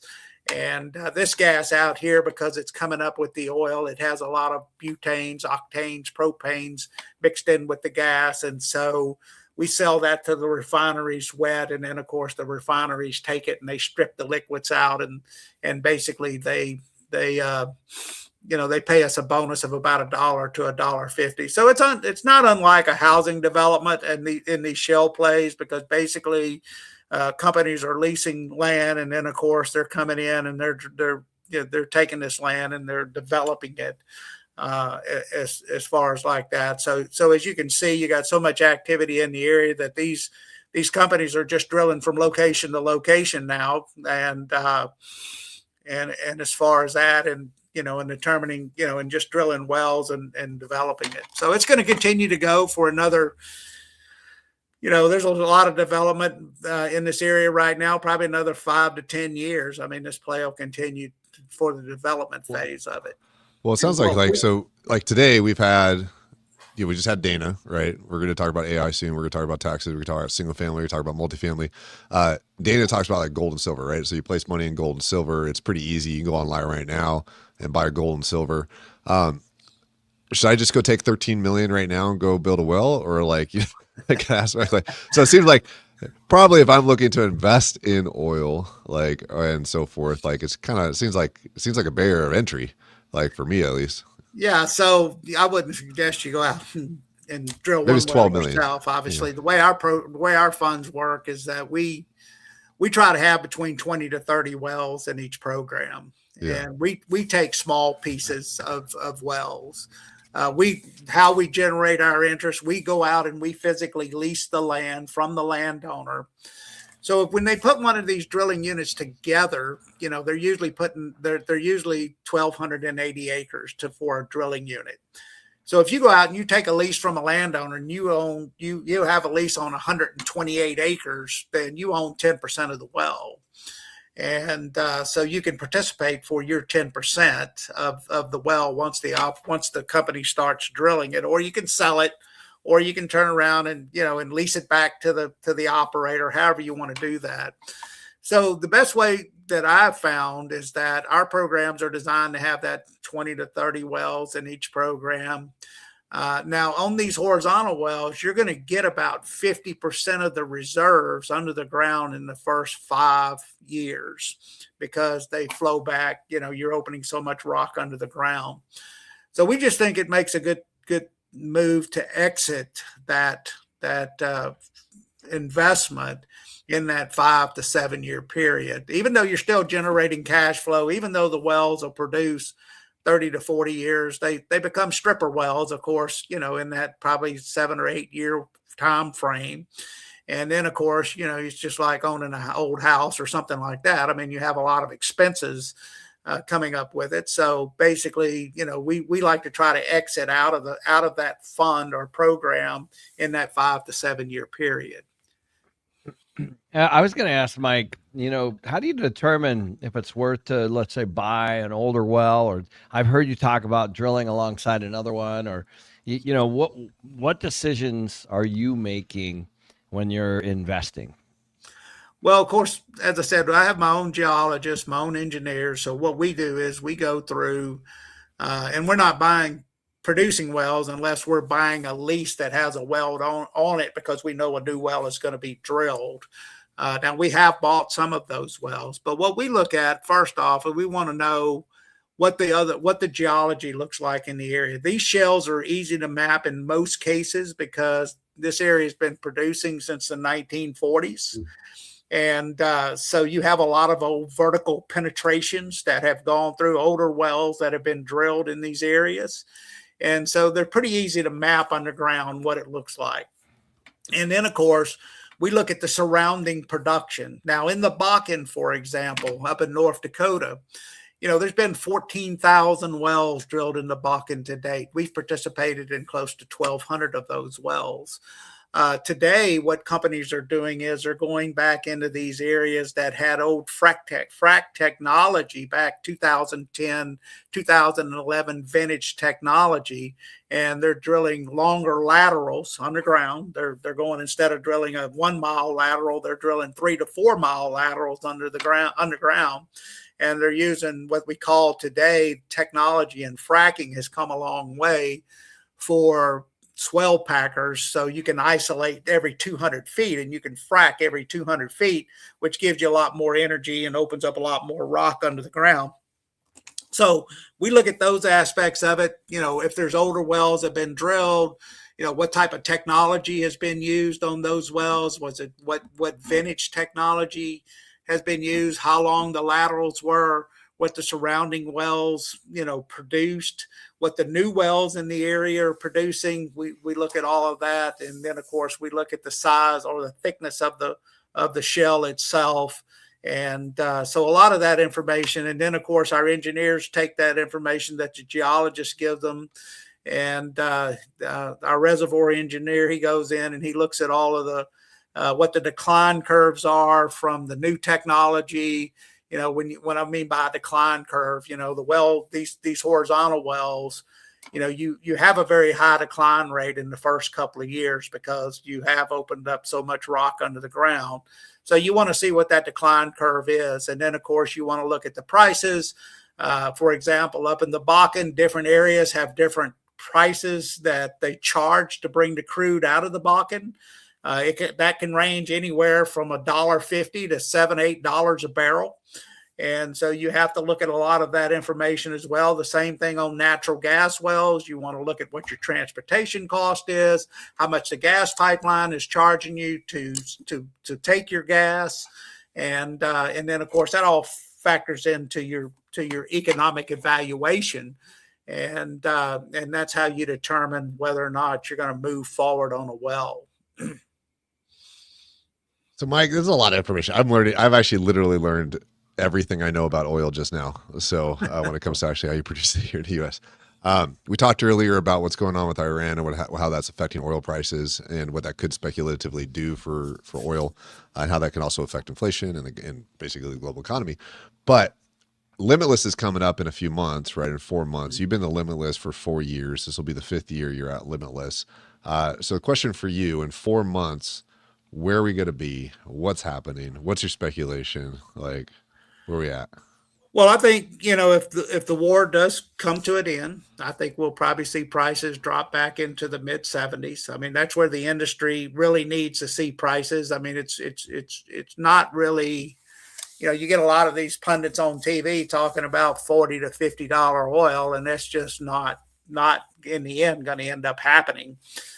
So I believe you'll see prices in the mid 70s to $85 a barrel. You've got OPEC. I mean, they basically want to see prices in that $80 to $100 a barrel on Brent crude. Normally, West Texas Intermediate trades for about $10 less than what Brent trades for. Right now, it's actually been higher on some days.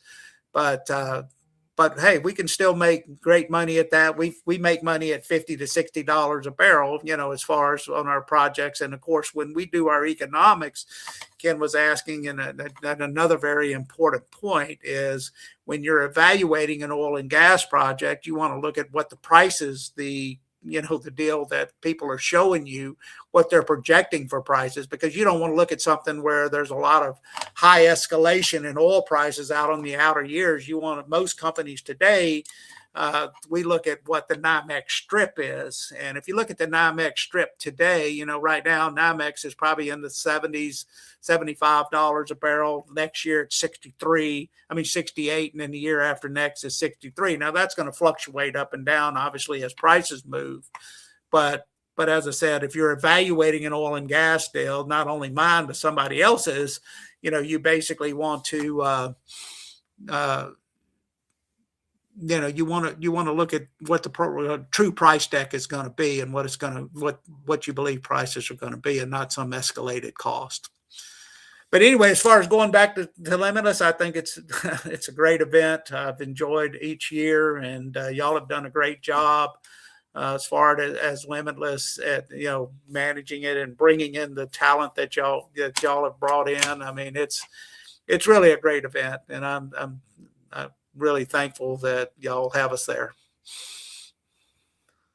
Well, yeah, Mike, I was gonna say we should probably touch on the tax advantages, because I know those are pretty significant. We got Tom Wright coming later, and he's always watching. Like what does the IRS want, and what are they giving tax credits, tax breaks for? What's oil and gas right now? Because I know that's a big part of the attraction of the capital. Yeah, and oil and that's why a lot of executives and stuff, they look at oil and gas as to offset some of their taxes. Oil and gas has some of the best tax benefits out there as far as of any type of investment. So mainly what you have is you have your what we call intangible drilling cost deductions. So intangible drilling cost deductions, about 80% of the cost of the well are intangibles. And then about 20% is tangibles, like your pipe, your surface equipment, your pipeline that goes to hook up those are all tangible items. So under the big new tax bill, beautiful tax bill, now we can write off 100% of the tangibles along with 100% of the intangibles. So a way to look at it, say you're an investor and you make $300,000 a year and you're in a 30% tax bracket. Theoretically, you owe $90,000 worth of taxes. But if you can get a $70,000 deduction from investing in oil and gas, and that's going to reduce your adjusted gross income down to $230,000, and of course, that's what you pay taxes on. And so, and then another thing, not only do we get the intangible drilling cost deductions, we also get the depletion allowance. And what that means is that the federal government, of course, they wanted to promote oil and gas drilling back in the early 1920s, 1930s. And of course, the intangible drilling cost deduction, the depletion allowance, 15% of every dollar you make is tax-free. So oil and gas throws off ordinary income, and 15% of that ordinary income is tax-free, and you don't have to pay taxes on it. So it does reduce that amount. And then, of course, as far as the one of the things, we have some really good passive loss rules in oil and gas. Like in real estate, I think you have to log so many hours to be I'm not sure. I'm not, y'all know more about real that estate than I professional. do. Yep. But in oil and gas, you don't. You don't have to be you don't have to actively run. Now, you do have to come in as a general partner to get those tax deductions. So in our programs, you can come in either as a general or a limited partner. Now, you get the same deductions. It's just as a general partner, you can take that against any form of income, whereas a limited partner, you can only take it against passive income. So we carry $25 million worth of insurance on each one of our on our general partners. And in addition to that, we, in most cases, are going under the operator's insurance as well. So we're well covered during that drilling phase. And then we automatically convert everybody over to limited partners after the year after the deductions are taken, which is usually in year 2. It's awesome. Yeah, I always thought that one day I would grow up and I'd be able to invest in things just for tax purposes. One day. I can tell you this: a lot of people say they do, but in the long run, they want to make money. Yeah, right. So the tax deductions are great, but as I said, in the end, everybody wants to make money. Obviously. Yes, sir. Yeah, well, we appreciate you. We've always appreciated your support. We appreciate seeing you in August at Limitless coming up. And Mike, how can people get a hold of you? Yeah, so you can reach us at www.reinergy.com, or you can call at 972-437-6792. And we're happy to obviously send you some information on our programs and go over it with you. And hopefully it's something that, people want to invest in. Mike, we know you've been around a long time if you give out a phone number. Yeah. That's where we send our pictures to, right? You can call anytime. Yeah. Yeah. Don't text though. It's a landline. So I'm not going to give out my personal phone number. Mike, you have one. Yeah. Oh, you have a cell phone. Yeah. Mike, we appreciate you. We'll see you in a few months. Great seeing you, Mike. Thank you so much for everything. Thanks a for lot for your knowledge, and we'll see you soon. Yeah, take care.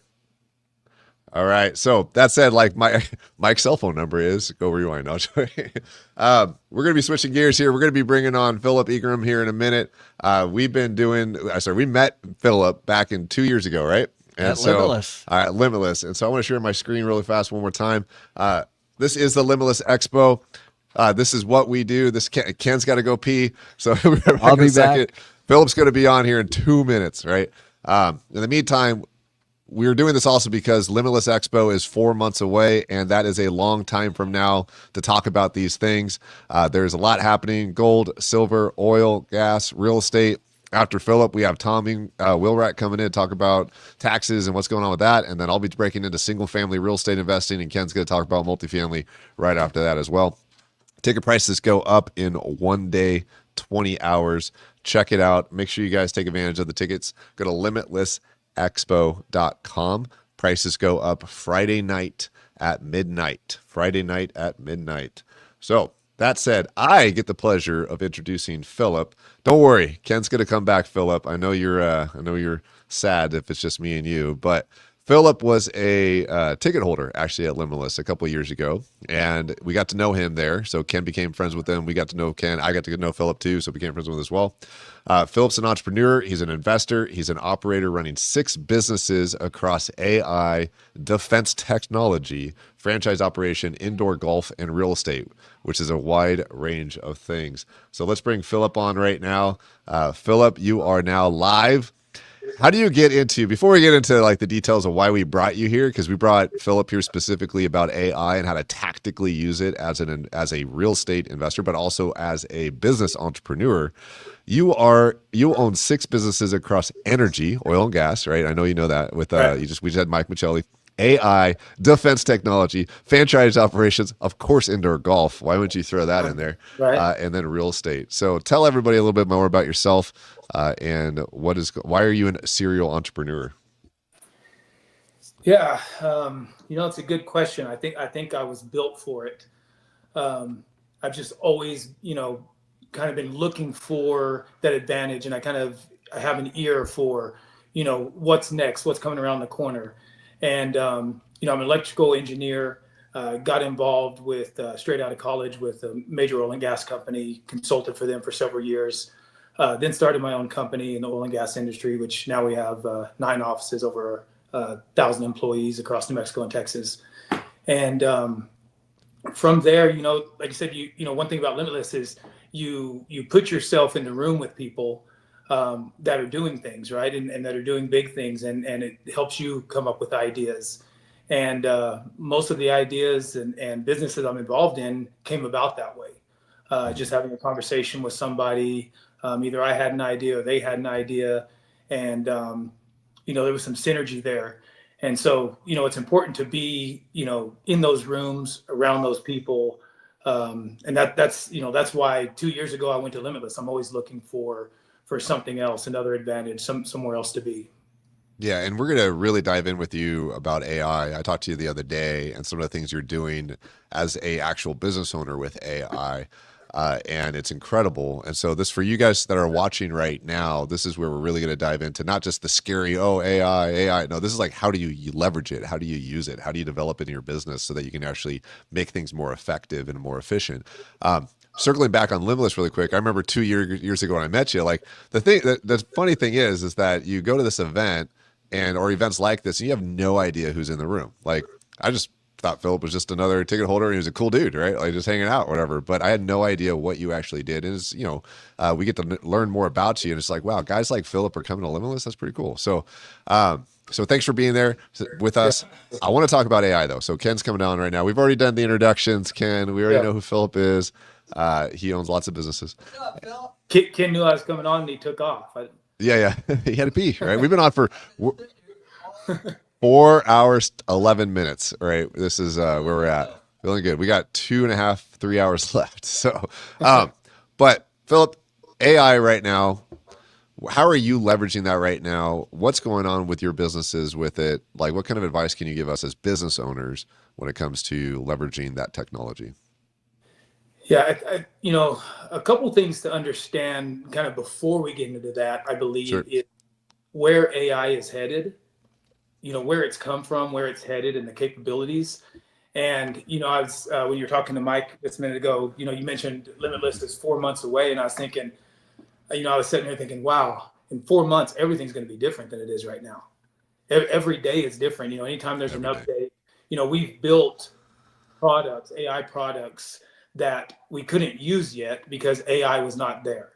And then, one day, a week later, a month later, now we can actually achieve what we were trying to achieve. And it's just getting better and better every day. And in 4 months, there's no telling where we're going to be with it. For people that are familiar with OpenClaw, it made a huge disruption in the AI industry. And now every LLM, every major LLM company is going to have their own version of that. which is really showing the agentic process of what can really be done. Mhm. And so, the disruption is there. I don't know. I have a lot of these conversations with people in my circles and just anywhere that I can. My girlfriend jokes that anytime she sees me off somewhere talking, she knows I'm just saying AI, AI, AI. But that's kind of the topic right now, and I think it's important that people understand what's coming and the capabilities. And And so Phil, I mean, I think a lot of us jumped on ChatGPT, and 6 months later it was old, Mhm. right? And then we got on Claude, right? And then Right. now it's old, and now so like this is all just within a year. Yes.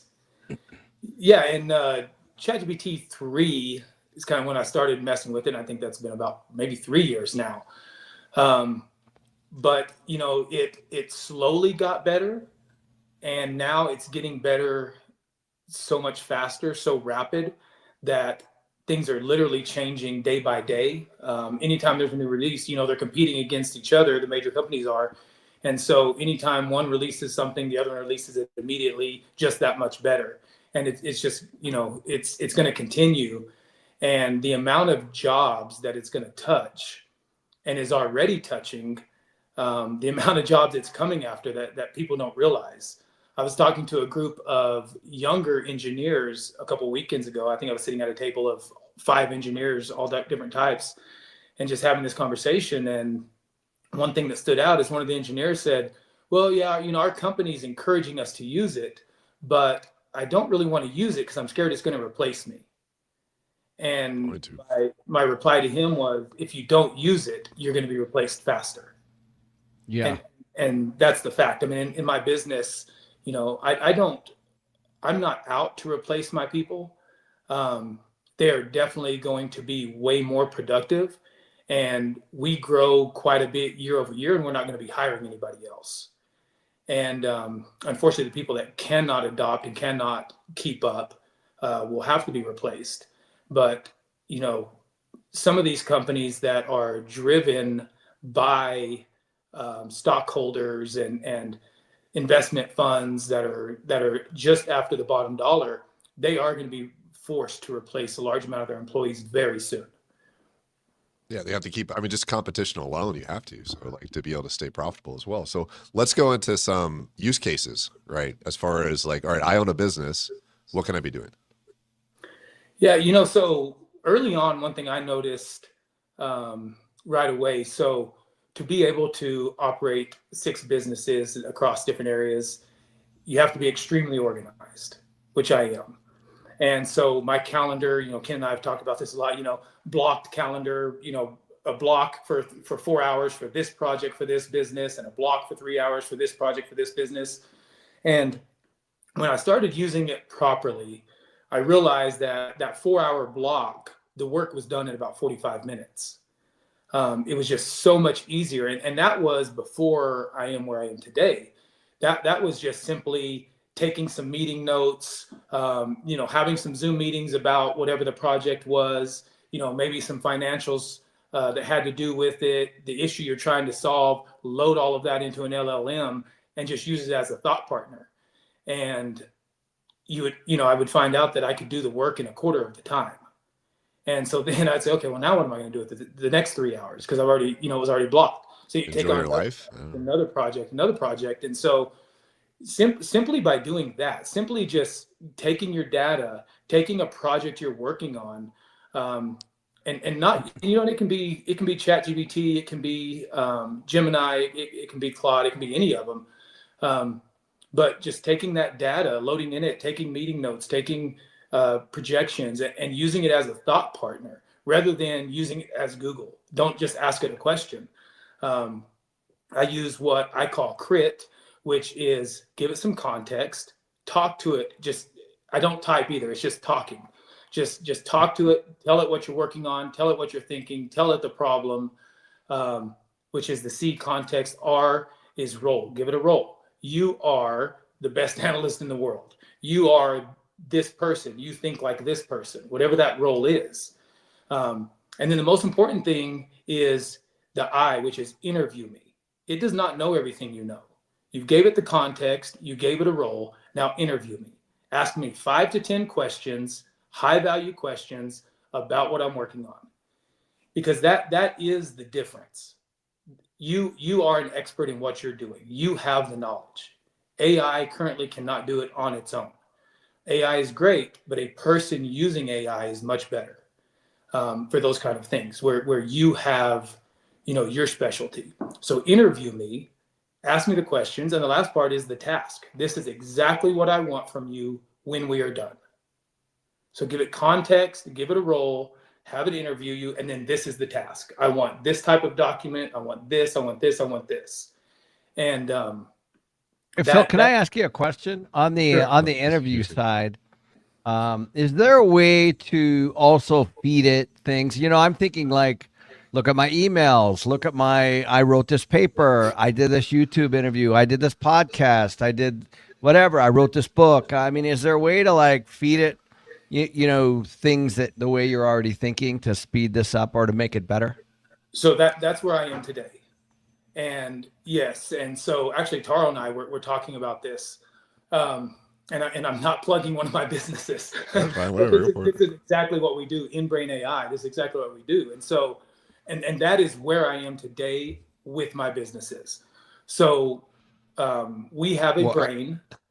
Go ahead. Well, before you get into that, because I want you to talk about everything. I know what you're about to talk about. So like, I want to skip past this part. But there's some really simple steps that you just broke down, right? 4 real simple steps, right? And but you're also, just for every people listening to this, if you're new to this, ultimately what Phil's talking about, and also what Ken is basically saying, is giving it context, right? So you have the world's smartest, like PhD level intern that has no real world experience whatsoever at your fingertips. And so it needs your context. Phil's an expert in golf simulators now, right? Because of your golf business. But the AI knows something, but has no idea about Phil's business. So how do you teach it? Something that I did, Ken, I know you've done stuff like this too, but like 6 months ago, I hired basically a company to help us figure this out. But essentially, we developed context for our events business, right? We spent 5 weeks having it interview us, having the AI interview us to get the context away from us and have it help us build the context docs that it can go back from memory. And then after doing that for 4 or 5 weeks, it now has 80,000 lines of context that it helped us build. So it can answer anything and do anything at once when it comes to our events business and help us grow and iterate and develop SOPs and processes. But we had to put a lot of effort into building that first, right? And I think that's where people make a mistake as business owners. They think they can just go log on to ChatGPT and it's just going to know everything about your business, your life, your strategy, everything, the books you read, that's everything. why I asked. Yeah, how exactly. do you feed it how do you feed it your knowledge? Correct. And so it's the worst thing you could do is just ask ChatGPT a question and then take it as the answer and move on. correct. It just does not have enough information about you, your particular problem, how you think. You've done what you've done in life. ChatGPT has not done that. It does not think the way you think. It does not know what you know. It doesn't mean you're always right, but that's why when you're using it as a thought partner and you're talking back and forth, and I would say also tell it not to, it's important to tell it, don't just agree with me, push back when needed. And another little trick is to tell it to work at temperature 0. And that means it is not creative. It does not use its creativity. For some things you would want it to be creative if it's creating a slide for you or something like that. But when you're working on analytics or business, tell it to work at temperature 0, and that's good. Temperature 0 is no creativeness. I'm going to write that down, because sometimes it just like goes off and just like, oh, I know what you want. And it just starts going crazy. I'm like, I don't want that. Just listen. Carl's at temperature 0 all the time. Yeah, right. I just, I'm a math person. I'm not creative. I'm just analytical. I don't want no attitude. I don't want you just to agree with me if I know I'm wrong. Tell me if I'm wrong, and let's go back and forth. But yeah. Well, I know, like, one of the things that we did is we took all my podcasts, all my YouTubes, all my books, anything that I had done prior, for years, and we put it in there, and it just, all it did, obviously it's not complete yet, but it's a heck of a good start, right? Yes. Yeah, I'm actually don't want to get off Charles' topic, but I'm actually training a digital twin of myself. off of every single meeting I've ever had, every single Zoom meeting. I use Plot AI. That's, it's a recorder on my phone. Anytime I've talked to anybody and had a recording, I think 15 years of emails, business decisions I've made through email, all of that stuff. And then you can ask it questions and see if it answers like you do. And eventually, maybe it can take some of the questions from me. How do we know we're talking to the real Phil right now? But that's it. Like, let's switch gears over to like how you're using it today. Some of the stuff you told me, if you're willing to share, some of the stuff that you told me the other day about just now you got your enterprise level kind of thinking with this, Yes. was just like amazing. Like, my business has it with a team of 11 when it comes to my events business, and they're utilizing what we built with that project. But essentially, it's just a project at the end of the day. And if you guys don't know what that means, you'll figure it out once you get into AIs. You're taking it to an enterprise level, on another level, for people that you have hundreds of employees and all that stuff. So let's go into that rabbit hole. Yeah. So, and it's the design phase, because we actually designed this architecture, was the difficult part, over several years. But now the actual implementation for ourselves or for any other business is relatively easy. The agents do most of the work that we have. And so what we've done now across all of my businesses is we have what we call an AI brain, and it is a center point for all of our data. Now, it is connected to all of my employees' Zoom subscriptions or team subscriptions, all of my employees across all companies. All of those meetings come to one spot. Any of their voice, data that they have, any of our SOPs, it is connected to our SAP financial system. It's connected to our safety systems. It's connected to our GPS on all of our trucks. To our field ticketing. It's absolutely connected to everything. And so we have our own dashboard where we can go work, and I can simply, like Ken was asking, like how you give it all this data. Just as an example, I actually did this whenever I was just testing it out. I said, go through all the Zoom meetings or all meetings we've had over the last year, find out how many times we talked about equipment issues, what those specific equipment issues were. Look at our budget this year we have for equipment. Look at our, actually go research current equipment prices, and then let's work together to see which equipment it would make sense to purchase for the end of the year for tax purposes. And so in a matter of, so let's think about that. How long, now if I would have to go to multiple people and I'd have to say, first of all, we wouldn't be able to go to all of that information from all of our meeting notes and stuff, right? I'd have to send an email to managers. Hey, tell me all troubles you've had with equipment over the past year, what equipment's not working right. Like they would have to take that time to identify that. Plus Then committee meetings and Lots of roll up meetings, and so all that many stuff. And by the way, you're talking about for your oil and gas company, right? This is the use case I'm talking right now is for the oil and gas company, but I have use cases. This is in all 6 companies I have. Yeah. Got it. Okay. And there's how many employees in that company? The oil and gas? Over 1,000. Over 1,000. Yeah, that's what I thought. So, okay. So continue. So this is, I just wanted to point that out because we're getting questions on that, like what businesses are. This is, imagine the time Phil's saving having 1,000 people work for him. Dude, that's thousands of hours. So then I'd have to go to, a CFO and say, hey, let's pull up our financial information, see what we got budgeted. Then I'd have to have somebody go get quotes on all the equipment and all of that stuff, right? Well, in a matter of, 3 to 5 minutes, I have all of that information together. And then it'd say, do you want this in spreadsheets? Do you want how do you want to look at this information? And I'll, put it in a spreadsheet, put it in this, put it in that. And then I'll go through it, and I'm 85% there, right? In under half an hour, I've made pretty much most of the decision on what equipment we're going to buy for the year. And it has brought in tax, for taxes and all of this stuff, right? Because we're doing it at the end of the year. And then, I'm still, okay, well, let me have my CFO look at this. Let me, have my guy, let's order the equipment. but the amount of work it took off of me is ridiculous. We did another use case. So now it's attached to all of our systems. We have some very complicated invoicing policies for some of our large oil and gas customers, to where, everything from GPS to field tickets to timesheets to say all of this stuff had to match across 5 different softwares before it could be submitted to be invoiced. And I think we estimated it was taking about 300 hours a week to compile that information. And now it's 95% AI automated. Wow. So it went And immediate. Right? and immediate. Yeah. You talk about helping cash flow. And replicable. That's the other thing. Like you're talking about, that's how many hours it is, but every like year over year over year over year, right? Yes. Yeah, and the human error gets out of the way too.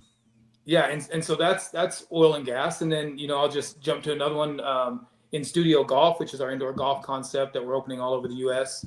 One of the issue we were having is the manager that is there to manage the location at each location was just covered up with admin tasks, covered up with reporting that we wanted, managing our booking system, keeping up with anything they bought financial wise and making sure it got put in and coded properly. And they were spending so much time doing that stuff that they didn't feel like they could do as well with customer service and other things. And so once again, we had access to all that stuff. So everything's being automated to where their only job is to focus on customer service, and we don't have to hire more employees to do that. And so, the other option was, and that's some of the job displacement, the other option was, let's hire another person at each location. Well, we don't have to do that anymore. And I can go across, I can't talk too much about our Department of Defense company, but that is a 3-man team, 95% AI forward company, 3-man team doing unbelievable volume for a 3-man team. And that's because it was built as an AI company. It was built AI first. Eventually, the goal is AI will eventually run this entire company. And it was built that way. And so, it doesn't take many people to do it. Well, I heard this. We ran an event last week. We had about 700 people in a room, and we had a panel on AI and stuff with some very, very bright people. That blew me away. That got me convinced too that unemployment's going to go up because of the AI eventually. But that said, we'll come back to that topic here in a second. They said something that was interesting. It was like, if you have an A player on your team, right, and they leverage AI, they could become 3 to 4 times more effective and more powerful and more, everything when it comes to your business. Which the antithesis of that means that if you have an A player that's not leveraging AI, they're costing you 3 to 4 times productivity, even though they're an A player. And so it's a matter of getting people trained up and using that. So let's talk about implementation of this, because you and I talked about that too. You know all about the AI stuff. You're all over this thing, but how do you get your people to jump on board with that? And what do you do as far as personnel is concerned? Yeah. So what I've found is a couple things. One is you've got to realize that people are worried about losing their job. Absolutely. Right. And so there needs to be that conversation. And the conversation can be, you are likely to lose your job, or the conversation is, I just want to make you more productive. We're not going to hire any more people. But the conversation needs to be had because they are concerned about it. They will push back. They will fight it in most cases. But what we did, another thing we do within Brain and how when we put this all in place, is we send out AI interviews. So it's an AI interviewer, and it asks you about your job, and it says, what do you do? What is your role? What do you do every day? It's like Office Space. What is your number one role? What are you doing that you shouldn't be doing? What do you not want to be doing? Is there any, if something be taken from you, what would you want that to be? And it knows, depending on their answers, to dig in deeper. And the AI is digging in and getting further into the conversation. But when we did that, the goal was more, how can we help you be more productive? Is there information that you're having a hard time accessing? Is there problems? Like, for instance, one of the people in the office said, well, we're working for all these different companies. We have different rates for all these different companies. A guy that is a master electrician for this company may be a technician for this other company. And so there's just a lot of variables. And so having to go and get that data every time for each company was causing a lot of time. But now simply they can say, this person, this company, and it gives them the answer without having to go find that stuff. So if you can find, the point was, if you can find use cases that excite the person, it's taking something from them they don't like doing anyway, a task that takes a lot of time, if you can find things that they are excited about, they are more likely to use it. Once you get them using it, you get an early adopter, you get somebody that is capable of doing it, that you trust to do it. Get an early adopter that goes, look, this took 20 hours off my week, and now I can do these other things. I'm not as stressed. I'm not having to work as late on salary, all these different things. And then the next person goes, oh, I want to try that. So, just find work cases, find use cases that they are excited about themselves, and they will start using it. And not only will they start using it, they will start thinking of other use cases. They'll start saying, hey, can it help me do this? Can it help me do this? And it will make its way up through your company. You don't want it to be a top-down pushing, use AI. You want them to be excited about using it. So Phil, first of all, I know we can go real deep on this. Let's back all the way up real quick and go to 30,000 feet. And let's just say I'm an employee and I get 100, 200, 300 emails a day. And I feel like I'm at capacity and I'm sitting there thinking that I have no time. What could be some easy first steps for that person to consolidate? Yeah, I mean, simply hook up. Gemini is, if it's a Gmail, Gemini is super easy to hook up to Google, but some of the other ones are also. Hook it. Simply give it access to your email, and tell it what you want it to start doing. If it has access, it can start managing your emails. It can send you an hourly report. This is what happened in your emails. It would start keeping up with your tasks that come in those emails. End of the day, you could, you travel into the day, you could get one email that says, this is everything that happened today. This is what needs to be looked at. These are your task items. Saving an immense amount of time just by doing that. Because a lot of people, what they do is they're on email overload, right? There's a lot of spam, and there's a lot of CCs, and there's a lot of, so they spend hours, just clicking, deleting, and then it just keeps coming. It just hitting you like waves on a beach, right? So some of the very first things could be, get rid of anything that I've never seen before or comes in a spam form, right? That would be gone, right? Gone, yeah.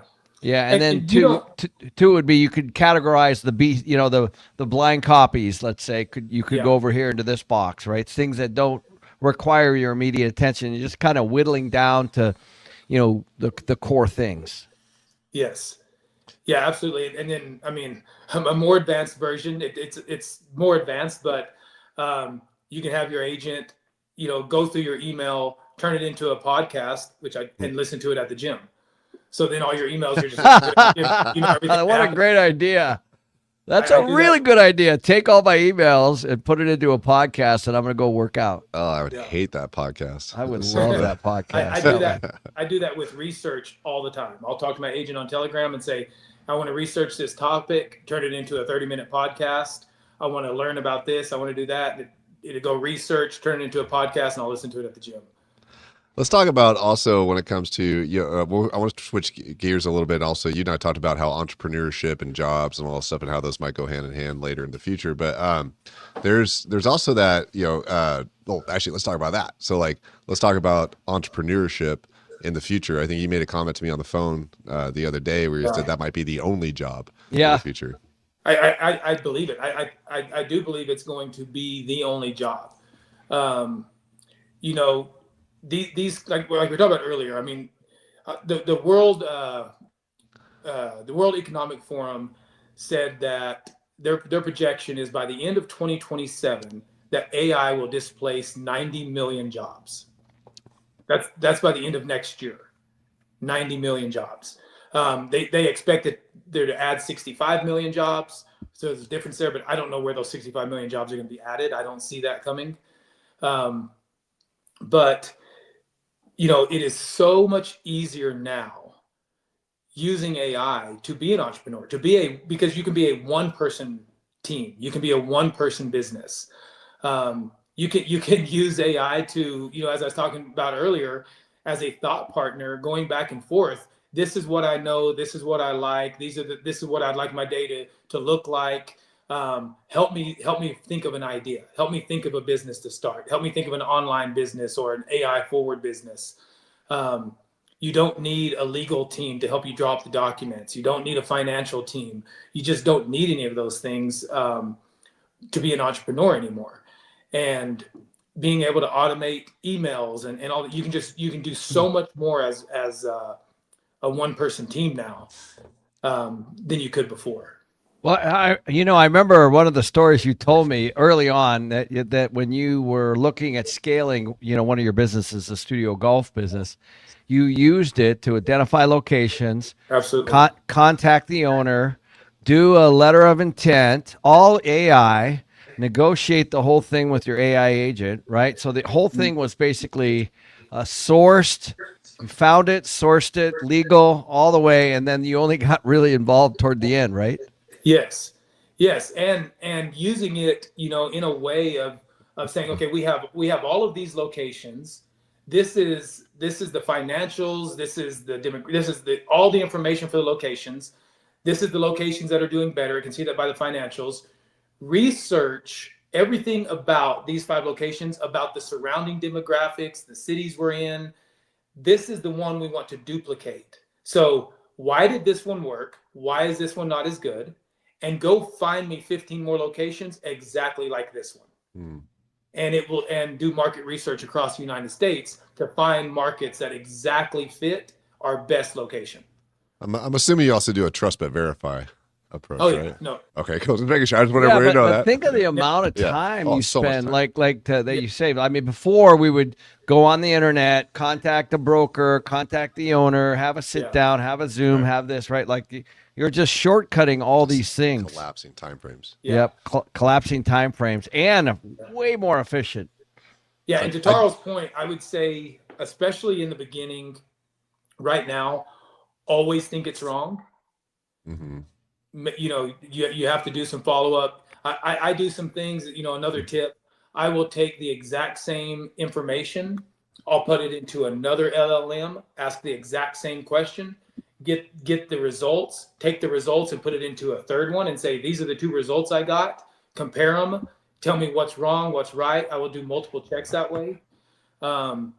I have, you know, once again, a little more advanced thing I do is with my agents, I have a research agent and it goes and does all the research. And I have a QC agent that double checks the research and verifies every source.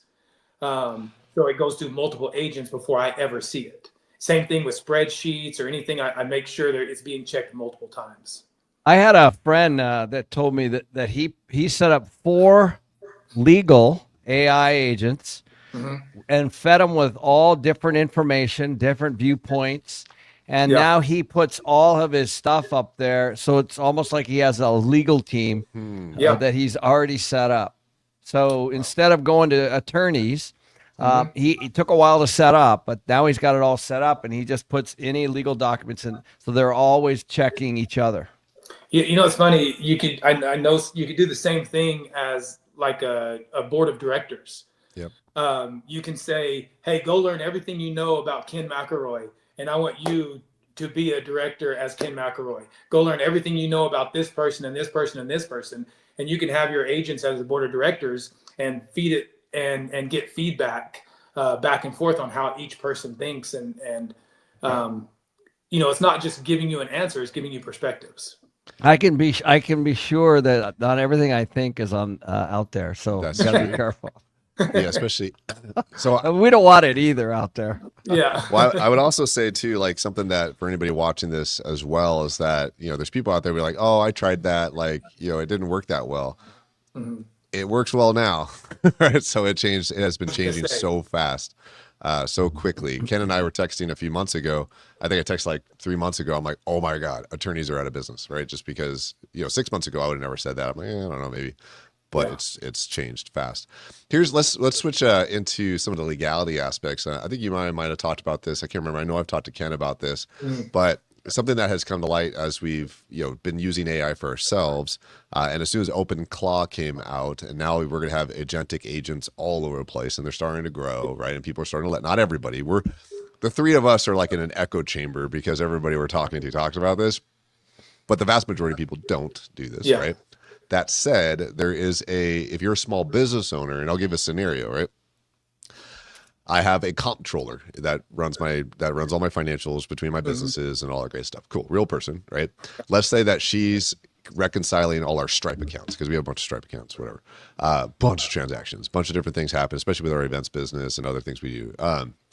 Well, it'd be a lot easier if her AI agent just decided to say, hey, I can go do that for you, right? And so I don't know, my employee has an AI agent, and she decides to give access to our internal Stripe account, all our merchant accounts, everything about that, and our banking information to this AI agent without my knowledge, right, as the owner of the company. She's just trying to be helpful, right, in a situation. Let's say that agent gets compromised. Let's say it gets hacked. Let's say it gets, what is it called? Something prompted or whatever. I can't remember what it's called. But and it gets compromised, right? We've had wire frauds, right? We had $400 something thousand wire fraud before. What happens if that agent gets compromised and all the merchant account information gets released or people's credit card information gets released? Who gets sued? So is it Rachel? Is it 100% on the company? 100% me, right? Yes. But I didn't know, Phil. I didn't know she had an agent and she was being helpful with that. But isn't it the same way if you had an employee? Could be. Yeah, I wonder what's the difference? On the company.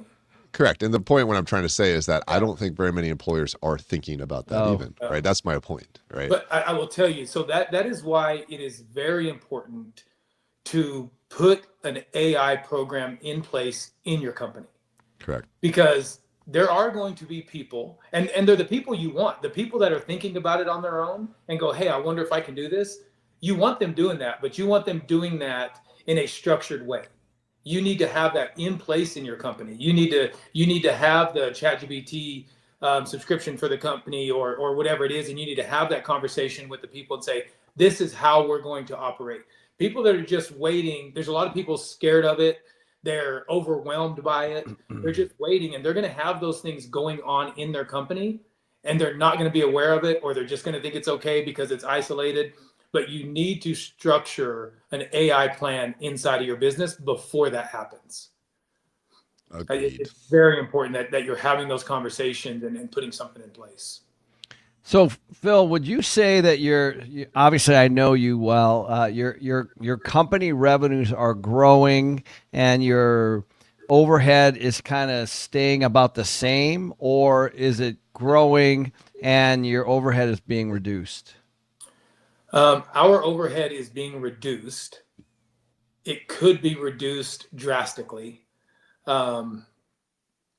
But I'm trying not to do that, right? Yeah. So we have the ability to do a lot more than we are. And that's why I say, we're definitely not going to be hiring anymore. We're going to continue to grow.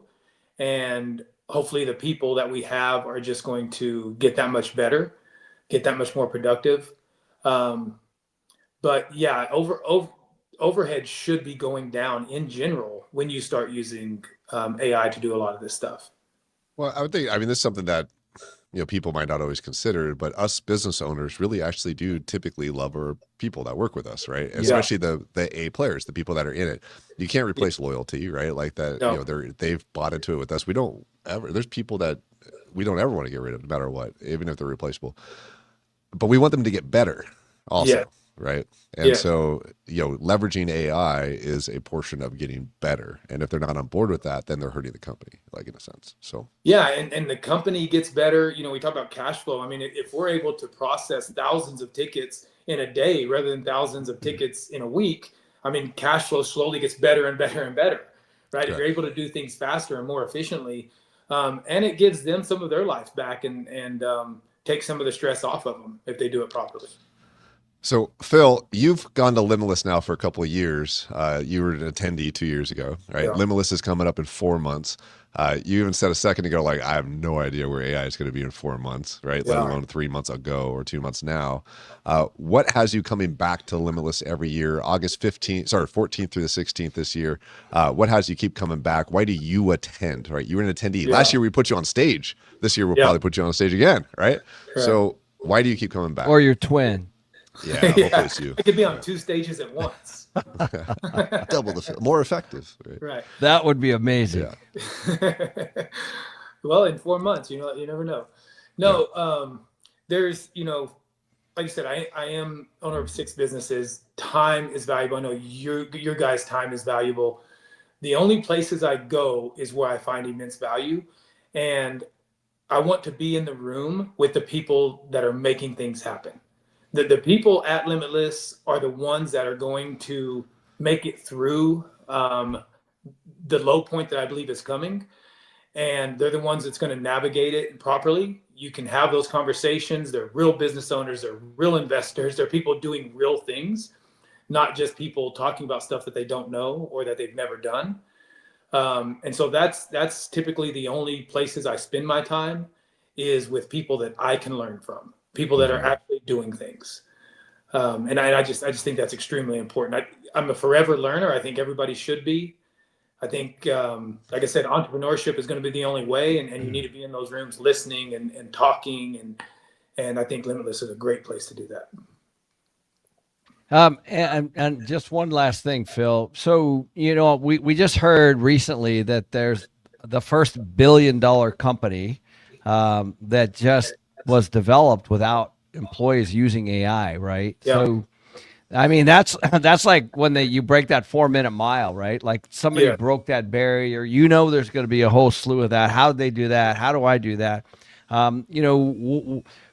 This looks to me like an incredible time to really. This is a wealth transfer. It looks like it could be in the next few years. Would you agree? Yeah, absolutely. And I also believe that there's a short period of time to do it.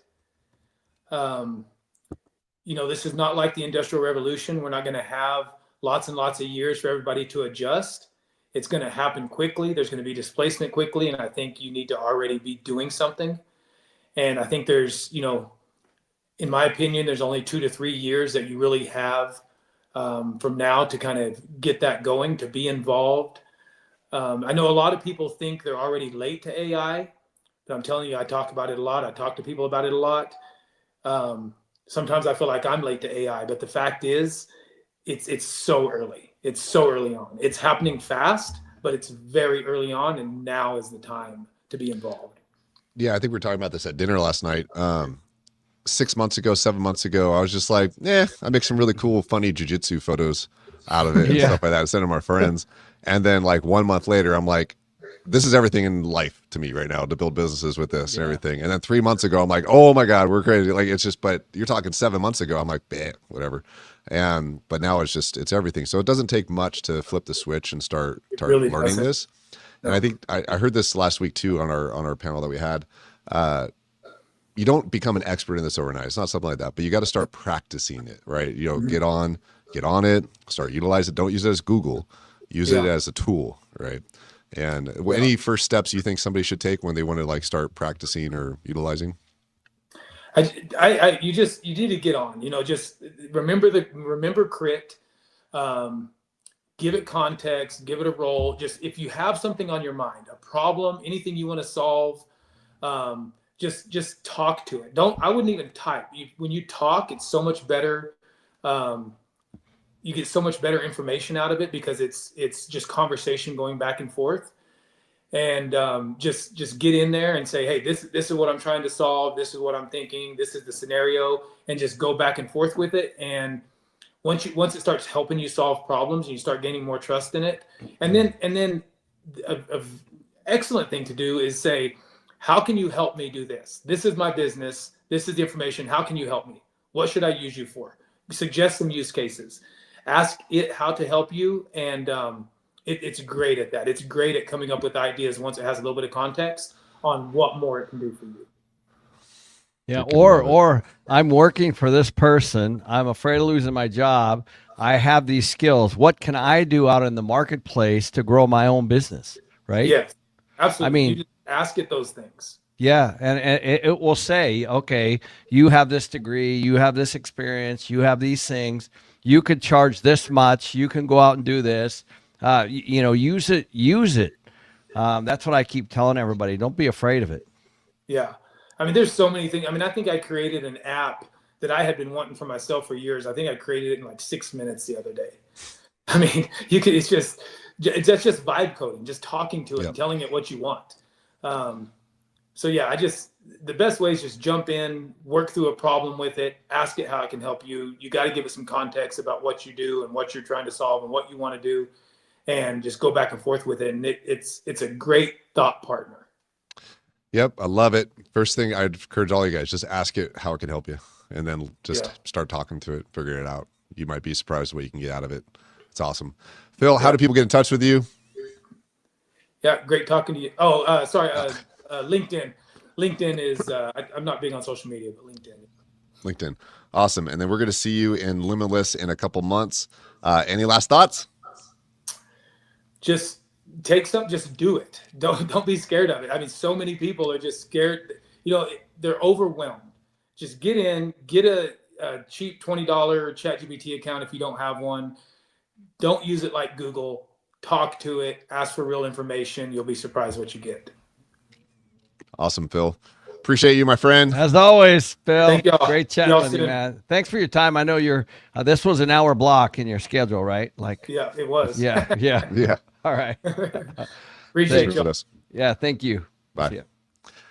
Man, that was crazy. So this has been awesome, guys. I mean, we're talking, I'm doing the math right now, 5 hours, right? 5 hours into this. My back hurts, but we're still here. What did you get out of that, Ken? Well, I learned quite a bit. Phil's, uber smart. He's been doing it for years. And so there are things that, I'm going to do. I'm going to take all my emails and go to the gym. That's for sure. I'm going to turn it into I'm never going to listen to that podcast personally. So that's good stuff. All right, let's go ahead and let's talk about Limitless real fast, guys. Limitless Expo has been around for 4 years. We're now going on year 5 this year, August 14th through the 16th in Scottsdale, Arizona. This is year 5. Like I said, Phil is going to be there. We actually met Phil. Don't forget, we met Phil at Limitless 2 years ago. He was an attendee. That's all he was. Not just all he was. He was more than that. But to us, he was just an attendee. We became friends with him. We literally became friends with him at Limitless. And then the next year, we brought him out as a speaker to Limitless, and now he's talking to you guys. Well, I think the point is he wanted to be in the room with everyone, and it turned out to be very beneficial for us, but also for him, and he keeps coming back.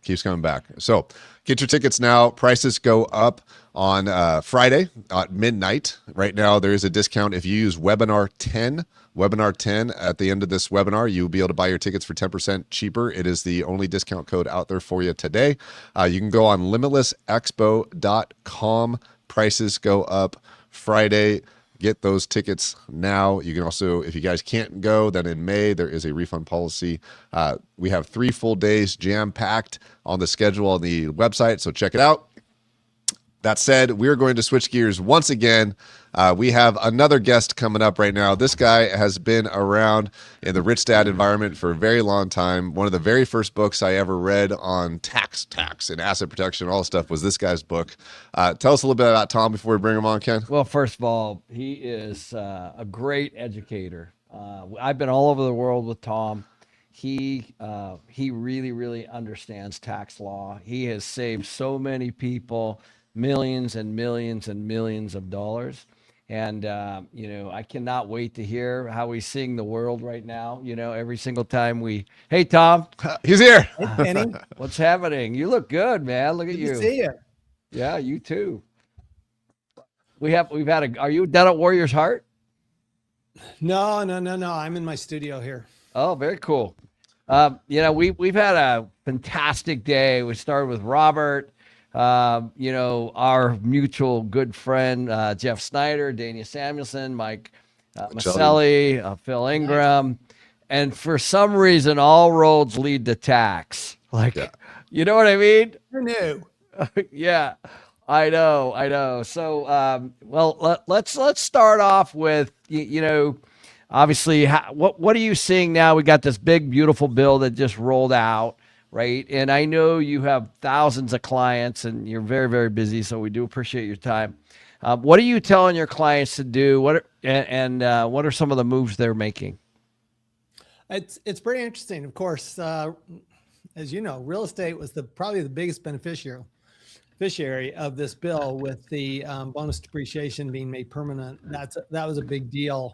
Some other things in this bill that I think are really interesting. One, of course, is the opportunity zones, and the idea that you can take, and they made it so much more clear. It was so fuzzy after 2017, and it was great. It worked, but if the idea that you can take any capital gain, go out to an area that is kind of on the verge of development, develop something, postpone your capital gains for 5 years. When you do pay tax, only pay tax on 90% of it. And then eventually when you sell the project, don't pay any tax on the gain on that project. I mean, to me, it's like ticks a lot of boxes, right? Checks a lot of boxes, because I get to defer my capital gains. I get into a good project. I don't pay tax when I sell the project. And I reduce my taxes. And on top of it, you're, developing areas of town that really need the development. And that, without a good incentive probably wouldn't happen. So I think that that's a really big one. The other thing that, I'm seeing more and more discussions about is this great manufacturing building provision, where new manufacturing buildings don't just get the bonus depreciation on the contents of the building and also the improvements, but they also get bonus depreciation on the building itself. So you're talking about, you're building a new manufacturing building, even if it's a small one, and you're writing off 85, 90% of the entire project in the first year. So you can build a manufacturing plant and write off 80 and 90% of the construction costs? Everything but the land. You're going to write off everything but the land the first year. So it's it blows out of the water anything else we've ever seen in a real And just to be clear, that could be financed too, right? Yeah, it can be financed. You could set it up so that you lease it to your company, right? So that you own it, you lease it to your company. We're just getting new regulations every day on things like this, some of the new provisions. But, everything that was talked about, all the big discussion was, we're not going to pay tax on tips, and we're not going to pay tax on overtime. And those actually have become pretty small items in here, but the deducting your research and development expense, huge one. And one thing that we're seeing right now is, of course, people can go and actually, that research and development expense that they capitalized over the last couple of years, now they get to deduct it, and they can do it retroactively. And so there's some pretty cool plays there in that. And then on top of course, we have all the old stuff that is still going. Oil and gas is now in everybody's thought process right now, because we got oil at $95 a barrel. And so everybody's thinking about, maybe I should be investing in oil and gas. Of course, I'm sure Mike Machelli was talking about all of those great tax benefits there. I mean, but those tax benefits have been around since the 70s and 80s. So I just think, there's never been a better time for reducing your taxes legally and doing it in such a way that you're building wealth, so that you're not doing it. You're not just looking at tricks and tips, but you're actually looking at ways to seriously build wealth and at the same time, seriously reduce your taxes. Now, I know we probably should say this. Whoever is in office, the administration has a massive, massive effect on what we're able to do. So what we're talking about today, could only be maybe a a little bit, 3 years of a window here, right? And then the window can shut again, just like we saw before, right? So just be clear that some of these things are available, but they might not be available, right? Right. So even when we say it's permanent, I mean, the nice thing about making it permanent is that, a new administration would actually have to do something affirmatively to eliminate that. So where bonus depreciation was originally scheduled to phase out this year, and now it's there until, the Democrats would have to come in and say, hey, we're not going to do bonus depreciation. Well, the good news about bonus depreciation is they wanted it in the first place. They were never against bonus depreciation. And so that's one of those things. I don't expect that to change. I think that's a long-term opportunity. I think the things you're going to see changes are, I think you're going to see new tax rates on high income earners. I think absolutely, if you had Democrats in office again, you're going to see massive increases in tax rates on the high income earners. But the good news is that if you're investing in real estate, oil and gas, things we talk about a Limitless, right? If you're investing in those things, your income's never high anyway. So you're never in those tax brackets. So I always tell people, if the administration's target, because remember, last administration's target was $400,000, right? If you didn't make over $400,000, we weren't going to increase your taxes.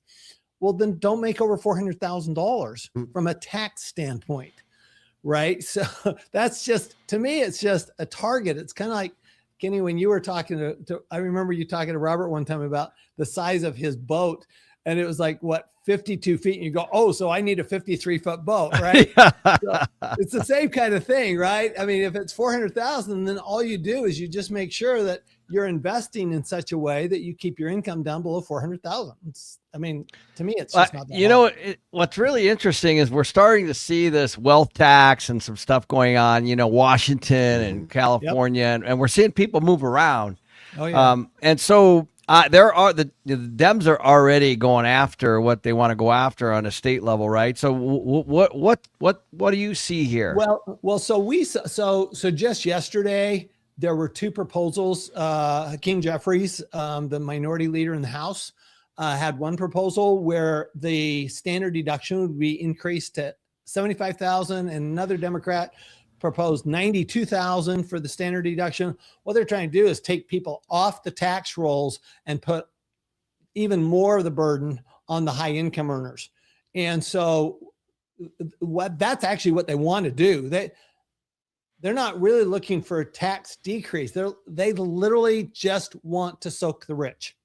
That is literally, that's their mantra, right? Tax the rich. I mean, we saw it on AOC's evening gown, right? That is their mantra. So, we see it in Washington State, 9.9% tax on people making over $1 million. We know that's going to come down pretty rapidly over the next couple of years, because politicians never saw a dollar they didn't want to spend. And so what that means is that, and that was, by the way, that's unconstitutional under the Washington State Constitution. It's unconstitutional to have an income tax, and yet now they have a capital gains tax and an income tax. And who knows what the courts are going to do? The court blessed the capital gains tax. Say, well, it's still okay. And so the challenge is, you said that people can move around from states. So they move from California because of the billionaire tax. They can move from Massachusetts because of the wealth tax. They can move from Washington State. But what happens when it's a federal tax? You can't move because your tax on worldwide income as a citizen or resident of the United States. And if you're a citizen, even if you revoke your citizenship, you've got 10 years of paying tax to the U.S. before you stop paying tax to the U.S. Well, but I think we're going to see rate increases. I don't think we'll see a wealth tax. I think that's totally unconstitutional. I don't think there's any way I just don't see a Supreme Court. Of course, if the Democrats were to stack the Supreme Court, you might see that change, right? If we had 13 justices, and so we had liberal justices on the Supreme Court controlling the Supreme Court, they might come up with an argument that we could have a wealth tax, which would be a horrible idea. But those things happen. I think more likely we're going to see major rate increases when the Democrats take office, because remember, we barely got past that in during the Biden administration, because we had two senators, Manchin and Sinema, no longer there, who voted against it. But had it not been for them not voting against it, we'd have had a $6 trillion tax increase during the Biden administration. So as it was, we had a major tax increase, which then, of course, Trump undid.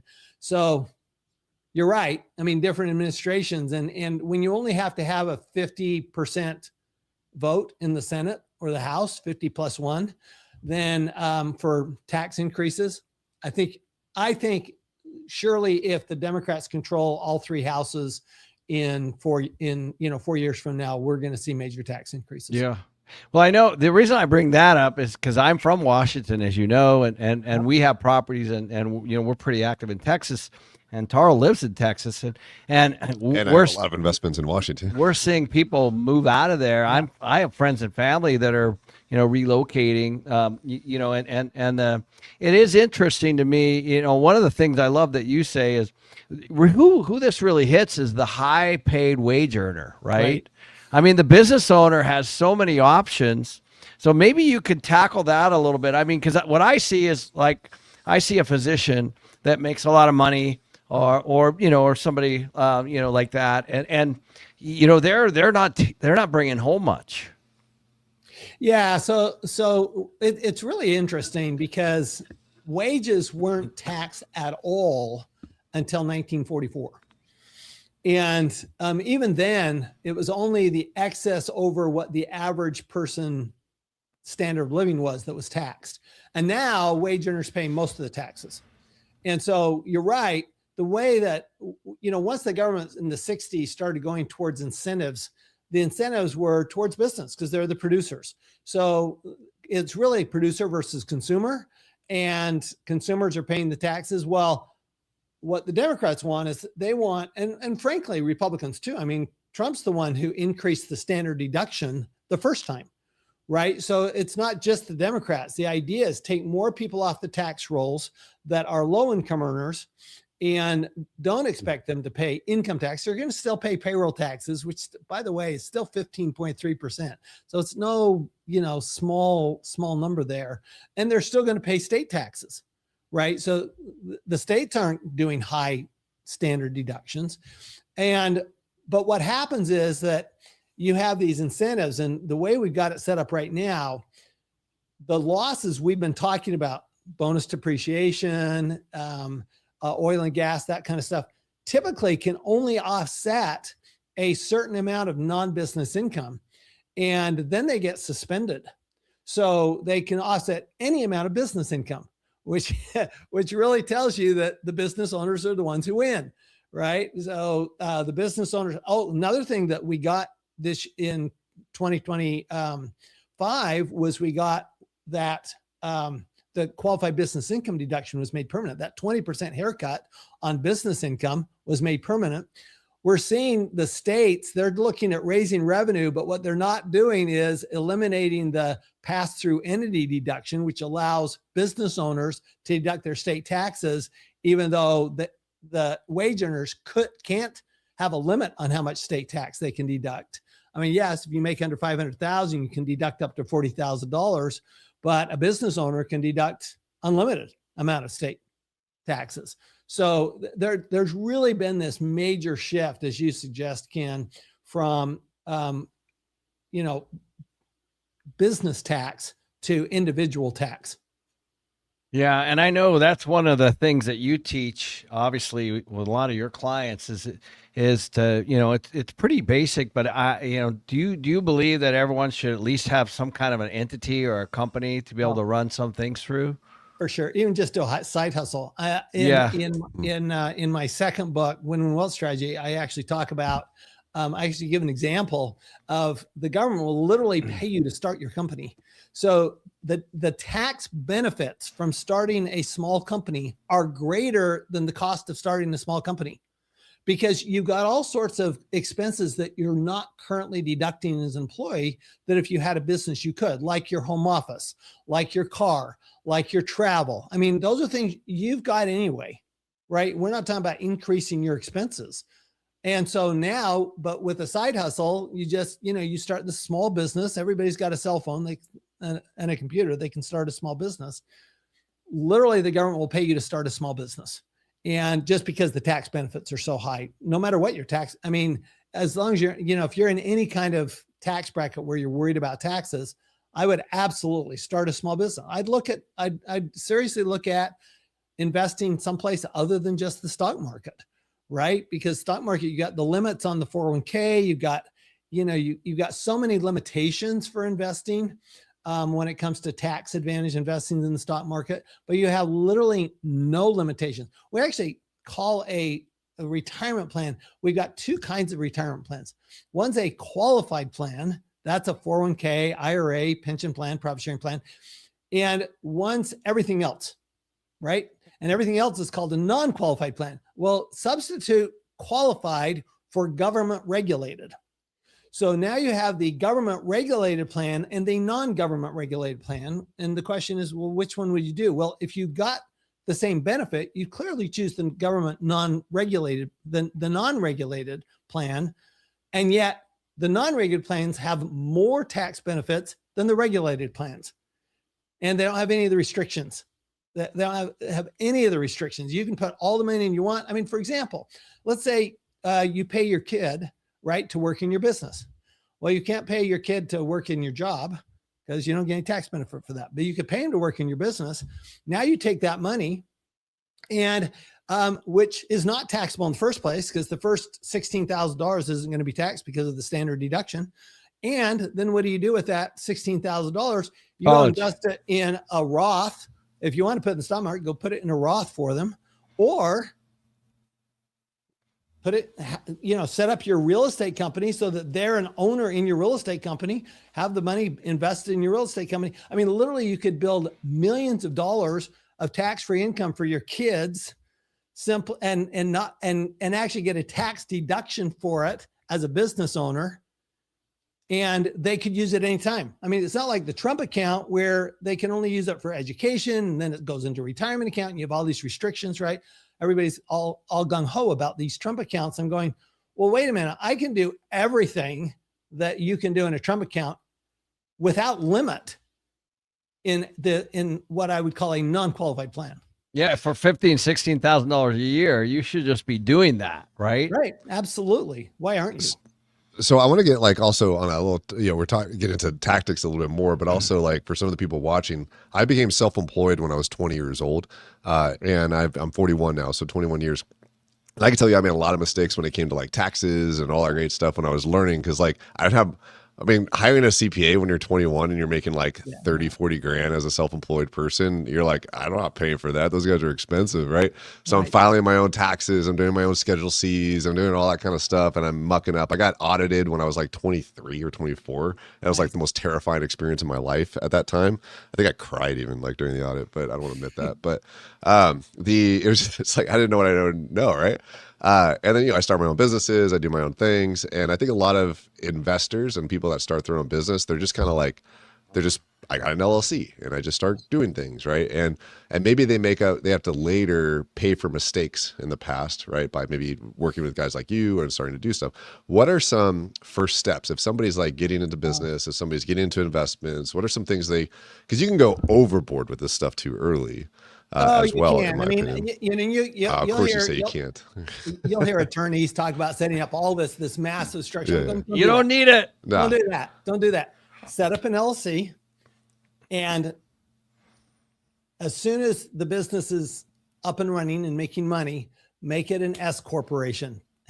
The LLC can be taxed as an S corporation, and that's a very important step that most people don't take. You mentioned it yourself. You start as a Schedule C. I'm going, so what you did was you made $30,000 a year. Yeah, you might not have paid much income tax, but you paid 15.3% on that $30,000 for self-employment tax.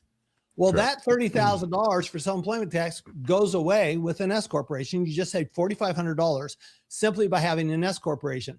I'll tell you what else it does. It reduces your risk of audit by having an S corporation. And if you have a home office and you're a Schedule C, you have to report that you have a home office as a Schedule C. But if you have an S corporation, there's no place to report it. So you have a home office that you're taking this deduction on your S corporation tax return. It just shows up as office expense. So the other thing you're doing is you're telling the IRS and you're telling everybody else, I'm a real business. And I think that I will tell you. So when I started my first CPA firm, I started out of my home. And I will tell you, people thought I was just in between jobs. No, I mean, I was dead serious. It's just that I was trying to keep my expenses down, right? So I started out of my home. The minute I moved into an office, I literally paid a buddy of mine $250 a month to share an office space with him. The minute I did that, all the referrals started coming in. Oh, well, you're a real business now, right? Before you were in between jobs. Now you're a real business. Well, the same thing's true with an entity, with especially being an S corporation. You go, hey, I'm an S corporation. I have a limited liability company. I'm being taxed in S corporation. I keep a balance sheet as well as an income statement. I'm doing my books right. These are things that, you two have been in business for a long time. You go, well, yeah, well, obviously. Well, no, it's not obvious. No. I mean, a Schedule C is a profit and loss statement. There's no balance sheet to go with it, which is why it's such an audit risk, is because there is no balance sheet. That's why I was audited. It was also all the meals and entertainment. I'm sure it was. I see Schedule C audits. I think they increase your risk of an audit by about 5 times. Mm-hmm. Wow. Literally 500%. I think that's how bad they are. I had a client actually that got audited over that because with his prior CPA, it had been a Schedule C. It actually been, and by the way, his prior CPA was a really big CPA firm, and so that's the other thing is don't think that just because you have a big CPA firm that they know what they're talking about, and they know what they're doing, and that they have your best interests at heart. That I don't think that's necessarily true. It's like suggesting that if I go to a chain restaurant, I'm going to get better food than a good local restaurant. It's not likely, right? So that's the other thing is when you do start making some money, I get you're making $30,000, $40,000 a year.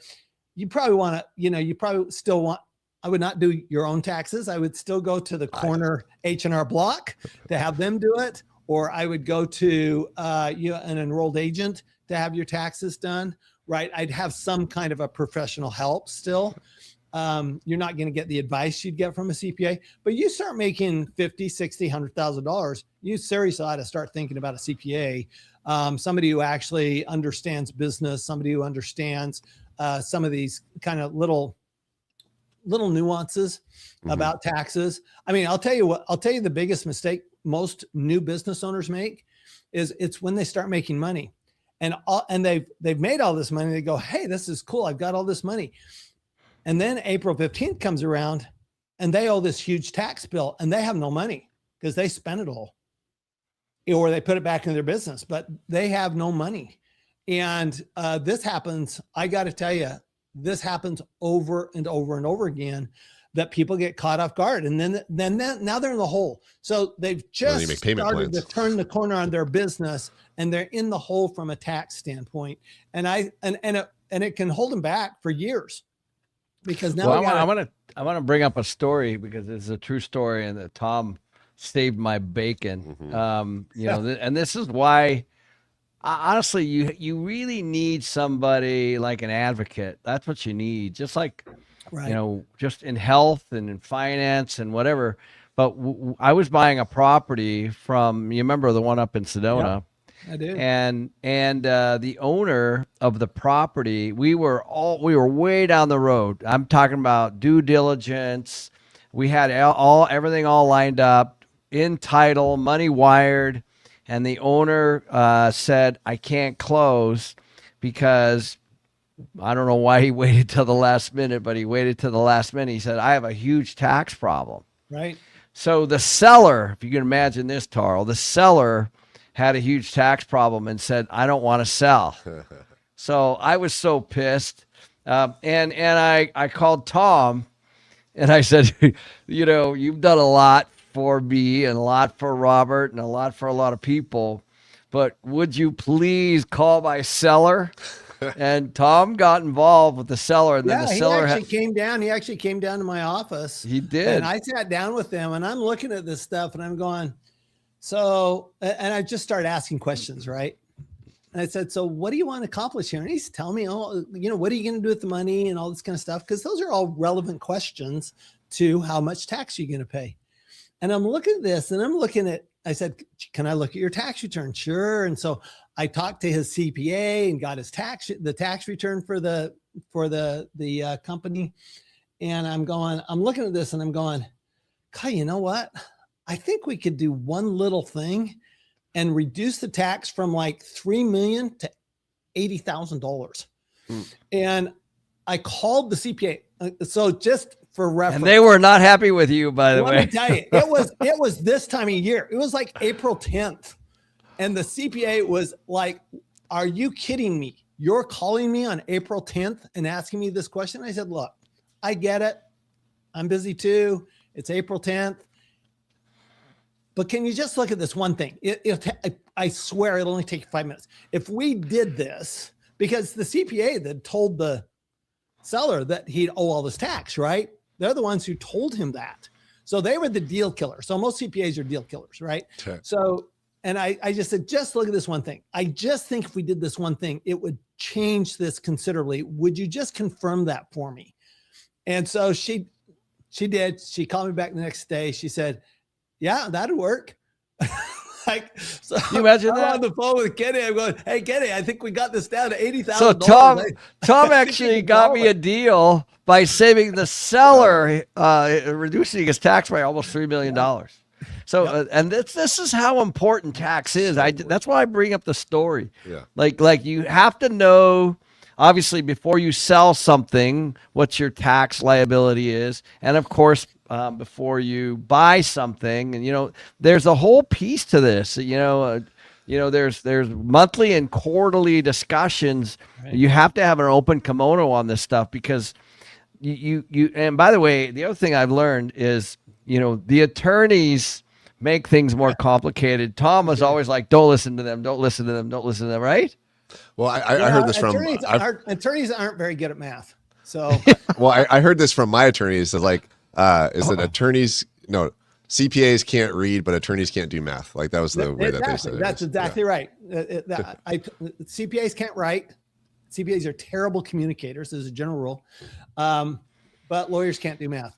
So that's the problem. And that's actually, you bring up a good point, Kenny, is that a lot of times the most important thing you do is have your attorney and your accountant sit down and talk to each other and not point fingers at each other, but actually have that conversation, because attorneys are good at certain things. There are certain things they have to do. They have to draft the documents, et cetera. But they have a tough time with the numbers. And the reality is it's all about the numbers, right? Business, real estate, whatever it is, it's all about the numbers. And if you've got to run the numbers, like you say, Kenny, it's like people always say, well, hey, I want to do a like-kind exchange, right? 1031 exchange in my property. I'm going, are you sure? And they'll look at me like, are you kidding me? I can't believe you said that. I'm going, well, you might be better off paying the capital gains tax on the property you sell and then getting bonus depreciation on the new property you're buying.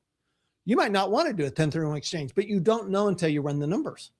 And so, let's run the numbers. Let's find out. And that's another good point, Tom. Back in the day, I think a lot of people start this way.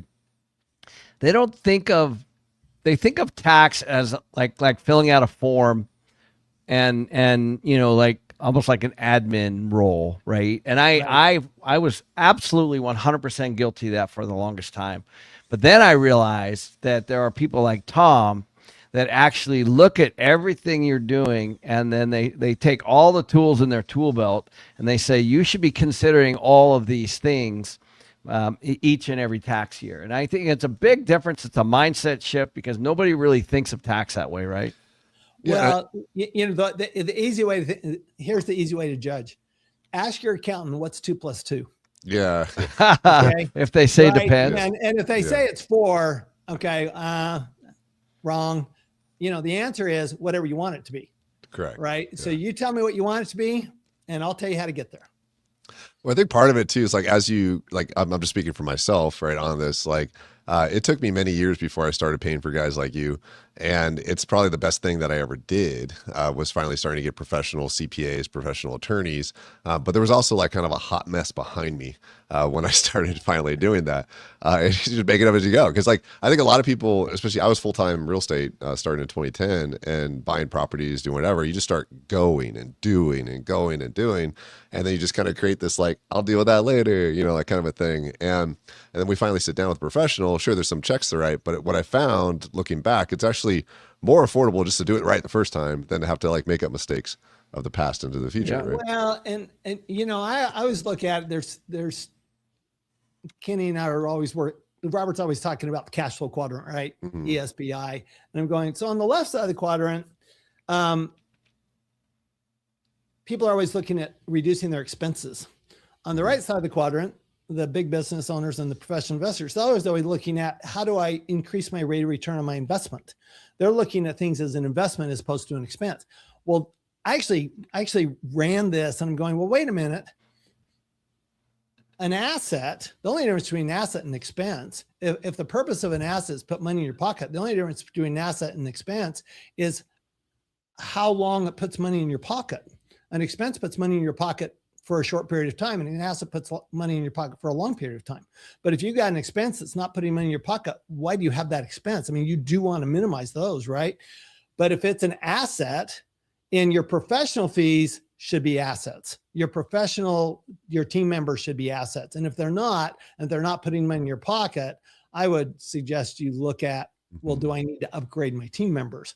Because it should not be a matter of, hey, I've got to write a check. It's like, I get to write a check.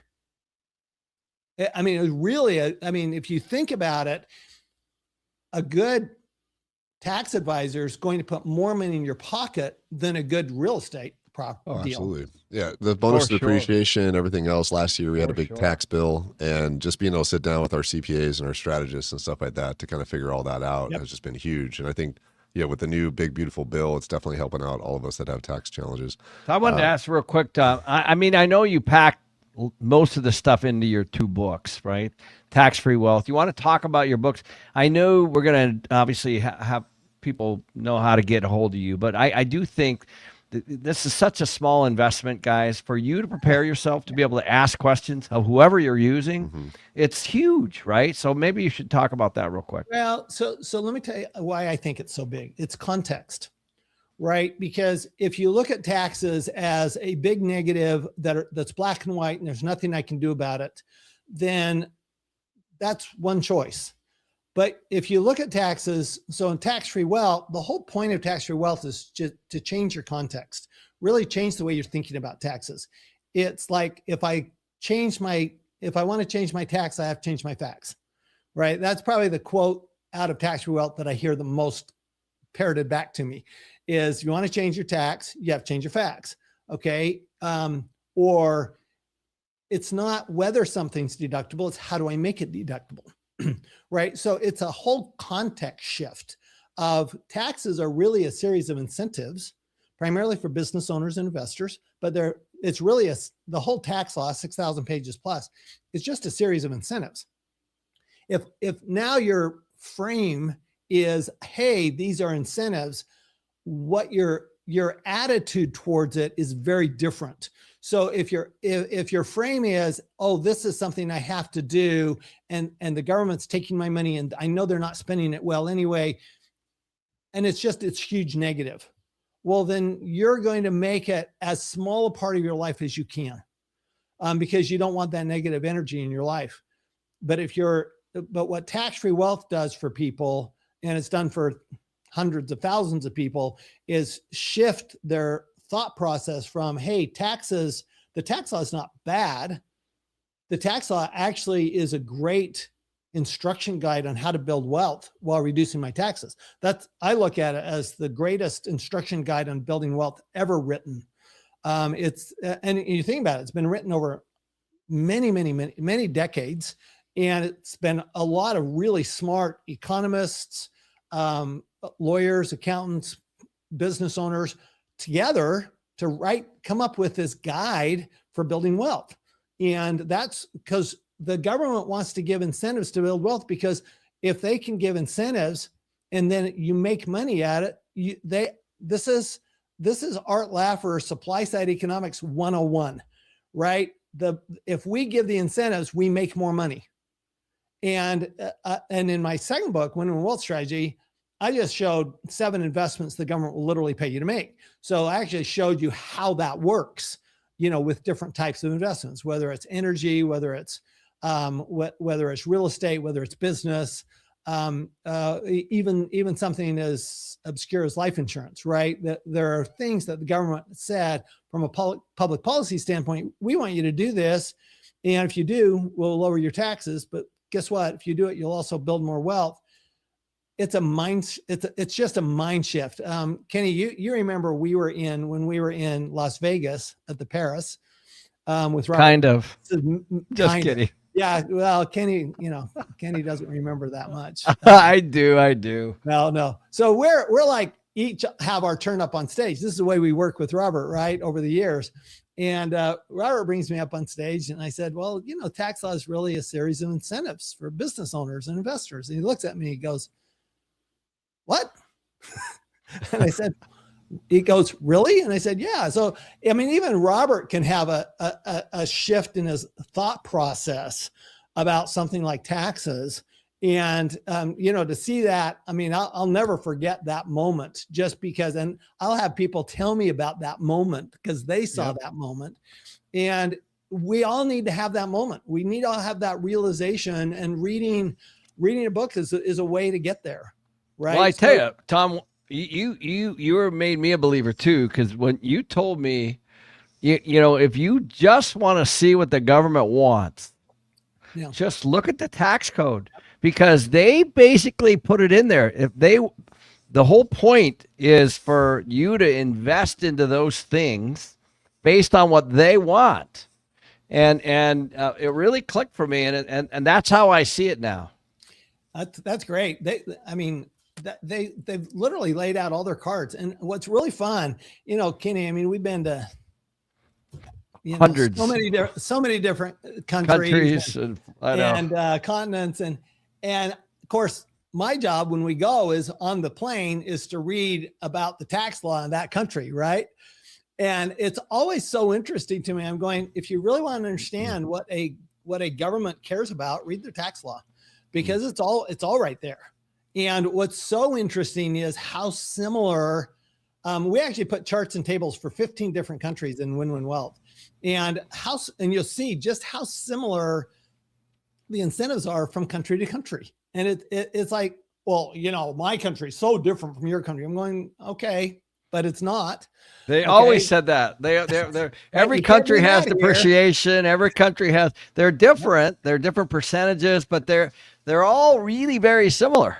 They're so similar. And all that tells you is that, hey, they've all listened to the same, economics is economics, business is business, investing is investing. Doesn't matter where you are. It's the same. And so, I think it's fast. I love it. I'll tell you a quick story. So I take my grandkids. My wife and I take our grandkids on vacation every year. We get them for 5 days. That's our limit. We only get them for 5 days, but we'll go we're on our way to Rhode Island a couple of years ago, and we're standing in the TSA line, and this guy comes up to me and starts saying, "Hey, you're Tom Wright," and he starts talking about tax-free wealth and how it saved him all this money and how it's helped him make money and all this kind of stuff. And I'm just going, keep talking. My grandkids are listening to this. And it's awesome for them to hear it. And that's what's so cool. That's what I love about, and I love what you guys are doing with Limitless, because, then you see people actually implement it into their life. And, this is somebody, they weren't a client of mine. I'd never talked to them before. They just read tax-free wealth and they go, hey, I can do this. and they took to their accountant. And one thing I know about tax-free wealth is I've never had an accountant say, you can't do that. Yeah. They'll all say, yeah, you can do that. And then the client always goes, why didn't you tell me that? I know. Yep. So Tom, Limitless is in 4 months, and we're going to have you out at Limitless. Why do you go to an events like Limitless? You know what? So I do for a couple of reasons. One is, of course, I love the education. You guys always put on, great. I mean, I was listening to the AI guy, before, and you always have such great speakers. But I love the participants. That's actually what I love about events like this is that you've got a couple of thousand people that are smarter than you in a lot of ways, right? And you get to meet them and you get to find out about them. I'll tell you, I was at one where this couple came up to me and said, hey, my daughter is an accountant and she's at one of the big firms and she's looking for something else. Would you talk to her? And I said, sure. And I interviewed her. She's a manager in my CPA firm now. Wow. And so you just never know who you're going to meet or what's going to happen. I was at a conference in November and I met this guy and I said, so what are you doing? He says, well, I'm kind of in between. I said, well, what are you looking for? He says, well, what we do is we market and sell high-end education. I'm going, well, that's what I need because we just launched a new education course. And he goes, great. So we started talking about it. I mean, it's been amazing. I mean, he's already sold dozens of spots in our education. I'm just going, it's the participants. To me, it's like, because here's the thing. Everybody's there because they want to learn. Everybody's there knowing that they don't know everything. And so you have a particular context of the people coming in that is different than what you have at home, right? It's different than what you have at the office. And so you get to be in a place where people really do have limitless ideas, right? Hey, what if we did this? What if we did this? And everybody's got such a different perspective. And it's just, I love listening to other people talk about their experiences. What are they doing? How are they doing it? And you never know when you're going to make a connection that's going to, make you, hundreds of thousands of dollars. And this year, we have a special surprise. Robert is going to lead Tom and I in a talk called How Debt and Taxes Make You Rich. And it's going to be an awesome talk, and it's going to be live August 14th through the 16th in Scottsdale, Arizona. Tom, it's been awesome having you. We still got 2 more speakers for this session that we got to go, Tom. So we got to let you go. As always, man. It's good to see you guys. And thanks so much for inviting me. Just thanks so much for doing this because this kind of education is literally priceless. And Yes, really it is. appreciate what you're doing. Yeah. Thank you, Awesome. Tom. We can't Appreciate look forward to everything we you're look doing. forward to seeing you. We look forward to everybody being able to meet you. And we'll see you in August. Thanks, Tom. Yeah. Thank you. Awesome. All right, guys. That was Tom Wheelwright. Appreciate having him. And where's my moderators? I guess they went to the bathroom. I don't know. Anyways, so that was Tom. That was awesome. Love it. Guys, we have 2 more sessions with you guys, and we just went through oil, gas, gold, precious metals, AI usage. We had Robert Kiyosaki. We had Jeff Snyder. Now we're getting into the big guns. We can get rid of this. We have been on for 5 hours, 39 minutes, right, Kenny? And we do this for you. So we're going to get into real estate now. And this is the moment you've all been waiting for, I know, to hear me present on single family investments. And then you get to hear Ken talk about multifamily just right after me as well. We have a lot to talk about here. I actually have a pitch deck. Not joking. I have actually a single family investment portfolio that I'm going to go over with you guys as far as what's happening with single family real estate, what's happening in the market right now. Should you be investing in single family? Should you not be investing in single family? Ken, you got to go to the bathroom because right now I'm going to start talking about, or you want to stick around and hear me talk about this stuff? Well, I might leave during the middle. All right, cool. Fair enough. I'm going to share my screen, guys, and get that up on the screen. And you got rid of him already, Jerry. Like, he's still here. So you're so quick at getting rid of. You are. You just want to get rid of Ken. I understand. Jerry. The Walk out. that's why you don't have to get rid of. All right, guys. So we're moving right on to it. It's been a long day for Ken and I. Some of you guys have been with us since the start. All right, if you guys have been with us since the start of this at 11 a.m. Pacific, go ahead and put that on the chat. I'm very curious. I can see the chat. How many of you guys have been with us for 5 hours and 40 minutes? I'm assuming at least one of you has been here. So we still got a little bit more time here. I'm going to go over single family real estate investing from an operator's viewpoint. That is me, Tarl Yarber. Some of you guys have no clue who I am. You've been watching me here for 5 hours, 40 minutes with Ken, and I never even introduced myself. So I'm Tarl Yarber. I've been investing in real estate full time since 2010, but I actually got started in 2005 when I was 20 years old. And got into the business early. I bought a course in 2005, actually, to go see Rich Dad Poor, go see Robert Kiyosaki at the Learning Addicts in Los Angeles. And I bought a course on wholesaling real estate from some other person. Did a couple deals and then got out of it in 2006 and then went full time in 2010 in single family homes. Lived in Seattle, Washington at the time. I've actively operated a little over 650 properties. Those are single family homes, flips, burrs, rentals, and so forth, where I personally invested in all of them. 700 properties pretty much to date. I also own a hard money lending company. So the reason why I bring that up there is because this whole deck here is to talk to you guys about what's my perspective from the trenches on single family investing, right? What I see from me investing personally, but also what I see from other operators that are out there. I kind of have a perspective on the table of an operator, but also the perspective from the table of a lender. So I get to see a lot of different other people's deals at the same time. So let's talk about the state of single family investing right now, where we are and how we got here and why it matters. This number right here, 4.09 million February existing home sales annualized. That is the lowest since 2009. Now this chart here, what it is basically breaking down to you is that home sales have hit the lowest since 2009. This chart's going over since 1998, breaking down per year. Essentially, how many homes have been sold each and every single year. Now, in 1998, give or take, that's 4.28 million, goes all up to 6 million right before the crash, drops down to 3.9 in February 2009, which was the lowest. And now we're going back down to 4.09 again. So there is this basically showing you guys a, take trash out, you guys can see my screen, my wife's. All right, anyways. House pricing as well has dropped year over year, 0.4%. New cycle low down from 0.7% in January. This is the sales in 2025 is the lowest since 1995, essentially. Home prices are dropping. Month over month, negative prices turn negative month to month in February 2026. In February 2026, this is a chart here showing Freddie Mac home price index month over month seasonally adjusted. So that every single month it's showing what has happened to the pricing in the United States as far as housing is concerned. In February 2026 is the first month in quite some time since this dot here, if you guys see this area, this is 2022 when interest rates skyrocketed up. Prices went down, and that hasn't happened actually again since basically February 2026. The other big dips here are during the GFC crisis, and you had some dips here during the dot-com bust as well.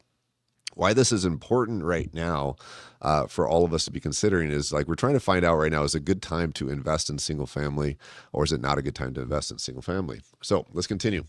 256 of the 387 metro areas are below their previous peak.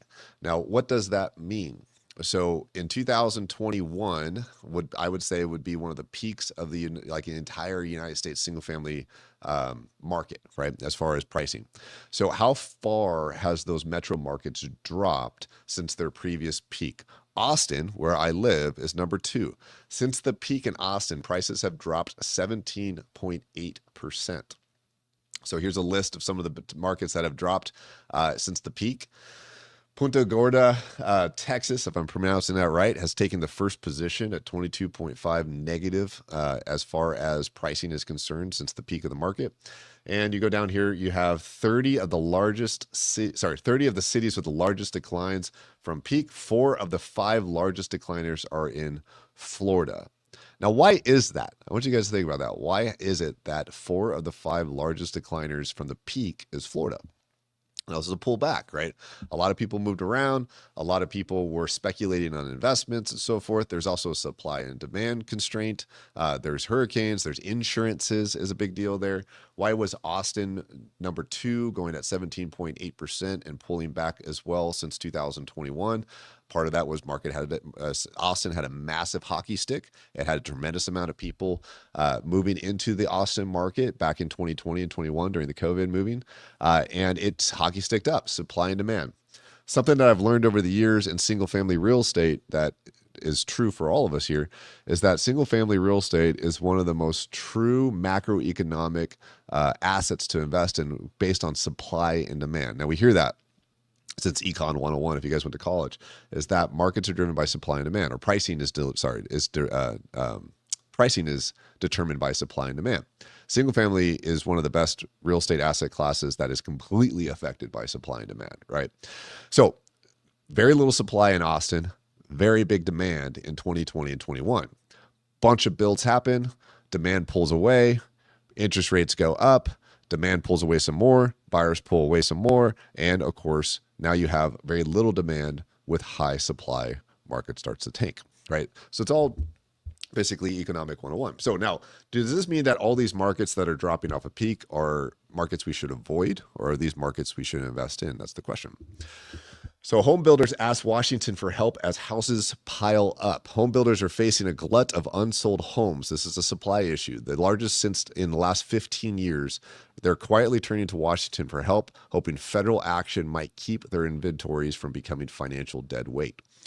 Now, this is kind of one of those things where there's so much supply from builders. They built up. If you guys have seen this, Ken's talked about it on his YouTube channel quite a bit.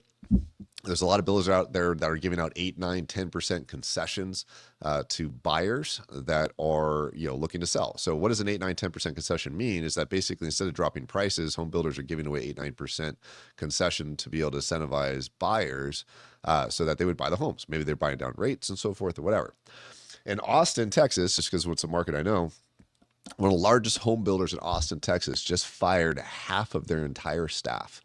I live in an area called Dripping Springs, and there's a subdivision there that got built up over the last few years, and they have tons of homes on the market. They still have to build more. I heard Ken once say when it came to building is that once you get to permits, you're basically having that baby. You have to finish the project, right? No matter what. So whether they like it or not, a lot of builders right now are sitting on a tremendous amount of supply with not a lot of demand. And so what does that mean? What does that mean for us as investors?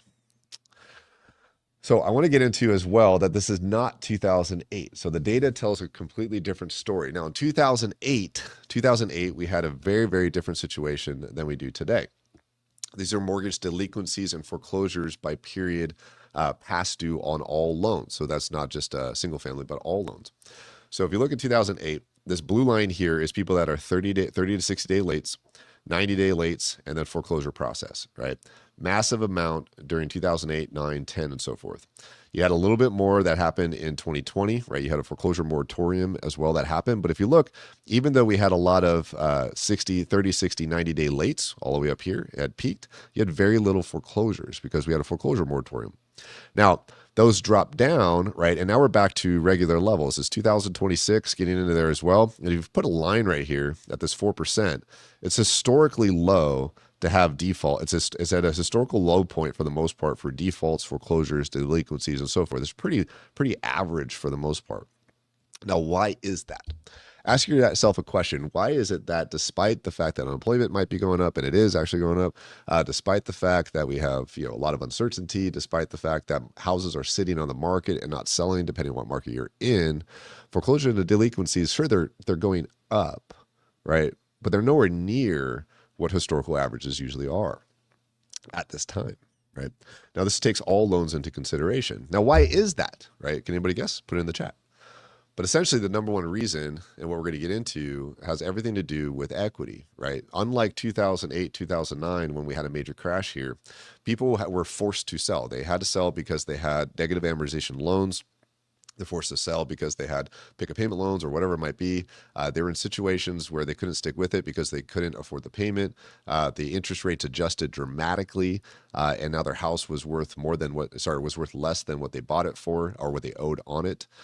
In addition to their payment might have gone up as well quite a bit. So now they can't make the payment. So people were stuck in that position. So banks had no choice but to take the houses in those situations. Today, people have equity, right? Now, this is negative equity rate by volume. So any of the blue line here are the number of people that are underwater in mortgages. So I got started full-time real estate investing in the trenches, single family only. I don't have any multifamily. The largest thing I have is a 4-unit, and I only buy 1 to 4 unit. That's it.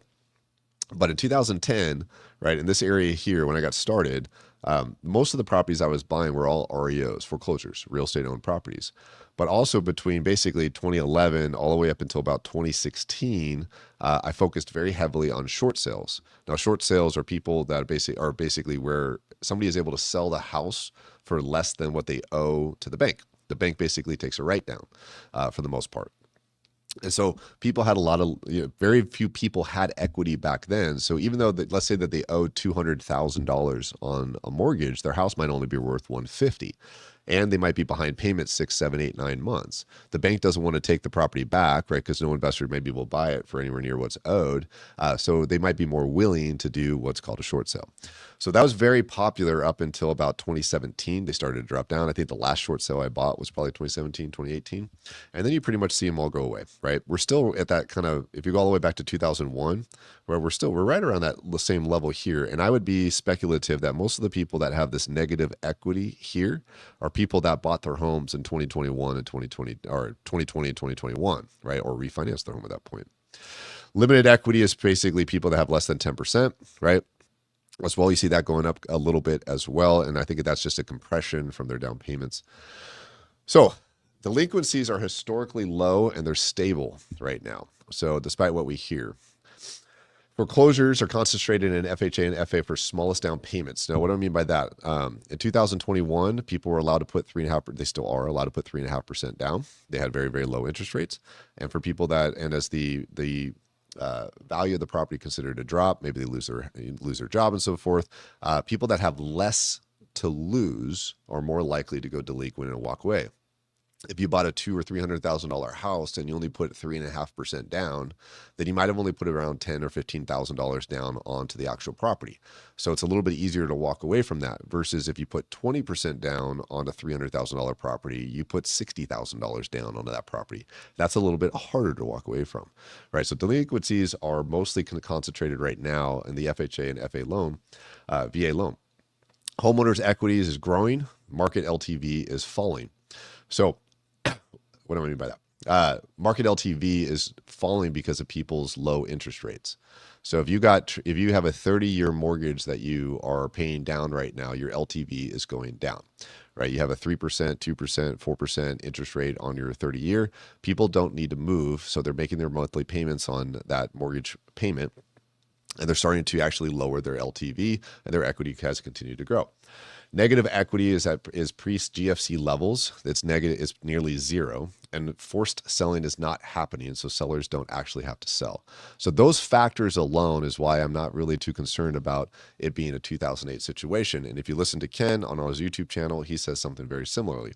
Now, will that still be the same if unemployment doubles? If unemployment goes to double digit, will these factors still be the same? Now, today, when I look at these stats, I'm saying, no, I don't think there's a situation here.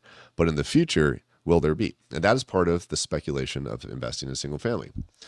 So keep in mind as we go through this, there is no national single family market. All real estate is local. So all these stats here, everything I just showed, has everything to do on a national basis. I haven't gone over any specific markets. I talked a little bit about Austin, and I showed the 30 markets that have a negative depreciation since 2022. But ultimately, where you guys live, depending on where you are right now, your market is extremely local. Real estate is hyper local. I spent many, many years investing in the Seattle and Tacoma market. And so in Seattle, Washington, it is a block by block market. So it's a different market in downtown Seattle than it is in Delridge, Seattle area, than it is in West Seattle, than it is in Shoreline, Seattle area. These are neighborhoods, and every single neighborhood has its own different blocks and its own different parts that are worth more versus others. Some have views, some don't. That's the same with whatever city you're living in. Now we're in Scottsdale, Arizona right now, right? And there's master plan communities with 300, 400, 500 homes, if not more, thousands of homes, some of them. And they might only have 4 floor plans. Now that subdivision it's kind of its own little micro market, right? Those 4 floor plans are sold for a certain amount. And if you buy one of those, then you know it's worth, there's only a max ARV for each one of those areas. So every market is different. Every market has job situations. They're either coming or going, right? Every market has people either moving into it or moving away from it. So know that for yourself while we get into single family even more. So markets with the deepest rent cuts. So let's talk about rents, right? Austin, ranking number 50, right at the top 50 list. -7% effective rent change as of now. So basically one of the worst markets to have rent cuts currently. Now, why is that? Ken's probably going to talk about it, but basically it's an oversupply of rentals. Multifamily, I live there. I see multifamily still going up right now. It's an oversupply. There's beautiful A-class multifamily properties in Austin right now that are giving 3-4 month free rent, right? Currently, just to get people to move in. And imagine if you're in a B or C class apartment right across the street from a brand new A class, and you're being asked to renew your B or C class apartment, but you're like, well, right across the street has a golf simulator and I get 3 months free rent. Why wouldn't I move over there? So rents are compressing. On the other side of it, you have markets that rents are going up. Now, I was surprised to see that San Francisco was number 1 on here, right? But why is that? The thing is, this is an annual effective rent change. I want you guys to understand this is annual. So this is year by year. So is that San Francisco going up because people are moving there more, or is it did it go down because of pandemic situations and now it's just going back up to get back to normal stabilization? If you go back to these lists here of the rank of the 41 through 50 of the worst markets to having compressed rents, pretty much every single one of these markets too had an oversupply of build because of COVID era, right? So in 2020, you had all these syndications, and 2021, you had all these syndications popping up, building an oversupply of investments in pretty much every single one of these markets. So we're just dealing with an oversupply. So what drives single home prices? Talked about this a little bit. So if you're looking at your market, what is going to be a good place to be able to bet when it comes to single family? There are 4 major factors that drive single family prices. The first one is jobs. Ken talks about this a lot on this YouTube channel. Basically, no matter what you consider as far as like what's going to drive a price of a single family home, it's people. At the end of the day, it's people. So those people have to have jobs. If there's jobs in that market, people are going to be doing what's number 2, which is migration, moving to it. Wherever the jobs are, that's where the people go. So I'm pretty bullish right now on areas that have a lot more manufacturing, blue collar growth, and so forth. Ken talks about that too. So where are the jobs going to be? Where are people moving to, and where are they not moving from? Population is a combination of natural growth, immigration trends, and migration. And then, of course, supply, local housing supply relative to demand. Now, I brought up Austin multiple times because I live there. But essentially, even though people are still moving to Austin, there's an overabundance of supply. Massive amount of multifamily properties that you could be moving into. And also there's a lot of new construction that was built due to the pandemic and an expansion time during that time period that is sitting on the market. So despite the fact that there is people moving to Austin, despite the fact that there's still a bunch of jobs going to Austin, there is a overabundance of supply. Now you take an antithesis of that in an area, let's say a Seattle, right? Sure, people are moving away from Seattle right now because of the job, not because of jobs, but mainly because of taxes more than anything. But there is a very limited amount of supply. So that's why when you see markets like the Seattles and the San Franciscos and so forth out there, is that they're surrounded by water, right? They can't build more. There is no 1,000-person subdivision in the Seattle market because you can't build one, right? So you have to tear something down to build something up. Whereas markets like Austin, you can just drive another 10 minutes and you can go build another 1,000-person subdivision. It's a different market. So supply and demand is affected even if people are moving to it. All right. So people are still moving to these states, believe it or not. Southern, Mountain, West states are still continuing to grow. Texas, believe it or not, people are still moving there. South Carolina, Idaho, and so forth. Go find the market trends. CoStar has all this stuff. Invest where people are moving to and avoid where people are moving from. So let's get into the trenches, right? Let's talk about what I'm actually seeing on the streets from my own investment portfolio, not and as well as what I'm seeing from borrowers that borrow money from us. So operators right now, and what I mean by operators, I'm talking more about single family people that are out there investing, myself, mom and pop shops, plenty of people out there. Operators right now that bought last year's market are now solving last year's problem. So real estate investors that, let's say, bought in 2024 or 2025 that were house flippers, let's say specifically, in certain markets, not all markets, are suffering right now a little bit. They've put their houses on the market and the market has stalled out. I'll give you guys a story with myself personally. I started buying in Savannah, Georgia in 2024. Right, Savannah, Georgia built a Hyundai battery plant, right? And they also started expanding the port in Savannah, Georgia, and is becoming a pretty big demand for a lot of blue collar growth. Has a military base not too far from there as well, and they also have a lot of Boeing's base not too far from there too. So I was searching around the U.S. like where can I go and where can I invest that's going to have more of like production based jobs and where are people moving to? On the East Coast, Savannah was a good spot for me, so I jumped into Savannah. Started investing in Savannah. I started keeping some rentals, doing some BRRRRs, buy, rehab, rent, refinance, repeat, and so forth. But then in 2025, for whatever reason, I mean, things were going great. For whatever reason, 2025, the market stalled. So even though Savannah had people moving to it, even though Savannah has jobs and there's a lot of growth and demand in Savannah area, the market stalled. Why? Fear, uncertainty, people didn't need to buy, people think interest rates are going to go down, right? So despite the fact that there might be a demand situation in Savannah, the buyers didn't show up.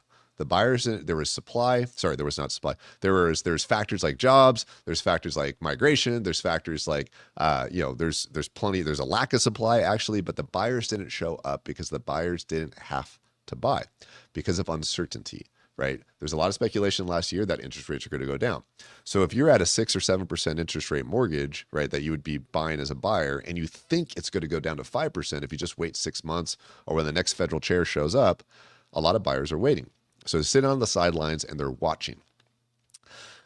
So what happened, right? Operators, appraisals all of a sudden last year started coming in lower, right? They might have been, their houses were starting to sit on the market and they're taking haircuts and price cuts. A stale market started creating accidental landlords, but they have fear and excitement about new deals.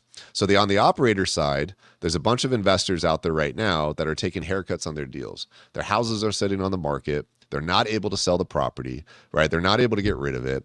And so they're becoming accidental landlords. Myself in particular, when I started buying in Savannah, let's put it this way. I have more rentals in Savannah than I wanted, right? We put some houses on the market that even sit for 6 to 8 months in that neighborhood, in that area, despite the fact that ARV and comp said otherwise, that we were in a good spot. But people waited, people watched, right? Now, all of a sudden, we're taking haircuts, we're getting lower appraisals, right? But we're pulling them off the market, keeping them as rentals, and we just got to wait, right? Now, operators are seeing that, and some of these operators are starting to get foreclosed on. Delinquency rates are going up on the investment side of things. On the lending desk side, you see investor delinquencies rising. Hard money lender defaults are up significantly. Investors are seeking solutions to last year's buys. Seasoned investors are waiting or trying to refinance. So you have two buckets here. Right.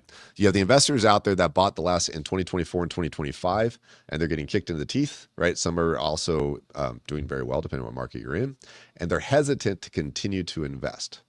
At the same time, the lenders are starting to see that there's delinquencies going up in hard money loans, there's delinquencies going up in investors, and they're starting to get a little bit nervous. They're starting to pull back too. But at the bottom of it, right, if you guys look at this side, on the operator side, even though there's fear from the operator aspect, there's also excitement about the possibility of new deals.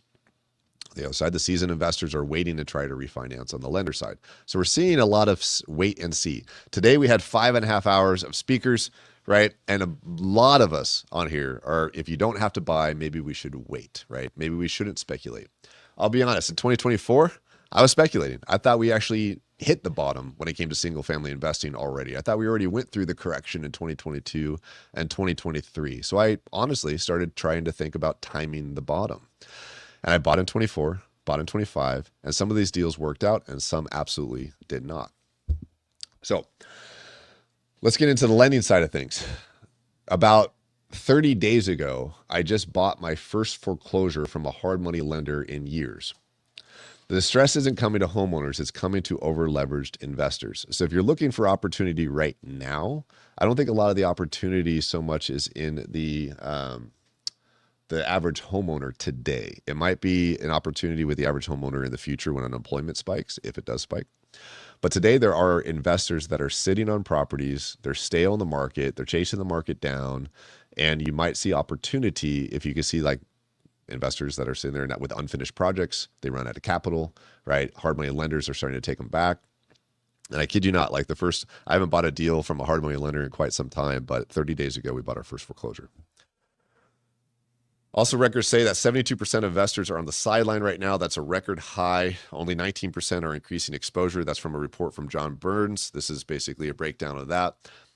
What this is telling us here on this slide right now is that investors, they got hurt in 2022 and they're pulling back right now and they're starting to wait and see.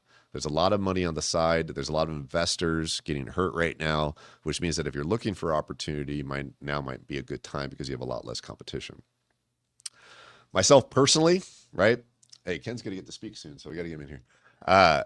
Myself personally, I'm kind of taking I'm not saying that I'm sitting back. I'm actually being very surgical on my acquisitions currently, not just speculation. I don't speculate. I'm being very surgical on this. You listen to the speakers that we've had throughout the day, and a lot of them are telling us to just wait and see, to look for where the market's going. If you don't have to buy, don't buy now. If you can just look at where things are, then maybe you could take advantage of it in the future. Myself personally, right? I can't help but not want to buy single family real estate, but I don't need to be investing in a shotgun blast. We can take more of a sniper approach, more of a surgical approach, right? So I started buying in the Austin market about 120 days ago. And the way we're going about it right now in the Austin market is that if it's cash flowing today, if we can buy a deal, right, that's messed up, needs to be repaired, a foreclosure or so forth, right? Which a lot of these are going to be, in my opinion, I think we're going to see a lot of this happen in summer and spring.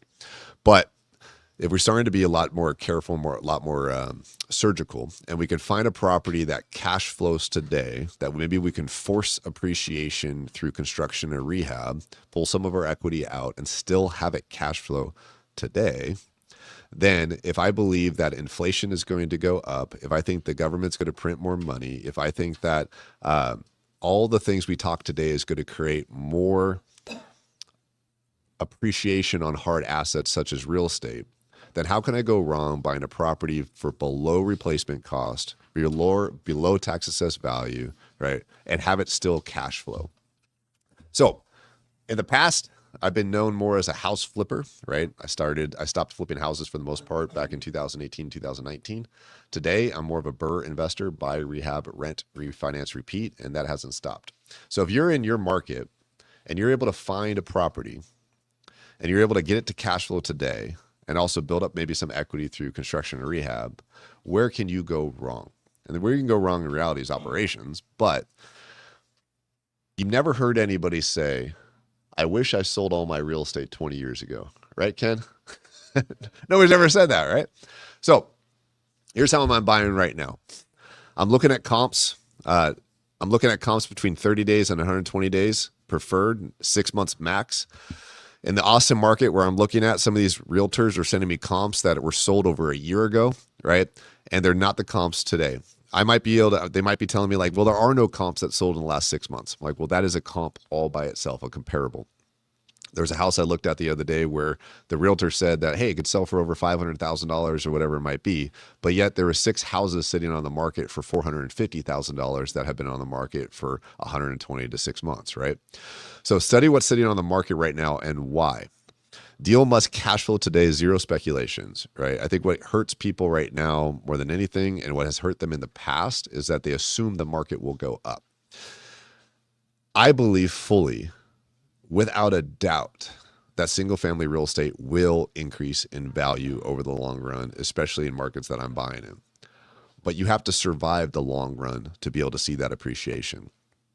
I think we got used to in 2020 and 2021 where a house would go up $100,000 in value within a few months and you get multiple asking offers. That's not the case right now. And a lot of you guys know that. So the deal must cash flow.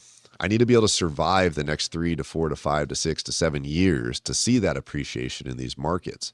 If I buy a bunch of properties that I'm speculating that I'm going to get appreciation on, but each one is negatively cash flowing, that at some point I'm going to basically lose, right? So additionally, know the ceiling of the neighborhood you're in and stay under it. Now, what do I mean by that? Earlier, just a second ago, I said about like the Austin market with $500,000, right?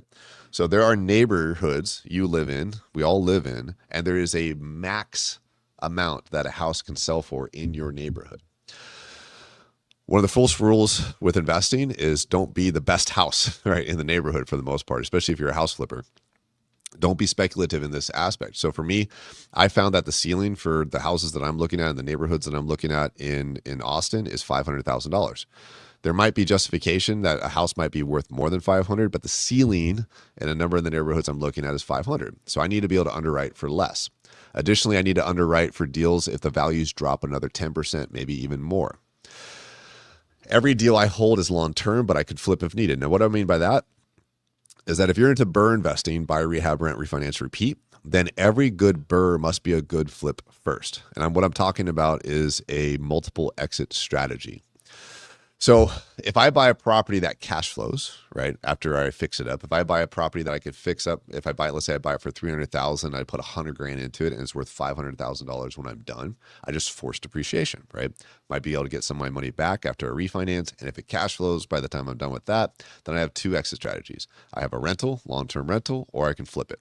If you add in some other aspects such as ADUs, a lot of cities in the US are starting to adapt a multiple unit per single family lot situation. Seattle was one of the first adapters. California took it over started doing it as well. Denver, Austin, a bunch of major metros now are allowing you on a single family home to build multiple units in the forms of accessory dwelling units, DADUs as well, detached accessory dwelling units.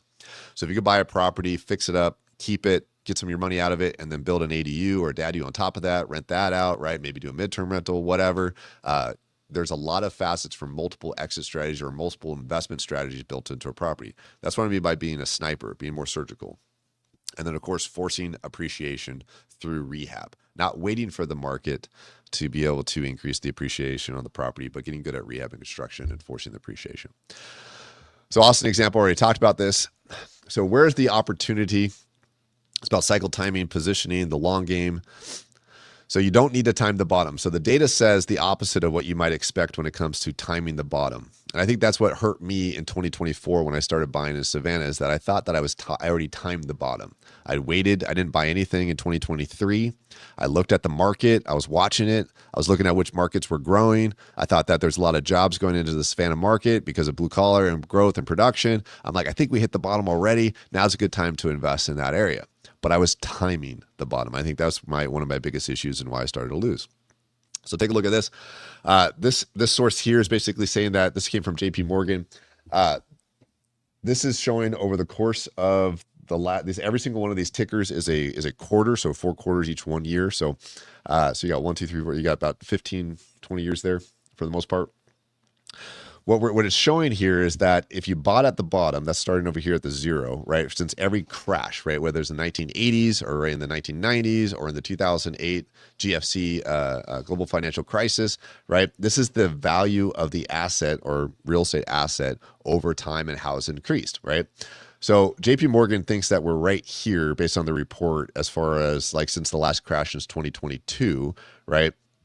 And this red line is the global financial crisis, showing that if you bought at the bottom, then by whatever year this is, 48 divided by 4 is what, 12? So 12 years later, so 2022 at the peak. So this line right here would be 2022 at the peak of the market. It's showing that you had a 4.1x multiplier over a 13-year period during the GFC if you bought at the very bottom in 2009.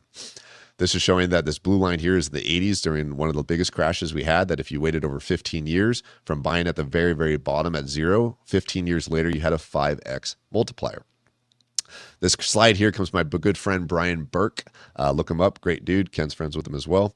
So I'm stealing this completely from him, this one slide right here. He showed it last week at an event we hosted. So Brian was breaking down to us from this slide that if you time the bottom, right? So if you just take the 1980s crash and you bought at ground zero, like you timed it perfectly.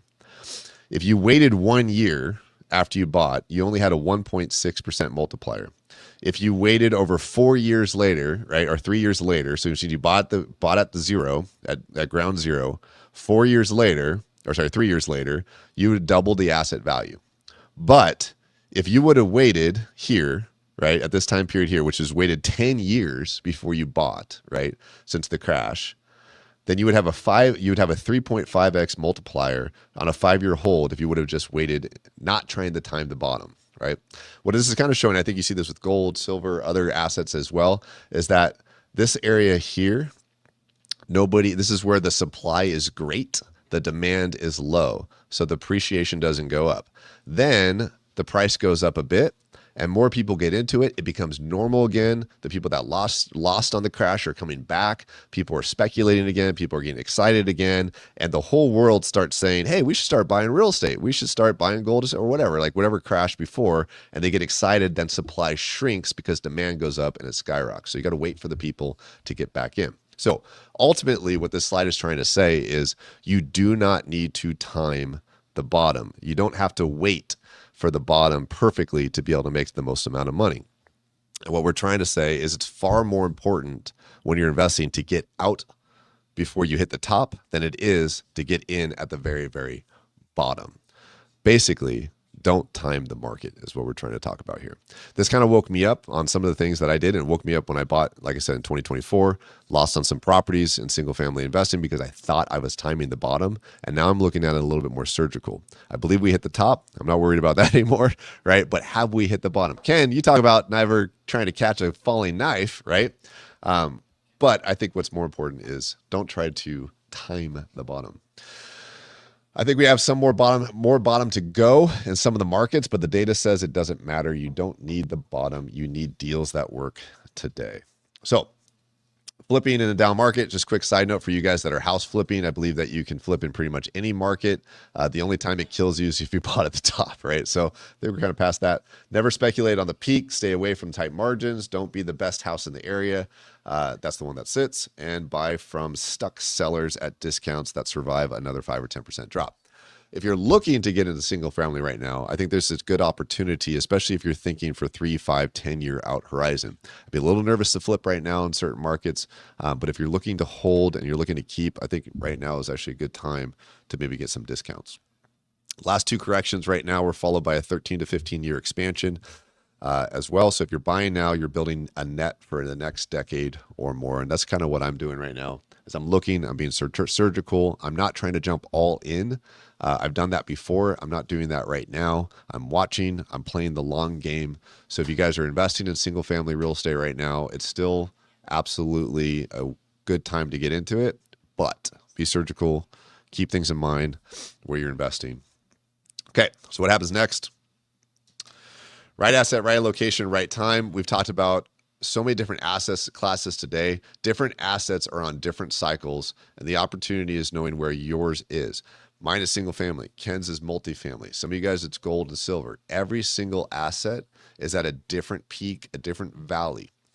Why Limitless is so important is because we talk about all of them, right? When one asset class might be hurting, another asset might be going up. When one asset might be going up, another asset might be going down.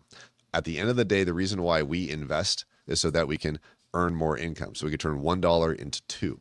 It doesn't have to just be one thing. All right. So Limitless Expo, we're going to talk about that. This is what we've been talking about August 14th through 16th, 2026. By August, I believe the spring and summer market's going to be over. We're going to know a lot more about what's happening with the single family real estate. We're going to know more about what's happening with unemployment. And there's going to be a lot more speculation. Every asset class is there. Operators actually doing deals. That's my fancy presentation. So let's go back. Let's stop sharing my screen. Get rid of it. All right.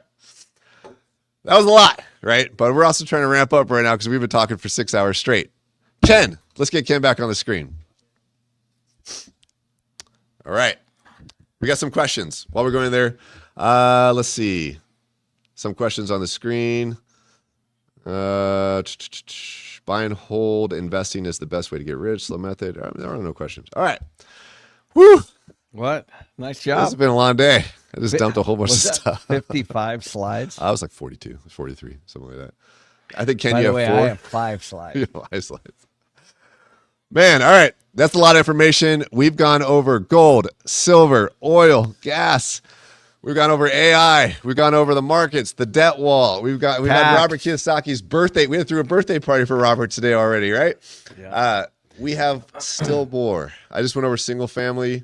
We have the one and only Ken McElroy going to talk about multifamily now, and we're going to continue to answer questions. So right now is a good time. If you guys have questions, put them on the screen. We're going to go through these things at the end of this. So Ken, your turn, man. Thanks. I appreciate it. I need a break. Good job. Good job. So I think yeah, you can pull. Well, Your slides are on the screen. okay. Great. They're up. Yep. All right. Let me see. Can you see this? All right. All right. So I think that what I wanted to do is kind of start with what we're doing as a company. Many of you guys know we did 14 deals last year. We did over 500 million. And we think that we're heading into just a really incredible time. Now, there's disruption. There's no question that there's disruption. And so why is there disruption? So in my world, in the commercial real estate world, what happened was the pandemic hit, and then we injected a bunch of stimulus money into the economy, which created inflation. And inflation hit 9.1%. Jerry, was that in June of 22, was it? Yeah, June of 22, inflation hit 9.1. And so the Fed reacted. Oh, by the way, forgot I got my little tequila here. It's happy hour over here. So the Fed, what they did is they increased their interest rates because they're like, all right, inflation is really high right now. So that was pretty much the kiss of death for a lot of real estate. So, Jerry, let's pull that chart up real quick. Oh, Josh. Okay. So what we have here is, this history of high inflation, and then the rates went up. Okay. And so that changed a lot of stuff in the real estate world. So just imagine for a moment, if you're in the real estate business and you're sitting in 2021 and things are fine, because inflation actually is good for you, because inflation makes your assets look like they're worth more. But the Fed wants those, that inflation rate down. So they start to increase rates. So this is kind of the beginning of the problem for anybody that had any kind of real estate deals that were not fixed rate. So let me give you an example. If you were building something, you typically have what's called a floating rate loan. And the reason you have a floating rate loan on a new construction deal is because there's no actual building. There's no asset yet. You literally have a construction loan from a bank and you're building. So anybody that was building, it doesn't matter what kind of asset, had a floating rate loan. Well, that floating rate loan went up as the Fed started to increase their rates. So what happens when the rates go up, the mortgage payment goes up.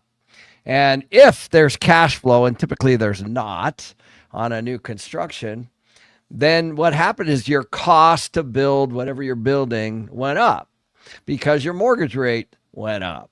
So, and then of course, if you owned something, doesn't matter what it is, and let's say you have your income, your minus your expenses, which is your NOI or your net operating income, and you have a mortgage payment, and mortgage payments were, let's say, 4, and then they were 5, and then they were 6. All of a sudden, your mortgage payment went up, and so your cash flow went down. So all things being equal, let's just say your rents never change, your expenses never change, but your biggest expense, which was your mortgage, went up. Okay, so when your mortgage goes up like that, your cash flow goes down. So all of that was going on. Didn't matter what kind of asset you had. Didn't matter where you were.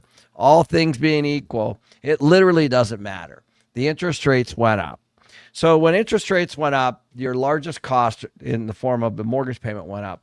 And now what that did was that repriced everything. Okay, so why would it reprice everything? Because if I'm going to buy an asset, let's say that has a $500,000 net operating income, and that's simply just income minus expenses, and my mortgage payment was, let's say, $250,000, and then I have $250,000 of cash flow. Now my mortgage payment is $400,000. Now I only have $100,000 of cash flow. So I'm not going to pay as much because my cash flow is less. Because investors like you, and you should, you're always trying to solve to the cash flow. So if you're going to put $1 million into something and you get $100,000 back out, that's a 10% cash on cash. If you put 10 million, then of course it's a lot less. It's 1% cash on cash. So that's how everything's sized up.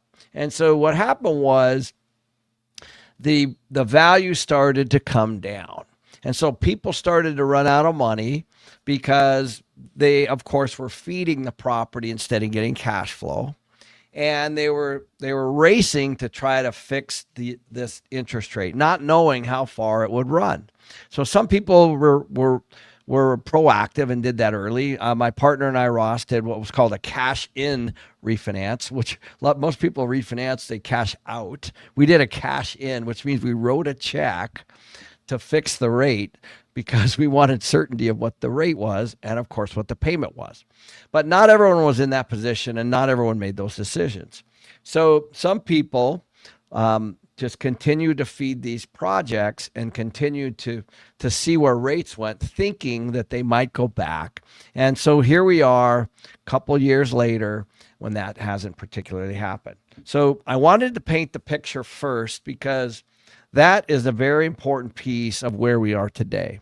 We have a lot of new construction projects that have really high interest rates and they're worth less. We have a lot of properties that have had mortgage payments go up and the cash flow is way down or negative, and it's being fed each and every month, if at all, and the values of those are down as a result of all these things. And so in many, many, many cases, we have commercial real estate.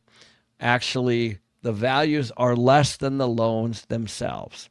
So this is the scenario we're in. I would say most of the multifamily commercial office, we're seeing 20, 30, 40, even 50% value decline during that period of time, depending on where it is, how occupied it is, and all the other things that make up a value. Okay. But what we're going to do is we're going to back up, and we're going to stay at 30,000 feet here. And I'm going to start with this chart.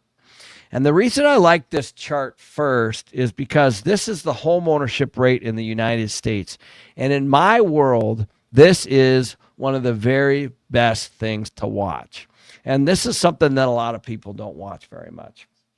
But more importantly, what I want to show you guys is if you take a look at where my cursor is right here, let's call that 2000. This period of time was President Clinton. So President Clinton had an act, and so did Bush, which was right after this, and it was called the American Dream Down Payment Act. And so this line straight up is extremely important. Because what you had, it doesn't matter if it was blue, doesn't matter if it was red, but you had two back-to-back presidents that believed that everyone should own a home, okay? So that's all you need to know. And so what the administrations did is they created all these programs for people to be able to buy a single-family home. And why is this important for me? Because those people, because I went through this period, those people, they moved from rentals. A lot of those people moved from rental housing. And so as a landlord of rental housing, we were losing our tenants to people that were buying single family. And this is the way it goes. It's not that big of a deal, but it's really important to understand that when Clinton was in office, we were at a 64% home ownership rate. And by the time Bush, it peaked under Bush, it was at 69.2%. Now you look at this chart and you're like, well, why is that important to me? Well, that's a 5% point. Okay. So what that means is there's 5% of the home ownership actually moved from the rental housing to the single family housing. And this is precisely what was happening. So the multifamily was not doing well during this period of time because people with low down payments were moving out of multifamily into single family. Okay.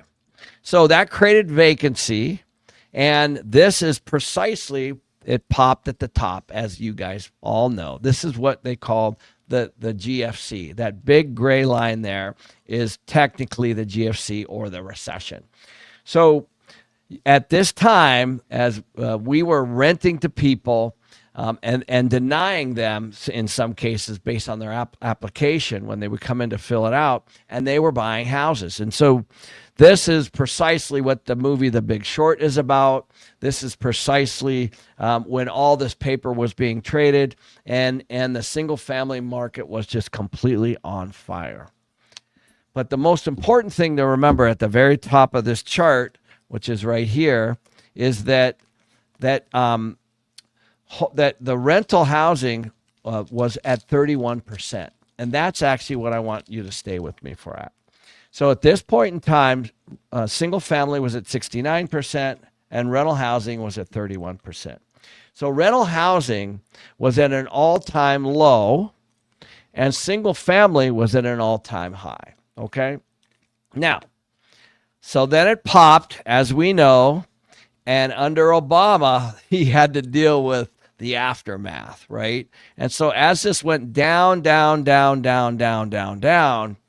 we had 1% of the single family move over to the multifamily. So this was a period of time where the single family home, there was, I think in 2008, there were 2.3 million foreclosures. In 2009, there were 2.8. And in 2010, there were 2.9. So for those of you who remember, this was a crazy time. We had 7-8 million homes being foreclosed on. And at any given time, we had 4 or 5 million homes on the MLS. And so what did that do?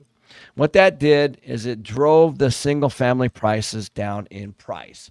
Why? Simply because we had a lot on the market. We had a high supply. And what it did was it moved people from the single family over to the multifamily. So this period of time right here, what it did was it actually benefited the multifamily side of the equation.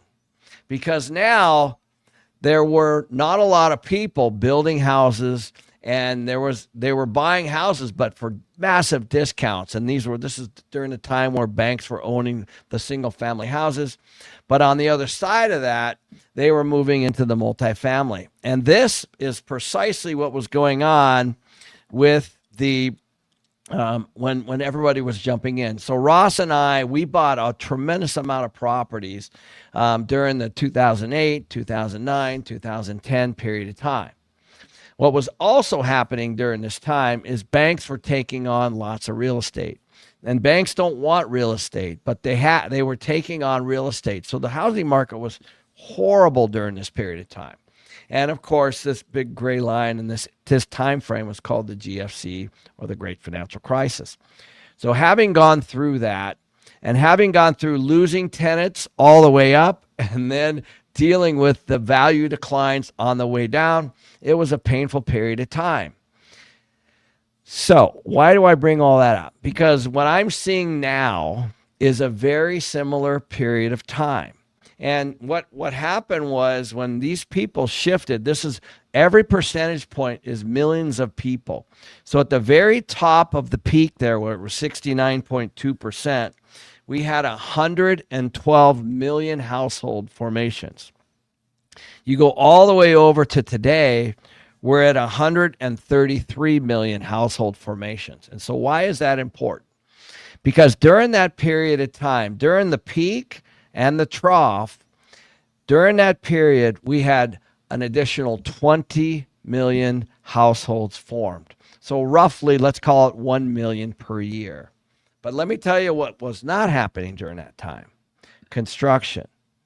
So the construction went from 1.5, 1.4, 1.6 million leading up to 2007, 2008 to 350, 400,000. So it reduced by almost a million. So what we had was a lot of household formation during that 20-year period, each and every year, because why? People kept being born, people kept going to college, and people kept getting jobs. And so the economy moved on, but the housing stock froze. So there was not a lot of new housing built during this period of time because banks were taking water in the boat. They were like, oh my gosh, like I have too much real estate. I'm not supposed to be in the real estate business. And so this is a price where prices were declining. During this period of time, we were buying multifamily for 40, 50, 60 cents on the dollar during this period of time. So then what happened? Well, Obama got through that period of time. Then it moved, of course, to Trump, and then it moved to Biden, and now it's back to Trump. So what you can see is these, the line kind of going up and then down. And so right now we're sitting at, I think it's about 65.2% home ownership, which also means that we're basically at 35% rental. Okay. So the rental housing at this point is kind of normal, a little bit above normal, as you can see if you go back and take a look. But the single family home ownership is sitting at 65%. And why do I think this is important? Because where it goes from here is going to matter a lot. In other words, if single family affordability is a problem, then this home ownership on the single family side is going to go down into 64. And then it's going to go down into 63. Then it's going to go down into 62, which you guys know we saw, of course, around 2015. If that happens, they move over to the rental side. And the rental side, of course, is going to see more people, more pressure.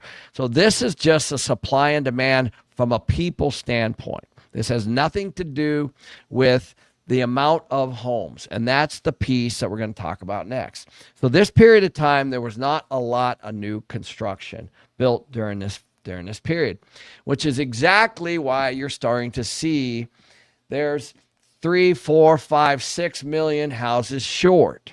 So it doesn't matter which study you look at, whether it's Realtor.com, Zillow, Redfin, the NMHC, which is the National Multi-Housing Council, the National the builders. Doesn't really matter what study.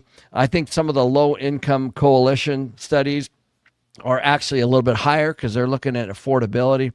But the reality, everyone kind of comes to the same, even though the numbers are all a little bit different. The range is anywhere from 3 to 6 million housing units short during this period of time as to where we are today. So that is precisely the problem that we have leading into this next period of time. Because this is not the case in 2008. So this is a very, very big difference. In 2008, we did not have a lot of equity in the single family housing market, and we had excess inventory. That excess inventory drove prices down. Today, we're hovering at about 1 million houses on the MLS, roughly. It might be a little higher now, 1.1 million, 1.2 million, but nothing even close to what it was in 2008. So we don't necessarily have a supply problem at the moment. The other issue is that people that are in their homes are sitting on these really low interest rates right now. And they're in the 3-4% range. So a huge percentage of people have what we call trapped equity. And what they don't want to do is move, because if they move to the house next door, 1, the house is probably more. 2, the interest rate is at least 2 points to 3 points more. So they're going to stay put for a while. But the difference is they also have equity. So here we are sitting in this situation where you've got an affordability issue and you have this pending correction. But if you look at the last piece, which is trending down in 2025, you can see that the home ownership rate is actually declining. And so one of the predictions that I've made is I think that we're going to see it continue to decline, which is precisely why I believe, if you're on the multifamily side, that this is going to be a great time, because there are going to be less and less people that are going to be able to afford single family housing, especially when you have the rates in the mid sixes, let's say, and you have the prices on the average in the 400s. And so the before, when we were leading up, is why rent when you can buy? Now it's a lot cheaper to rent than it is to actually own. So, and that could switch anytime soon. So I wanted to kind of get this framed up for you so you can kind of see how I'm looking at things. Okay, so now let's look at the next slide, which is, let's see, Jerry, how do we click that one? So the next thing is, as I'm starting to look at where do I want to invest, I'm taking a look at where people are going, because the fastest and the slowing growing states are very, very important, because the one thing that real estate needs, of course, is people. So just like anything, if you have more people moving out of somewhere, you're going to have higher vacancy. If you have more people moving in, then you're going to have higher demand and less vacancy. And in those cases, you're probably going to see price growth. You're probably going to see rent growth. Because here's the one thing that doesn't happen. If I decide to move, let's say, to South Carolina, and as does all these other folks, it takes a while for wherever they move to be able to build housing and all that kind of stuff. And that's how that works. So there's a lag always in the time to supply housing to wherever these folks are moving.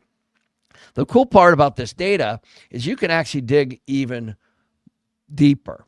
You can actually dig into the actual cities. For example, like Idaho. I have a place in Idaho. I can tell you already that the number one growing city in Idaho is Boise. And I can drill down even further and tell you where in Boise. There's good areas of Boise. There's bad areas of Boise.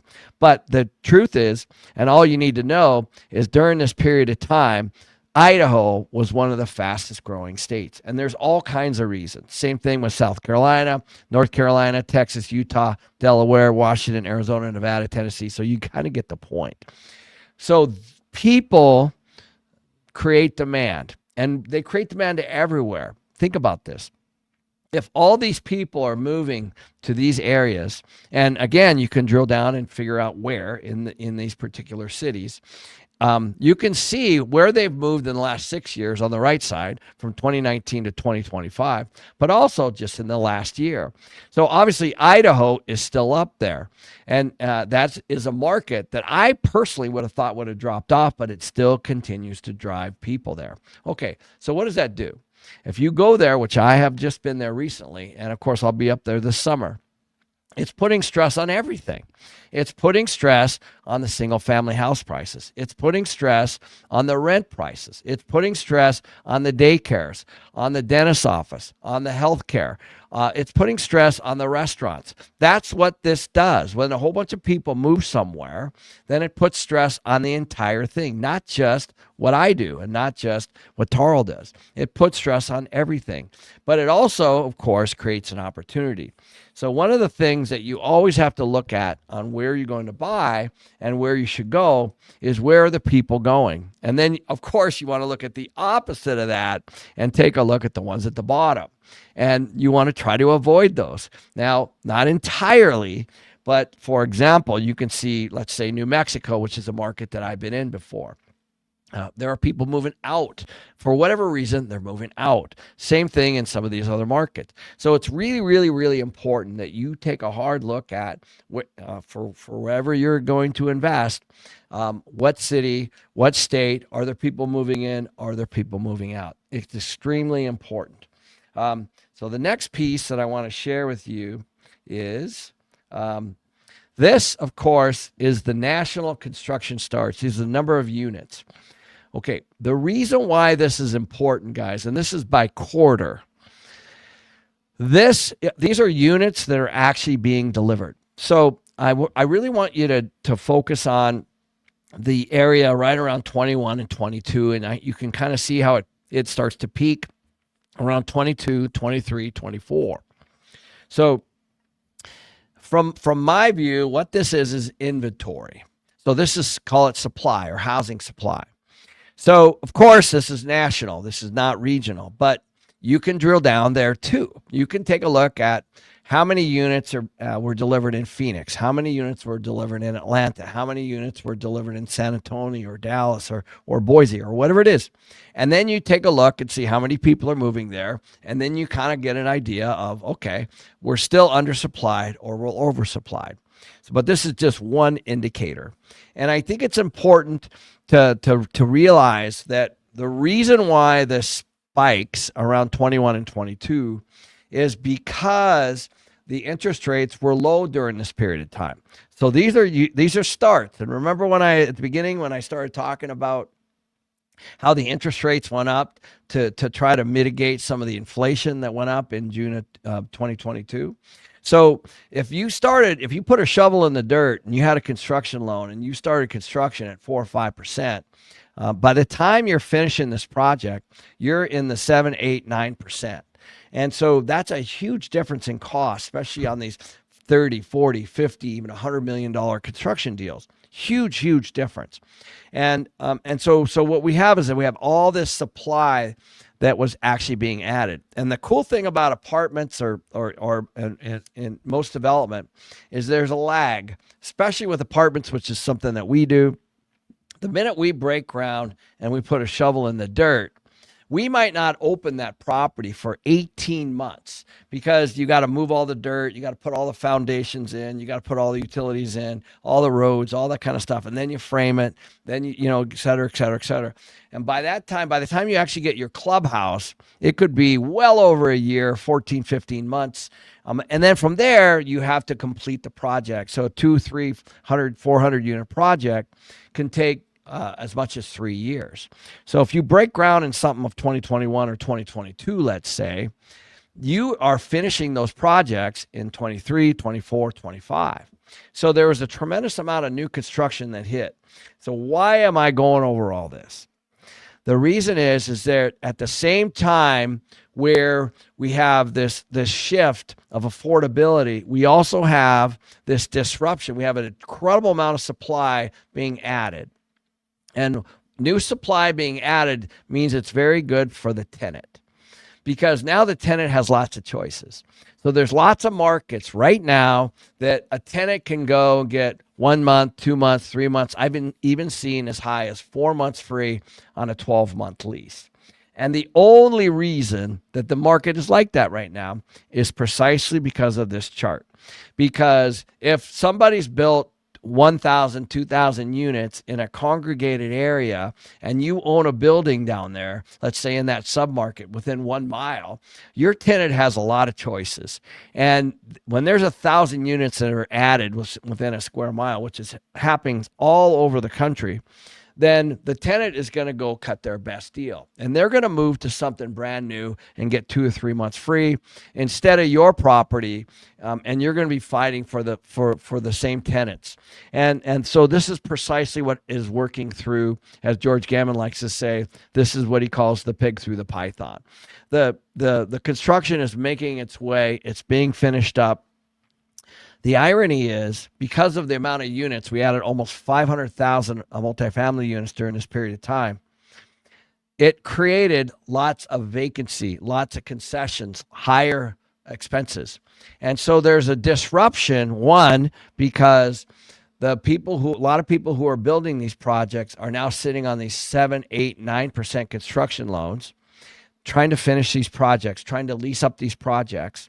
And two, now there's so many units being added that they have high vacancy, high concession, high expenses. So that's a recipe for trouble because the only way to get out of the construction debt is to have a property stabilized. So a lot of the new construction around the country is not stabilizing because there's so much supply and the demand isn't quite there. And so they're having to cut rents and all that kind of stuff. So what you're going to see, what we've seen during this period of time is flat rent, a lot of rent concessions, and landlords in trouble. And so this has propelled many, many, many people, especially the ones who don't understand how to manage, into a really, really bad situation. And so the apartment market specifically is suffering right now from an oversupply, lots of choices from a tenant standpoint, low rent growth, high vacancy, high concession, and high expenses. Not great if you own them, because of course you've already been hit with the value, but really good if you're trying to buy them. So this is precisely why I started back with the 2008 discussion, because this is different, but it's not unsimilar to what I was experiencing during this period of time. So supply is a big factor of why precisely we are buying right now. The one thing I really want to show is these are housing starts toward the tail end of this. Q1, Q2 of 2025, you'll see it's dropping off at historic lows. So why is that important? Because now we've got a pretty small number of units being delivered. And the hump before that are units that are getting absorbed. We have this affordability problem on the single family side that's keeping people into the rental side of the equation, which I already set up and told you about. And so we have people that would normally be buying houses that are actually having to settle to stay into rental housing. At the same time, we're now moving into what would be a shortage of the rental housing. So now I'll show you some of the significance here. So this is how it all is playing out right now. So on the left are the top 15 markets for rent growth, and on the right are the top 15 markets for rent cuts. And so this is precisely a result of migration and supply. Now, some of this, like San Francisco, which I was really surprised about, which I would never invest in right now, is a result. This is a year-over-year effective change because San Francisco had already taken the rent hit, if that makes sense. But this is some of the data that we look at. So as some of these markets are, call it retracting, look at Florida, for example, the top 3 cities on the right: Fort Myers, Naples, Sarasota. Austin, Texas, we already know, we were certainly in that market. Asheville, Tampa, Boulder, Phoenix, Savannah. So these are all markets that are actually regressing. Now, does that mean that we would not be looking in those markets? Not necessarily. What you have to look at is that could be a small window, a small picture of time. However, it might be longer. So is this a 1-year issue? Is this a 2-year issue? Is this a 3-year issue? And I'll give you an example. There's when we talk about Phoenix, which is sitting at number 9, which is where I am right now, Phoenix has some areas that are very, very good. It also has some areas that are very, very bad. So, for example, downtown Phoenix, there was a lot of construction. And there's not a lot of tenants moving down there right now. So because it has all this supply and the tenants have all these choices, we think that market is not going to correct for several years. Then you move over to another area, which is around where the Arizona Cardinals play football, which is called Westgate. That area, right now has a 2 or 3 months free on a 12-month lease. Also oversupplied, but it's vibrant. It's an area that more people are moving to than downtown, so it's probably going to correct a little bit sooner. Then you move over to, let's say, South Phoenix or North Phoenix or West Phoenix. It's very, very different. So when you look at Phoenix, while this might be true overall, it might be reflecting a really high number in one area and a really low number in another. So it doesn't always mean that you should completely not look at this area, because the one factor, and of course I'm biased because I live in Phoenix, is we have a tremendous amount of people still moving here each and every month. Now they're moving all over the place, of course. And by the way, I'll just give you a hack real quick. There's a couple ways that you can figure this stuff out. one of the best ways is just look, it's public. How many out-of-state driver's licenses? When you moved somewhere, you're supposed to get a new license and create a residency. That is a really interesting data point. Very, very good one to look at. Another one are cell phones. You can literally take a look at cell phones, with phone numbers from one area to another. Another really, really good way to see. It's not completely perfect, but it's not too bad. Another one is U-Hauls, one way from Seattle to Phoenix. That's a data point. North American Van Lines. By the way, these are all online. So you can kind of see where are all these migration, where are people going and why, where are the jobs? Very, very, very important, because the one thing that fixes this, people. So let's go to this last one here, which is vacancy rates by city. Now this is current. Now, this is a very, very important chart, because as you guys can see, San Antonio, Memphis, Austin, Houston, Phoenix, all in really, really rough shape right now. This is a result of mostly oversupply. Now, some of it's job loss, but mostly it's oversupply. So the real question would be, if I'm going to invest in any of these markets, how long is this going to last? And so as we start to take a look at our investment committee, where we want to invest, we are looking at these kinds of things, because what you want, of course, is you want high occupancy, you want low concessions, you want low supply, you want people moving somewhere, creating demand, and you want rent growth. You don't want to have to fight these things. And so what we're starting to see is properties in these areas are really, really, in a lot of times, in very much trouble. Because if you're sitting in San Antonio, for example, on an asset and you're struggling to get 20, 30%, and you're 70 or 80% occupancy, you're in trouble. That means that you're barely paying your expenses. You're paying your mortgage, but you're barely paying your expenses, because properties need to be in the 90s, in the high 80s to the 90% in order for everything to be cooking and for there to be cash flow. So these are markets that are currently in distress right now that are worth looking at. Now, the question is, as I like to say, as Tarl talked to me about earlier, do you really want to catch a falling knife, right? How soon do you go in? How deep is this? Are people moving? Or are they moving in? Are they moving out? What's going on with the political scene? What's going on with safety? What's going on with, the zoning? Is there a lot of new construction still unrented? How long will this last? All of those things are factors as you start to look at where you want to invest. But I truly believe that this is an incredible period, just like I saw in 2008, 2009, 2010, 2011, when Ross and I started buying these things at 50 cents on the dollar. And I'll just leave you with one thing, one very important question. I'm done with these slides, by the way. Okay. But I'll leave you with one really interesting thing. Just recently, our investment committee looked at a property in one of these markets, and the property was 5% occupied. Now, you think about this. This is almost a 300-unit property, 5% occupied. Okay, by the way, that's not good, obviously. That means it's, by the way, it's 15 tenants. Yeah, it's lender owned, okay? Yeah. 5% occupied.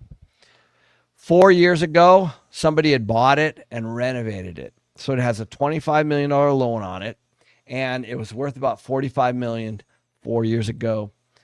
And it's probably worth $8 to $10 million today. Okay. It's sitting with a lender. Now, most people would want to do that deal all day long.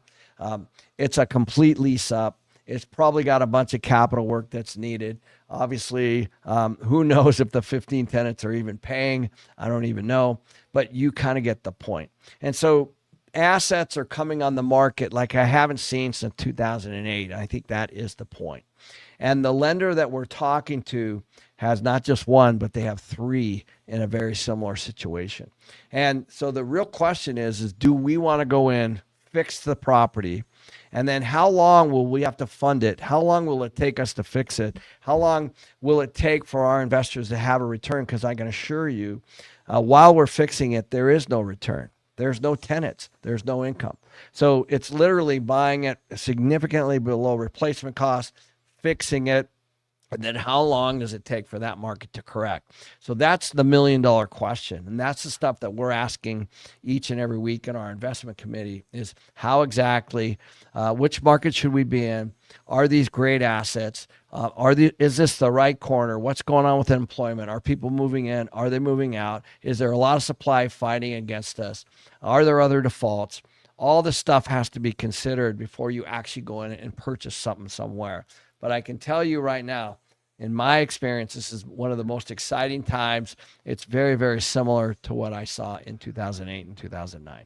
Yeah, and I think one of the biggest messages of this entire show, like that I'm having a problem with right now, Ken, is I feel like I need to wait a little bit longer before I show up. I don't know. Like what do you think? Well, you're in Austin. You might want to wait. I might want to wait. Yeah, we've been talking about that. You know, in that particular, especially multifamily in that market. Yeah. It's again, the lender does not want to own a property, and the people that own them don't want to lose them. I'm not kidding. But there are forces that are working against everybody. And one is they run out of money. Two, they have their loans maturing.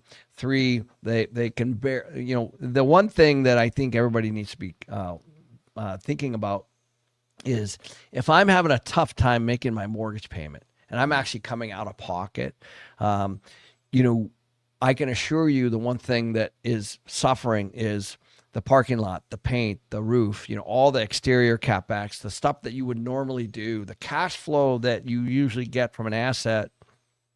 Typically, there's pieces that are set aside to maintain a project. So the projects that we're looking at have pretty severe CapEx issues as well. So you have that on top of the vacancy, on top of all those other things. You got to figure out how far does this go, and how much money am I actually going to really have to spend? But I think it's a little early still, oddly enough. Well, I can only imagine like that deal with the 5% tenancy. I'm thinking about this is how different we are, Ken. Right? I know you might not realize how different we are sometimes, but I have a fourplex that we just got done renovating, and I'm like, I have to rent.